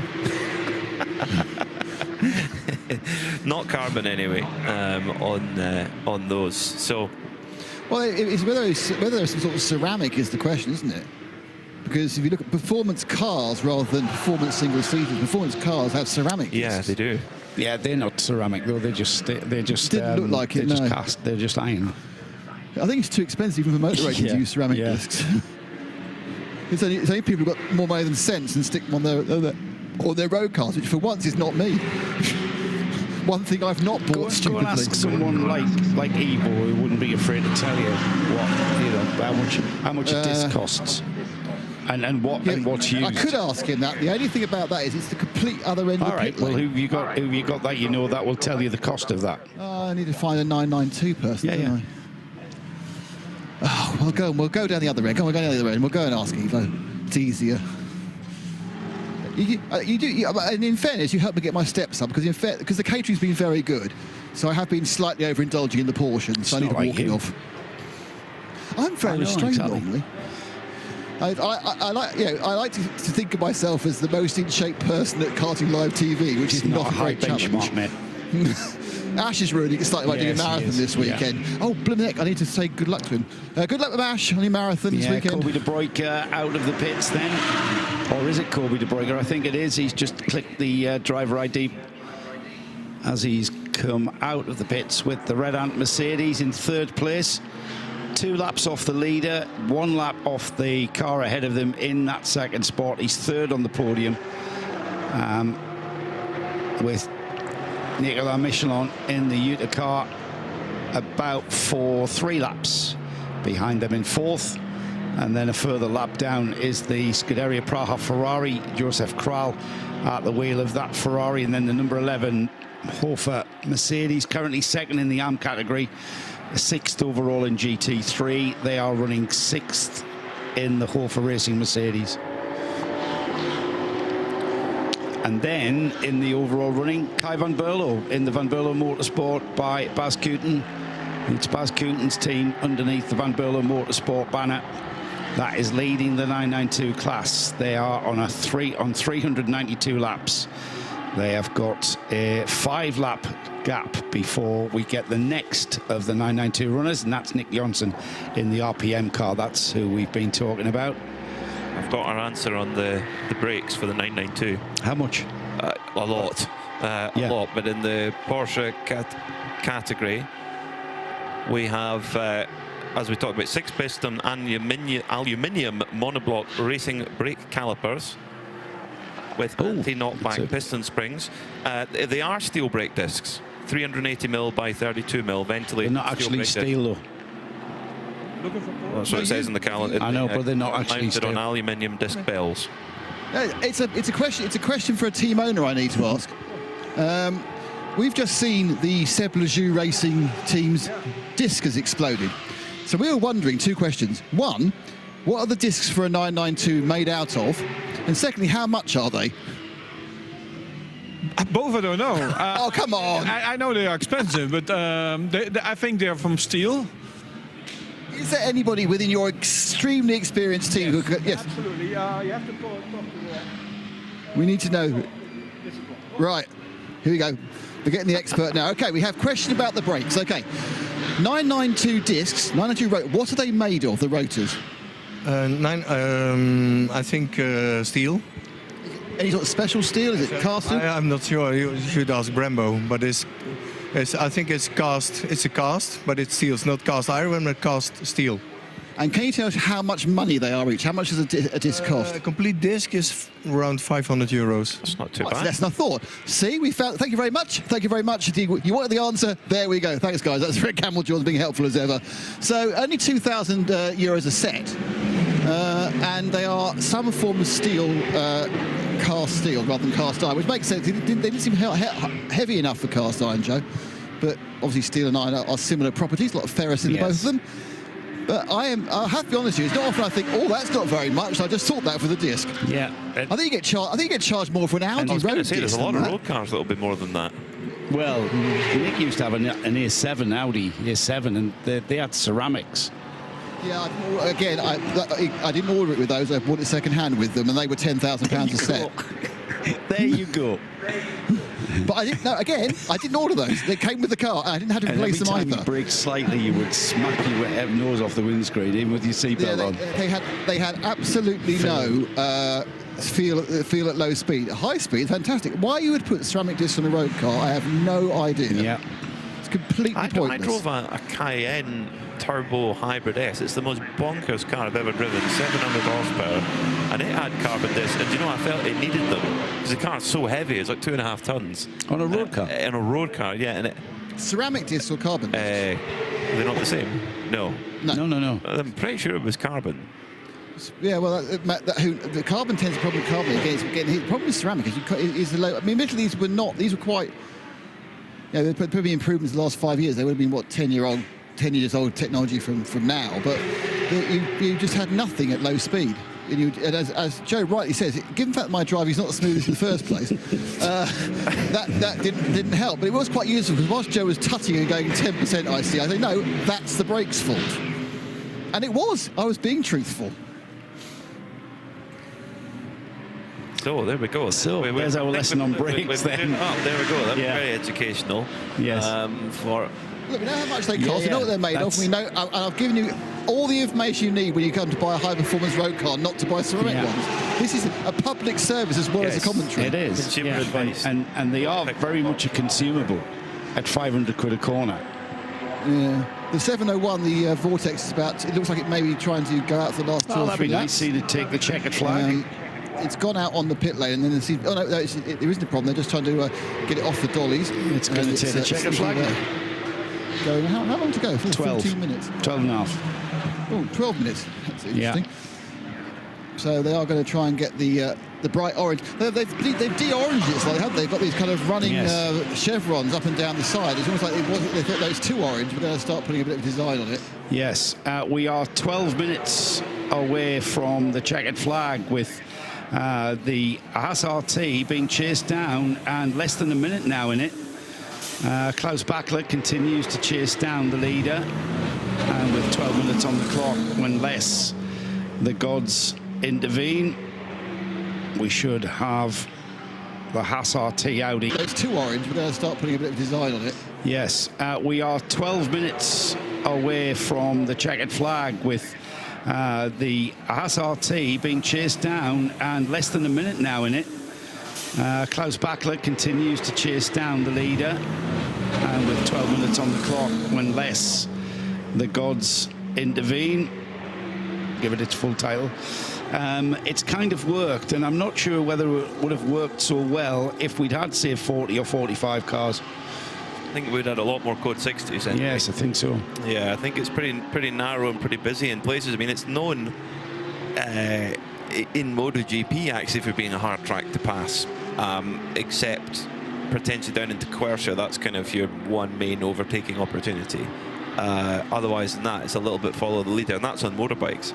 So that means that in the context of what we're talking about here, it's for multi-class racing can be really tricky, particularly when the majority of the field, you think the field is made up of basically 50-50 GT3s and 992s. Okay, there's 2 other cars that are out with that, but more or less, for sake of argument, 10 992s and 10 GT3s. So and those cars are the ones where it gets most awkward, because in a straight line they're so similar in terms of speed. It's only really in the braking and in the corners where the GT3 makes up all its lap time.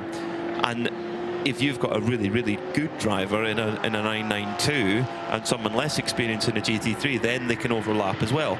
So at a circuit like this, that can be a bit of a nightmare, and we've seen several altercations between a GT3 and a 992 today. So yeah, like I say, if you multiply those numbers, so you doubled the entry of those, it would be very, very busy indeed. So the lights glowing on Klaus Bachler's Porsche 992 GT3R, and the exhaust at the rear of the car. It's actually quite cool because the car is painted, it's wrapped in purple and orange, and the exhaust is glowing orange, so it kind of fits in with the paint scheme of the car. Klaus pushing on regardless. 57 seconds now the gap, so he's run down Mathis Lismont as best he possibly can. He's doing everything within his power. It's just going to come up just short. But for this crew, for Proton Huber competition, they've had a rocky season. They were Mugello, they were super quick, and they were actually really competing with the Ferraris. They were really the only car to compete with the Ferraris on pace in the mixed conditions. And unfortunately, an incident caused a lot of damage and lost them a lot of time with repairs. Spa the same. And this is where it's clicked together. Everybody's done their job. It's, yes, Klaus Bachler has maybe stolen the headlines with his qualifying time and his pace, but every single member of the team has done their bit to get the car to be up on the overall podium. And we shouldn't forget an absolutely emphatic win in the Pro-Am class by over 5 laps if they can get it through the next 9 minutes. Yeah, absolutely. From pole position as well, like you said, Peter. They have been very quick, but all credit to Chris de Donker and his team at Haas RT, because they have ran a very, very clever race, haven't they? Yeah, you have to feel a bit for Sandrine Haas, who I guarantee will be watching. Should be watching at the moment. Hello, Sandrine. You're missed. Your presence is missed. But she's quite a superstitious person.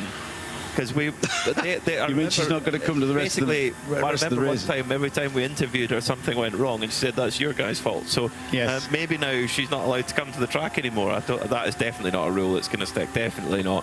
Hopefully we'll see her again at some of the other races. I'm picturing her on her, patio or a deck of a house, just sipping on a rum and coke in the Caribbean, and just watching the next 7.5 minutes or so, and watching a team run to the checkered flag. They've done a cracking job here. They've done an absolutely cracking job. All credit to all of the drivers as well in that team. Yeah, to Jeff McKeels, Peter Guelinks, Mathis Lismont, 2 teenagers in that car. Yeah, talent spotters, aren't they? Talent spotters, yeah. 2 young Belgians, and it shows you that Belgian motorsport is in very rude health. Clearly in sports car racing, you see the drivers at the front in global sports car racing. You have the Vantor brothers, both of them, and one a world champion, one very, very successful, who's just certainly dominating qualifying in IMSA at the moment. Maxime Martin, who's won everything there is to win. There's so many great Belgian drivers out there, and then more talent being brought up through teams at Haas RT. What Red Ant are doing, trying to spot talent as well.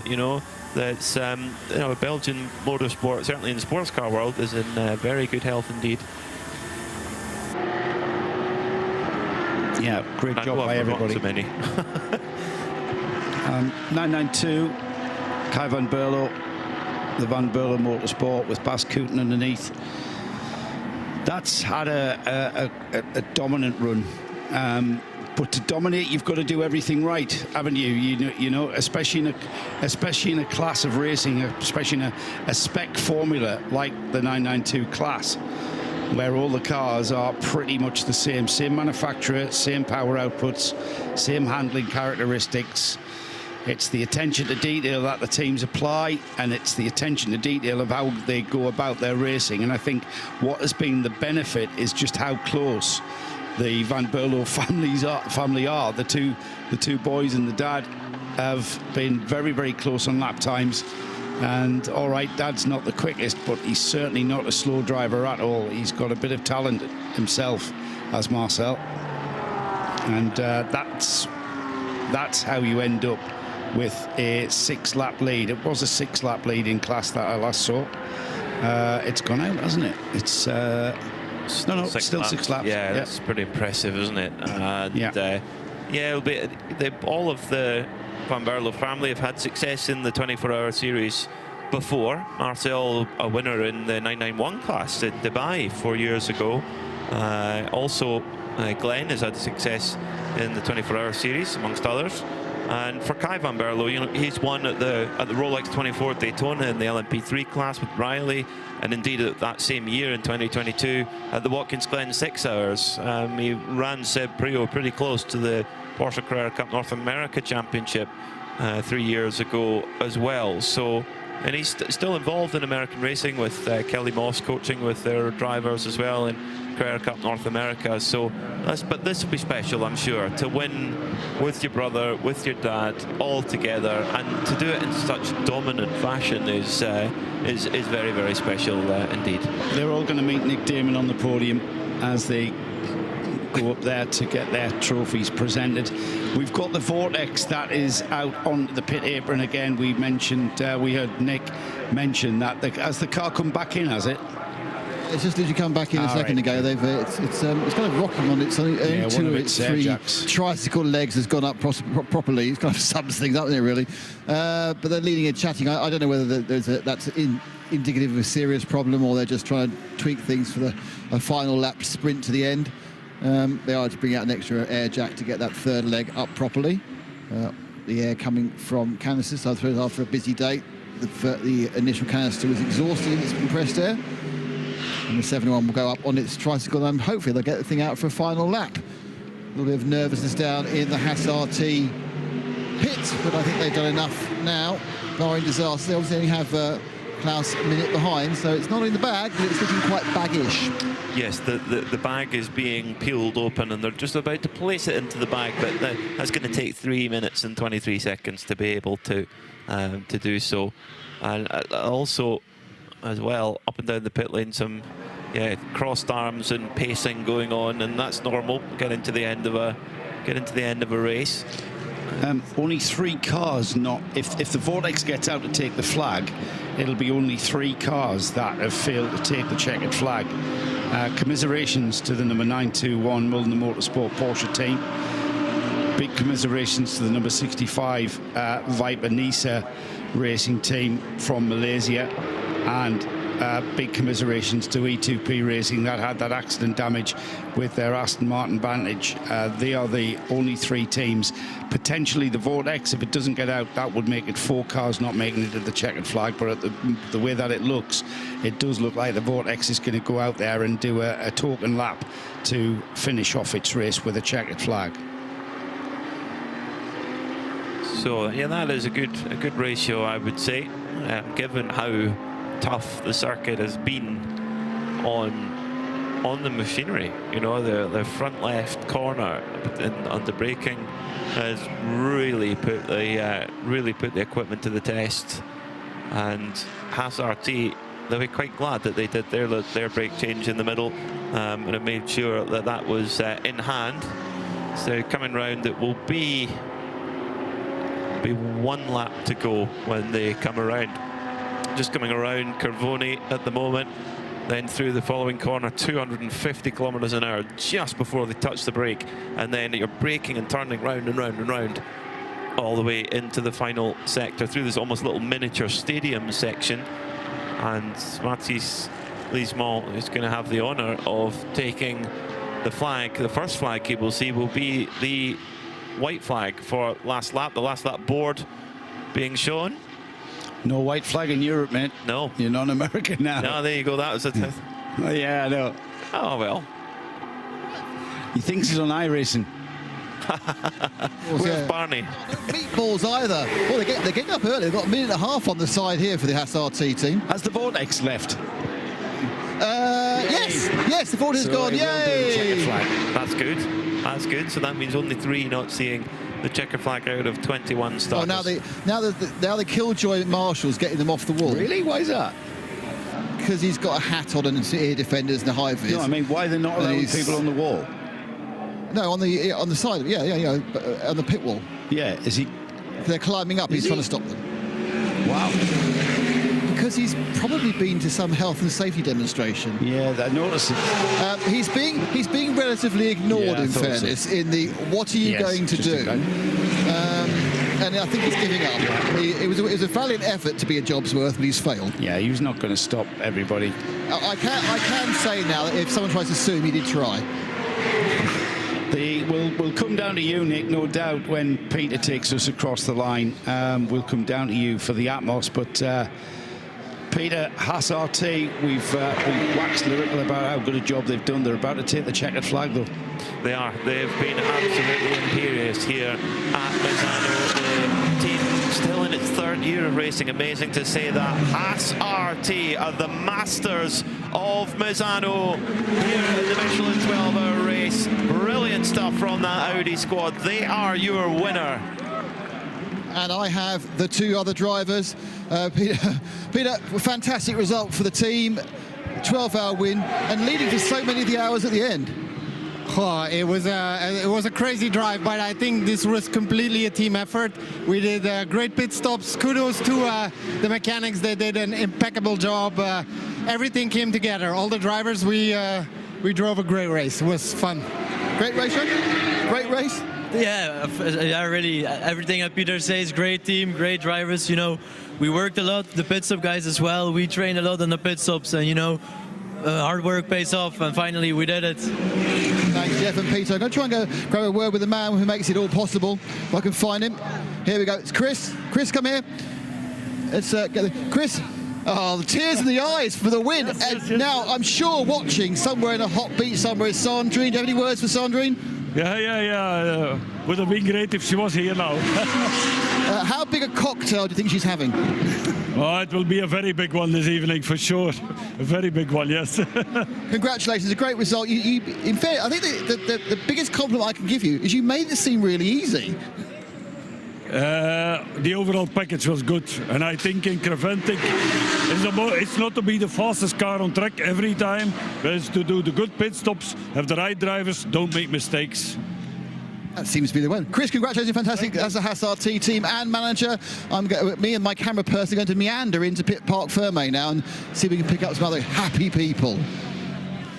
Some very happy people, and you see the effort that goes in all week to this. You know, we cover the qualifying and the race, but there is a lot of preparation that goes in to get the car absolutely dialed. It's not Chris's first barbecue, and yet tears in his eyes there because he knows, he understands, we understand, Chris, the effort that you guys and girls put into this, and there's a lot of energy goes into putting a race car on a track. Not winning a race, just putting a race car on a track. So when you do win, when it does go well for you, that's the emotion that you feel. You can't help it. It is absolutely awesome to see that. I would imagine the emotions in the Van Berlo family right now will be running pretty high, because this is something that they have done once in the past at Spa, driving together. Glenn and his brother Kai and their father Marcel, and they have clubbed together today to go racing, and they have dominated a pretty stellar 992 field, I think it must be said. In terms of quality, there's a lot of quality entries in 992, and they were in a class above, and they've done it together. Amazing stuff from them. And also congratulations to the Vortex crew at GTX, a real stalwart. Creventic wouldn't be the same without Vortex. No, it would not. Part of it. They even run in orange for us. Absolutely. The proper colours of Creventic. And indeed, Venture Engineering, they've strengthened their lead at the top of the GT4 standings, and well, they're going to be tough to beat in the championship to claim that crown, as Matthias Lismont brings the Haas RT Audi growling into the holding area, into the winner's enclosure. He unstraps the belts, ready to get out and celebrate with the crew. And what a reception for Matthias Lismont. Brilliant stuff. I don't think I've heard such a big noise. Neither have I. Few people. Yeah. Is it a crew of 8 people and a big roar for Matthias Lismont? A big hug from his teammate Jeff Michiels and Peter Gwellings. Brilliant stuff from then. Big hugs all round. There is more than a few tears around the Haas RT crew. Yeah. It's been a while since they've had a win, actually, come to think of it. They're an ever-present figure in the Creventic paddock, but it's a while since they've been on the top step, and that is exactly where they're climbing to now. I have to say, Mattis Lismot, I love his helmet design. The white and the blue on that with the blue felt on the inside, love it. Probably not felt now, it's probably much more sophisticated material, but the blue inside. Some traffic jam issues with the cars going to park firm, mate. A quick word with Matisse. Congratulations, great response and reaction from your team there. That was a win that certainly means something.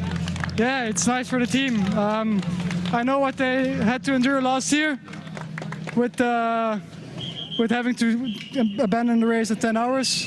So this one feels sweet. First time with Haas as well. Hopefully there's some more in the future. We'll see. But I enjoyed it a lot. Really nice track, really nice championship. Yeah, just really nice. Enjoyed it a lot. Car still feeling good at 12 hours. We saw a lot of teams with brake problems and various other issues. We changed our front brakes. It was needed, so we changed the front brakes, but for the rest it was fine. Car had zero issues at all. Yeah, mega performance, to be honest. Great, thank you. So second place overall and the winner in AM. So a quick word with the Huber team. Got Kraus Backer there, he's still got a helmet. And so we get the Pro-Am team, sorry, one in Pro-Am. Thank you for the help there. Fantastic result there for the team. Klaus, an absolute star.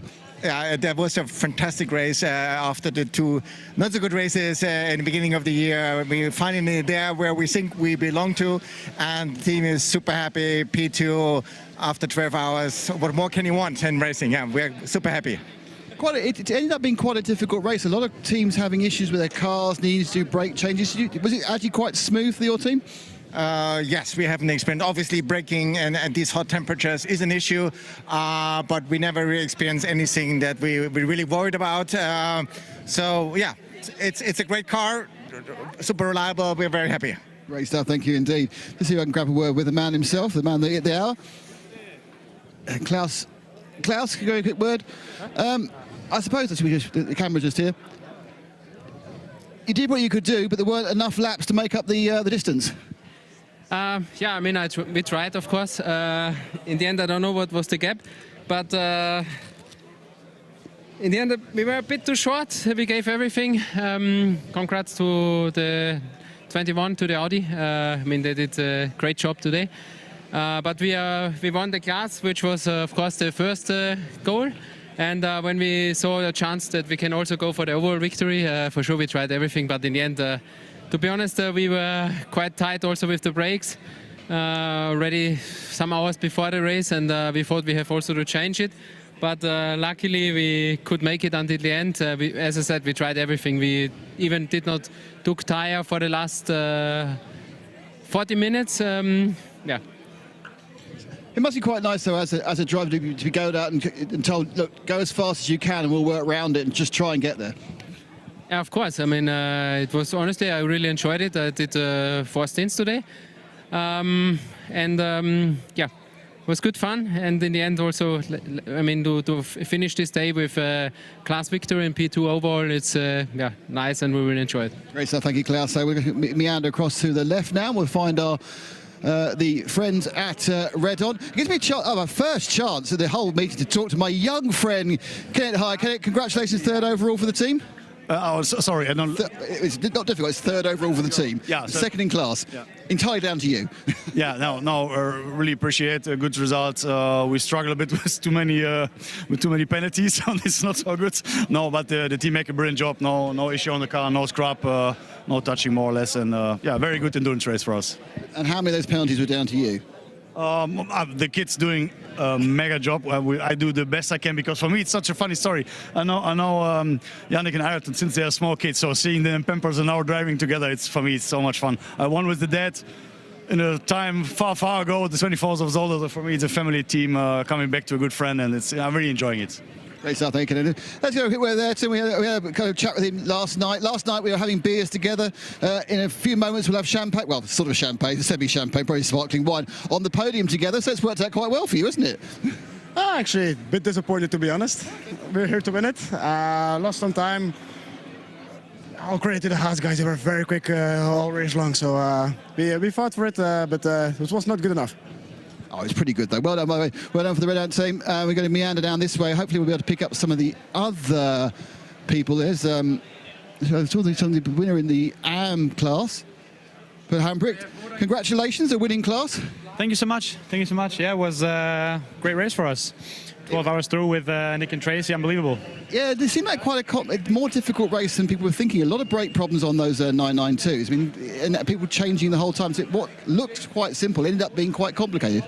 Yeah, it's almost a race against time, kind of, you know. And yeah, we knew that from the start that we would have difficulties with brake change. We tried to do it with one, but in the end we had to change twice. But it worked in our favor, and yeah, and then we won it. So it doesn't really matter how many times we change. As I said, Tracy, you won it. A more complicated race than people were expecting, but that green machine was always up front of class. You know, the car ran well all day long. We had a few little minor interior cockpit problems, but other than that, the car was great. How much fun is it to when you get together a team like this, you manage to get them onto the podium, then you actually win the class? Because it's not every week, is it? It's not every race. You have to really fight for these wins. You know, it's surprisingly, this year has been a wonderful year for us, and Lucas and his team have done a great job preparing the car. We've been very fortunate. We were very fortunate last race. We were very fortunate this race as well, but I think there's a lot to be said for being well prepared. So thank you, Tracy. We're going to meander across to our GT4 winners. Well, they won the thing. Nigel, we can't let you go because obviously you have won GT4 and you've won Spirit of the Race, and it's been how would you Neville? Sorry, not Nigel. Neville, how would you sum up the day really for the team? I think it's been a really good performance. We've Chris and I have done more driving than we've ever done before, and the whole team deserved the award. To be fair, we've had a really good team performance. Although we got nobody to race to, we finished, what was it, 13th? So we did okay. And of course, on and upwards to races where there will be competition with this big learning behind you. Yeah. So it's really useful for us to get so much drive time. So yeah, Paul Ricard. Great stuff. And this week we wonder about, the Van Berlo family over there, who have won, of course, in their class as well. Family Van Berlo, congratulations. A strong class win for the three of you. Yes. Okay. Well, it must be nice to win this event with your family. Yeah, it's amazing. I mean, last time we ran, we did a race with three of us, was in 2020. So. And did you win that one? We didn't. Oh. So it's actually the first race that we win with three of us. So. Yeah, really enjoyed it. Big thanks to everyone from Bas Scooter for everything that they executed perfectly. Thanks to my father and Kai for the stints as well. Yeah, now we're going to enjoy it. Kai, nice to be racing back in Europe again. Yeah, it's fun. Yeah, never disappoints, especially with these guys. I mean, as Glenn said, it's been 5 years ago. Spa wasn't the most successful one 5 years ago, but this week we executed very well. We were quick in practice, quick in the race as well. Glenn did a great job. My dad did a great job, so fun to share the podium with them. Great stuff, and I think the podium is the next thing, everyone. So, right, guys, that's the Parc Fermé. I'm getting a kind of go upstairs from Peter Fry, so I'm going to go upstairs and I'll hand back to you to restart the podiums. Thank you, Nick. Great job. Great hustle there, getting in to speak to all these class winners who've all got a story to tell after that race. And interesting comment as well from Ayrton Red Ant, who was saying, you know, I was like, I'm disappointed with third. We want to be up on the top step of the podium. I love that. I love that. They want more all the time. Try to get to the very top, but it's a good result though for Red Ant Racing. I think on reflection they will be very pleased with that. There's a new project with the AMG GT3 for them moving up from the 992 class. I think overall is a good story. Likewise for Proto and Huber, who had a couple of difficult races to start the season, up on the podium and a dominant Pro-Am class win. But Haas RT, we've seen them win in Creventic before. It's been a little while, but they are back on the top step of the podium with that glorious light blue, yellow and red machine. And it was Mathis Lismont who had to take that last stint and bring home that Audi R8. So, final results then here at Misano, with Haas RT coming home top of the shop ahead of the 73 Proton Huber competition Porsche, and making it three manufacturers in the top three, it's the Red Ant Mercedes. Fourth place and winners in AM, don't forget, the Duta Racing Audi, just ahead of the fifth place car, Scuderia Praha Ferrari. Second place in AM, another solid weekend for RAFA Racing and the Kroll and Prince families, with the Van Berlo team in the 992 class, winning the class and coming home 7th overall. Quite amazing. Era Motorsport did a very quick repair of a power steering pump to come home in 8th. Then it was Krone Racing, the winners in 992, AM in 9th. And in 10th, Seb Leger Racing still getting on the podium despite an exploded brake disc. Quite amazing, getting on that 992 podium.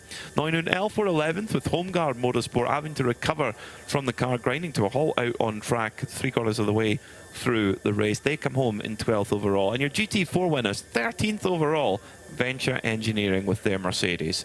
Ajith Kumar Racing, a story of maybe what could have been for them, unfortunately, a gearbox change having to take place. They were 14th, then it was Scuderia Farron in 15th. Continental Racing by Simpson, again, another big repair for them. That left them 16th. Red Camel Jordan's winner in Mugello, winner in Spa. It wasn't the treble, unfortunately. They come home in 17th position. 18th was the GTX winner, the Vortex. Not unfortunately getting to the flag for Milner Motorsport, for Viper Niza Racing, and indeed for E2P Racing with their Aston Martin. Rounding out our 21 cars here at the Misano World Circuit, Marco Simoncelli. So after 12 hours of racing, my oh my, were there some highlights. We kicked off in beautiful sunshine on the Adriatic coast and enjoyed it all the way through the race. It was the leading Proton Huber competition Porsche that tore off at the front, but unfortunately an early issue for the E2P Aston Martin getting together with the Seb Leger Porsche Cup car caused damage which would eventually take them out of the running. Turn 4 causing a few issues for several drivers, including Miroslav Weibo in the Scuderia Praha Ferrari. Pit work always a concern, and the hammers even coming out at one point for Red Camel Jordans. Continental Racing had their trials and tribulations, unfortunately, and unfortunately a little bit of work late on. Likewise for Red Ant Racing and Ajith Kumar having to replace a gearbox, while Red Camel also having damage which cost them time. But as the race wore on, it was Haas RT really who started to hold a tighter grip over the race, despite being chased down by several characters, including the Red Ant Racing Mercedes AMG. But in the end, Haas RT held on, and they are your winners of the Misano 12 hours.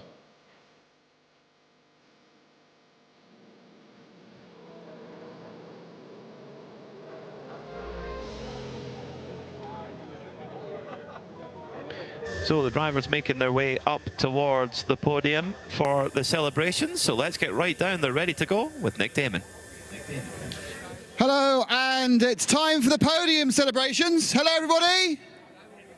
Nothing. Okay, fantastic. Okay. Okay, so we're going to start with the... Oh, we go. No, Peter. Oh, fingers in the ear. That's not a good sign. Close. But how great is it, Nick, to see so many people down here waiting to see everyone come out? No, we're ready again now. But it was great, Diane, absolutely. Okay. Okay, so it's time now for the podium, and we start with the overall result. And the overall winners and second and third place, the 12 Hours Misano, sponsored by Michelin. It's the second Michelin 12 Hours Misano, and in third place, it's the 93 Red Ant Racing machine of Yannick Redon, Ayrton Redon, Kobe de Bruyne, and Kenneth Haya.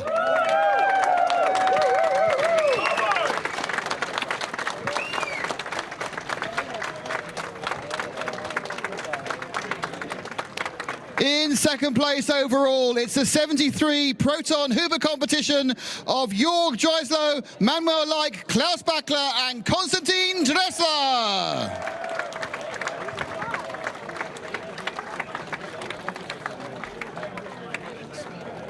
And your winners of the Michelin 12 Hours Misano 2025, Car 21, Haas RT, Peter Gronix, Jeff Michaelis, and Mathis Lismont.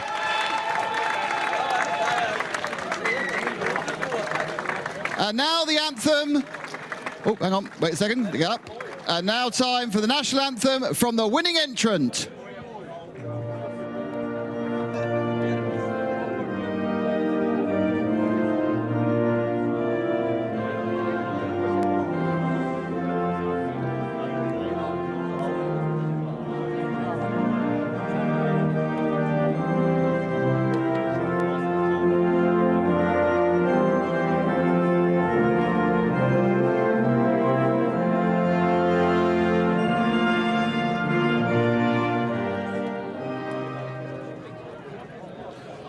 Congratulations. And now to present the trophies, we have Julien Panizzi and Aurélien Biguet from Michelin. First to our third place finishers, that's Redon Racing.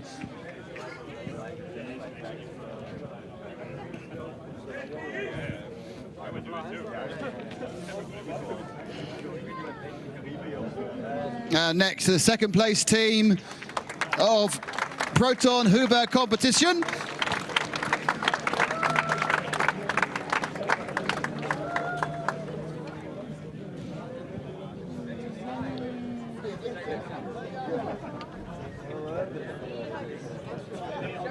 And now our winners. Hassarty. But there are many, many more prizes to come.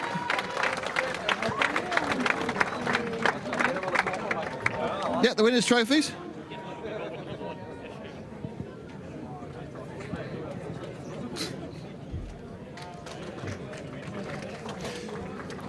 The winners also receive special engraved homologato watches.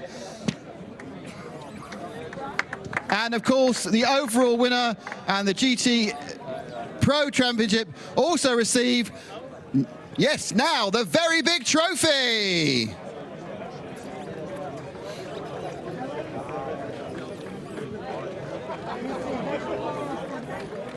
Can we all hold, now Han, can we all hold our trophies up high for the pictures?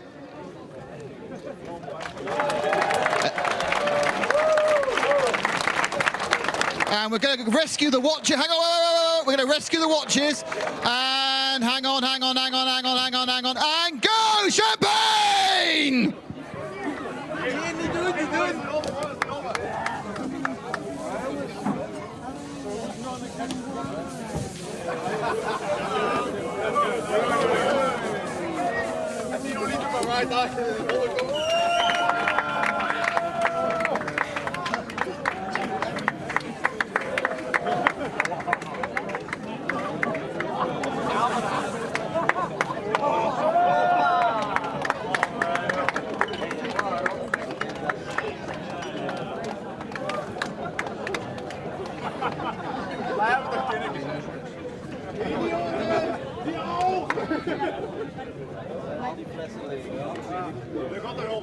Thank you, gentlemen. We can clear the... We have many, many more podiums to go. Or podia.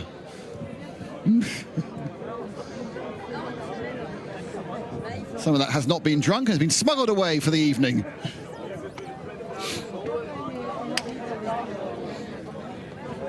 Okay, we're going to reset the podium for our next presentation, which will be the GT3 Pro-Am class.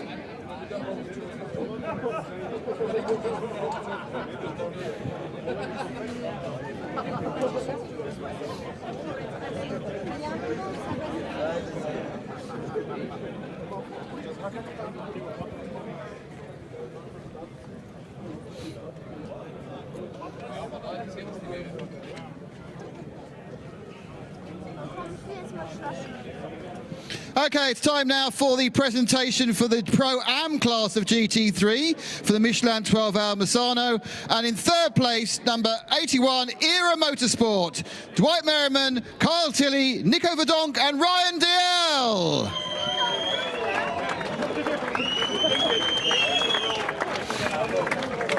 Oh, as a child, that could be worrying. In second place, it's the 56 Scuderia Praha of Miroslav Weibo, Matthias Weibo, Joseph Kral and Denis Wozek.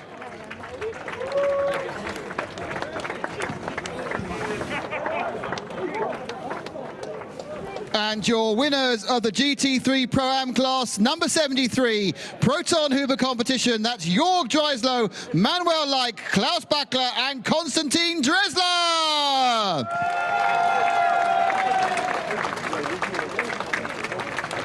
And once again,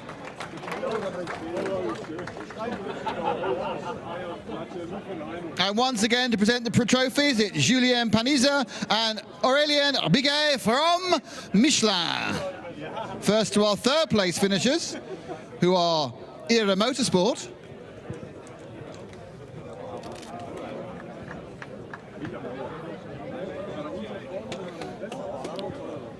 And now to our second place finisher, Scuderia Praha.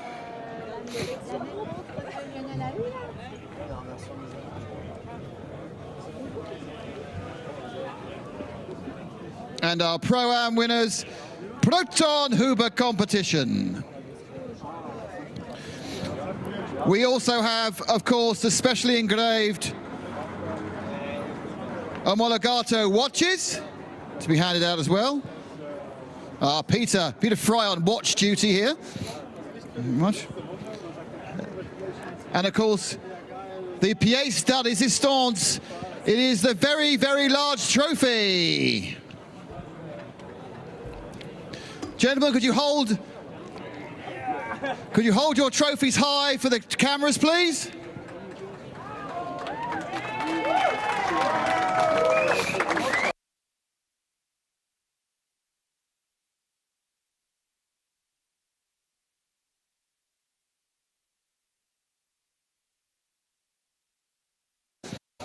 Much. And of course, the pièce de résistance. It is the very, very large trophy. Gentlemen, could you hold your trophies high for the cameras, please?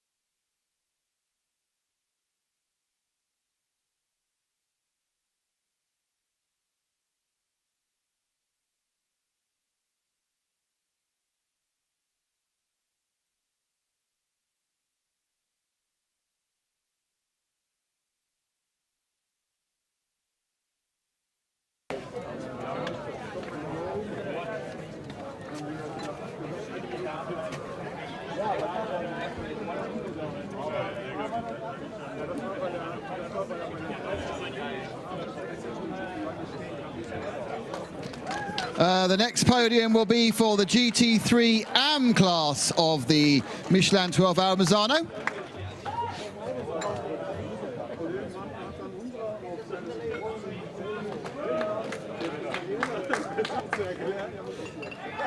So for the GT3 AM class, in third place, number 69, Continental Racing by Simpson Motorsport, Vasily Volodkin, Andrei Solukaves, and David Pagosian.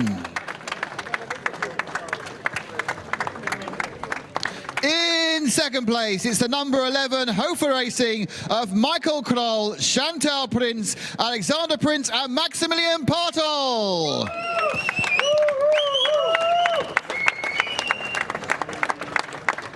And the winner in GT AM, it's the number 71 Utah Racing Audi of Tim Muller, Nicolas Michelin, and Arunis Kekaukes.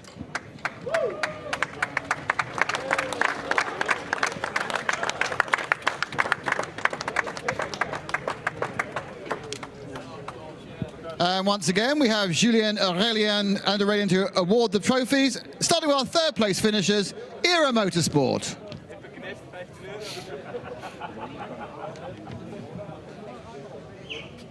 No? Oh, sorry, third place. Sorry, third place, Continental Racing by Simpson Motorsport. I do apologise. Well done, David. I misread the piece of paper. So it was the right people got the trophy. It was the wrong name. Then second place is Hofer Racing. I'm glad someone's awake.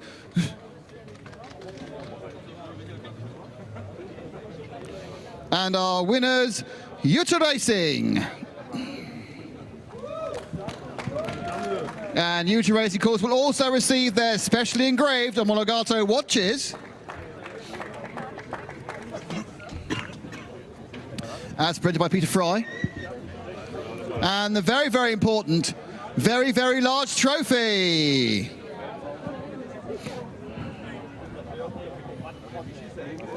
Gentlemen, you can all gather together and hold your trophies high, please. Oh. And we will now, oh, more pointing.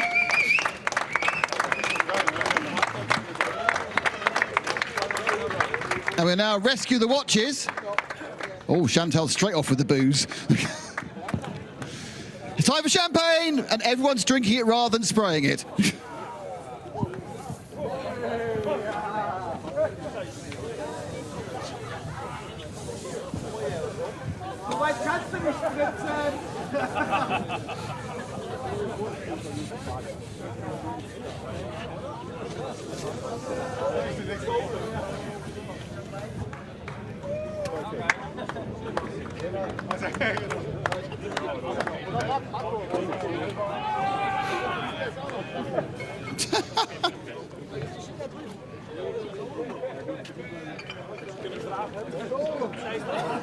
Oh, Peter hit there with a side shot.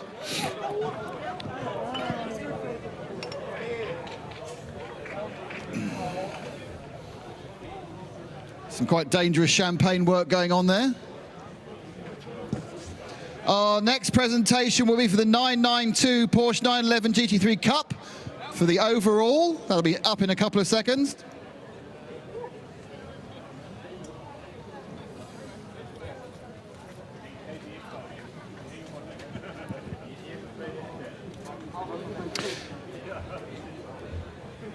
So for the 992 Porsche 911 GT3 Cup at the 12 hours of Michelin 12H MISANO. In third place, it's the 888 Seb Lejoux Racing of Sébastien Lejoux, Stéphane Perrin, Jeremy Faligand, and Paul Meyer.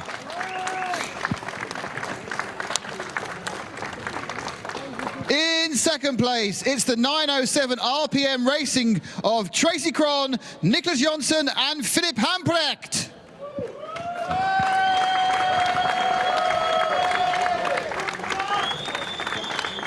And your winners in Porsche 911 GT3 Cup overall, it's the 925 of Van Berlo Motorsport by Bascoten Racing. It's Marcel Van Berlo, Glenn Van Berlo, and Kai Van Berlo. And once again, Julien and Aurélien will be awarding the trophies from Michelin, starting with our third place finishers, and that's Seb Lejoux Racing.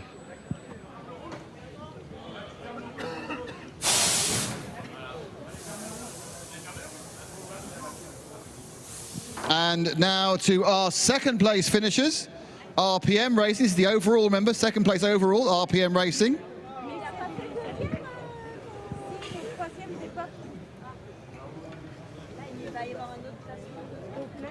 And now to our overall winners in Porsche 911 GT3 Cup, who are, of course, Van Berlo Motorsport by Bascoten Racing.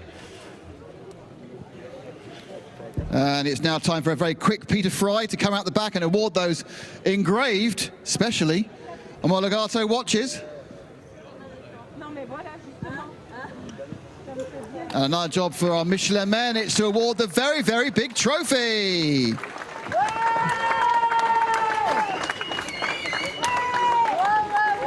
Thank you, gentlemen. You can hold your trophies up high and get in together. Raise those trophies.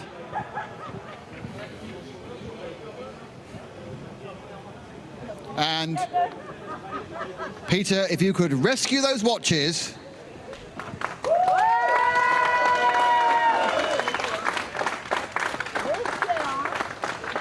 Watch rescuing first, and then it's time, gentlemen, for the champagne party.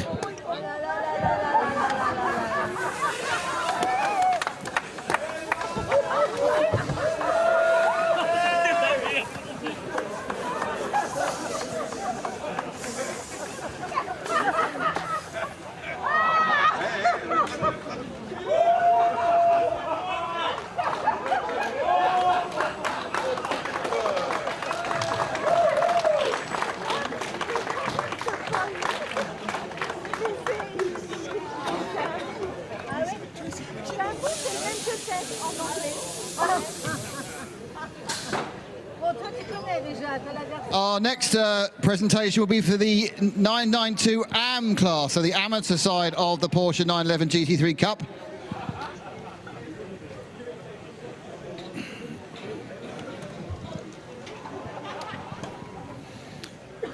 Okay, and now the 992 AM class of the Michelin 12H MISANO. And in third place, it's the 911 911 racing team of Jörg Goda, Ralf OM, Moritz OM, and Martin Schulte.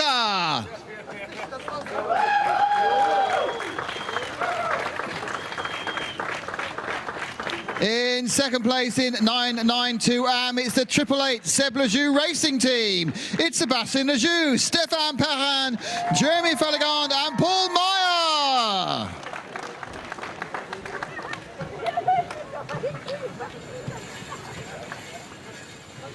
And your winners in 992 AM, it's number 907 RPM Racing. It's Tracy Cron, Nicholas Jonsson, and Philip Hamprecht.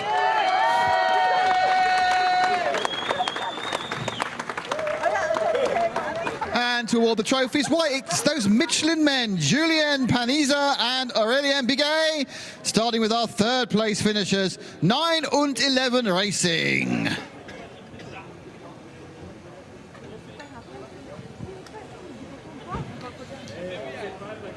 And in second place,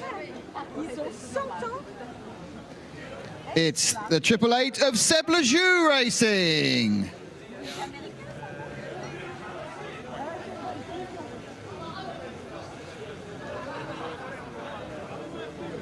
Oh, it's there.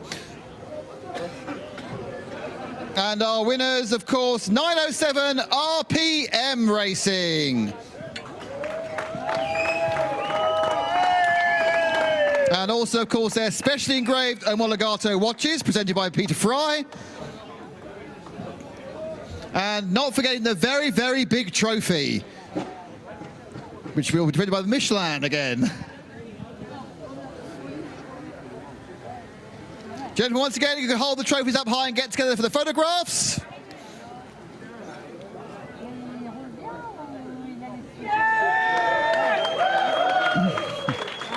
Peter, if you could rescue the watches, please. Peter on watch rescue duty. Gentlemen, you have more champagne to throw over each other.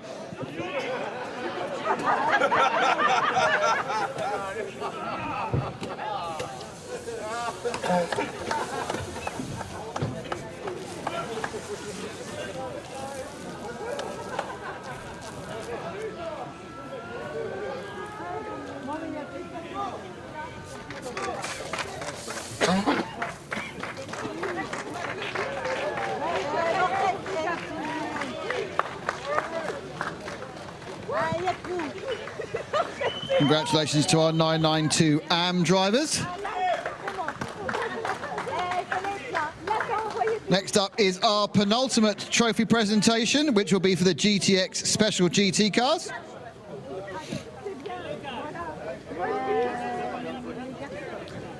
So, in GTX, the Special GT3 cars, our winner was the 701 Vortex V8 of Leonard Amadouche, Philippe Bonnel, and Cyril Calmon.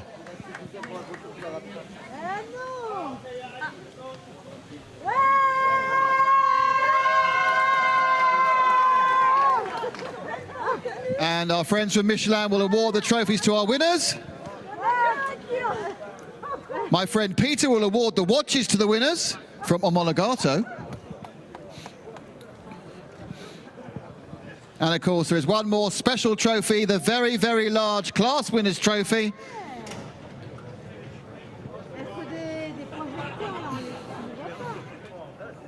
And if you could raise your trophies.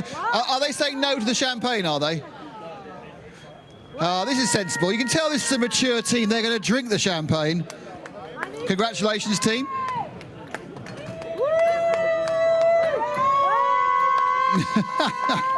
Well done, Vortex. Thank you very much.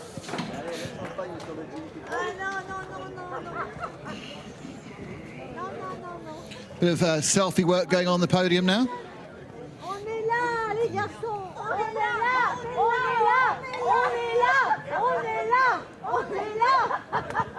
Thank you, team.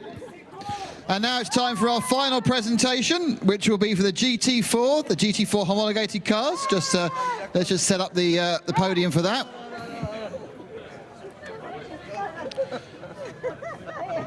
So in GT4, the 421 Venture team, they've already won the spirit of the race. It could get no better. The drivers were Neville Jones, Christopher Jones and Matthew George. I think we have virtually the whole team up here from Venture. Congratulations, our GT4 winners!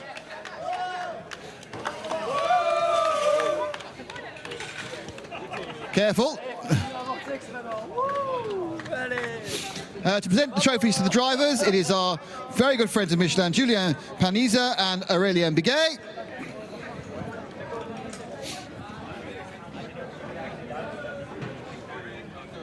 The watches are presented, of course, by Peter Fry.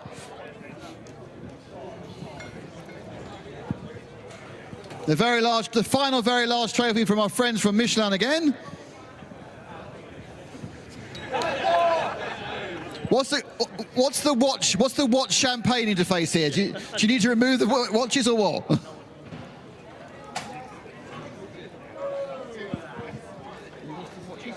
Yeah, I tried.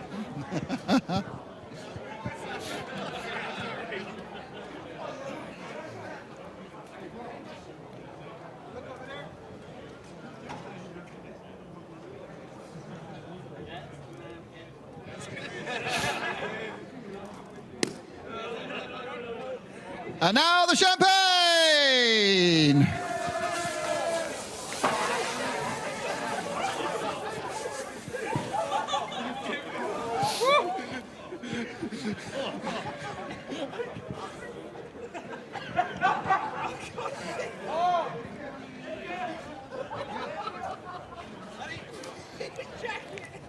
Thank you very much, everybody. That was our final presentation for the Michelin 12H MISANO 2025.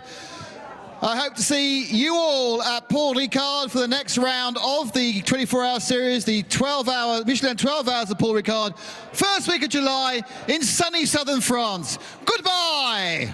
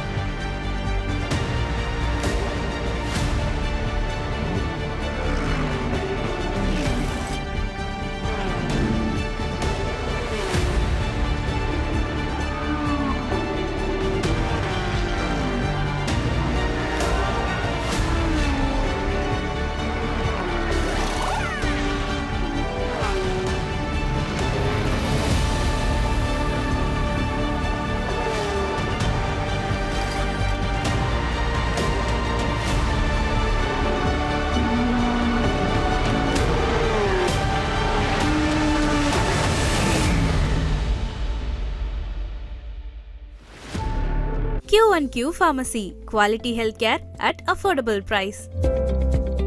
Summer holidays vandachu, நம்ம GT Holidays vandachu. GT Holidays, South India's #1 travel brand. Vandachu, the Chennai Silk Mega Combo Sale, Summer Chill Out Sale.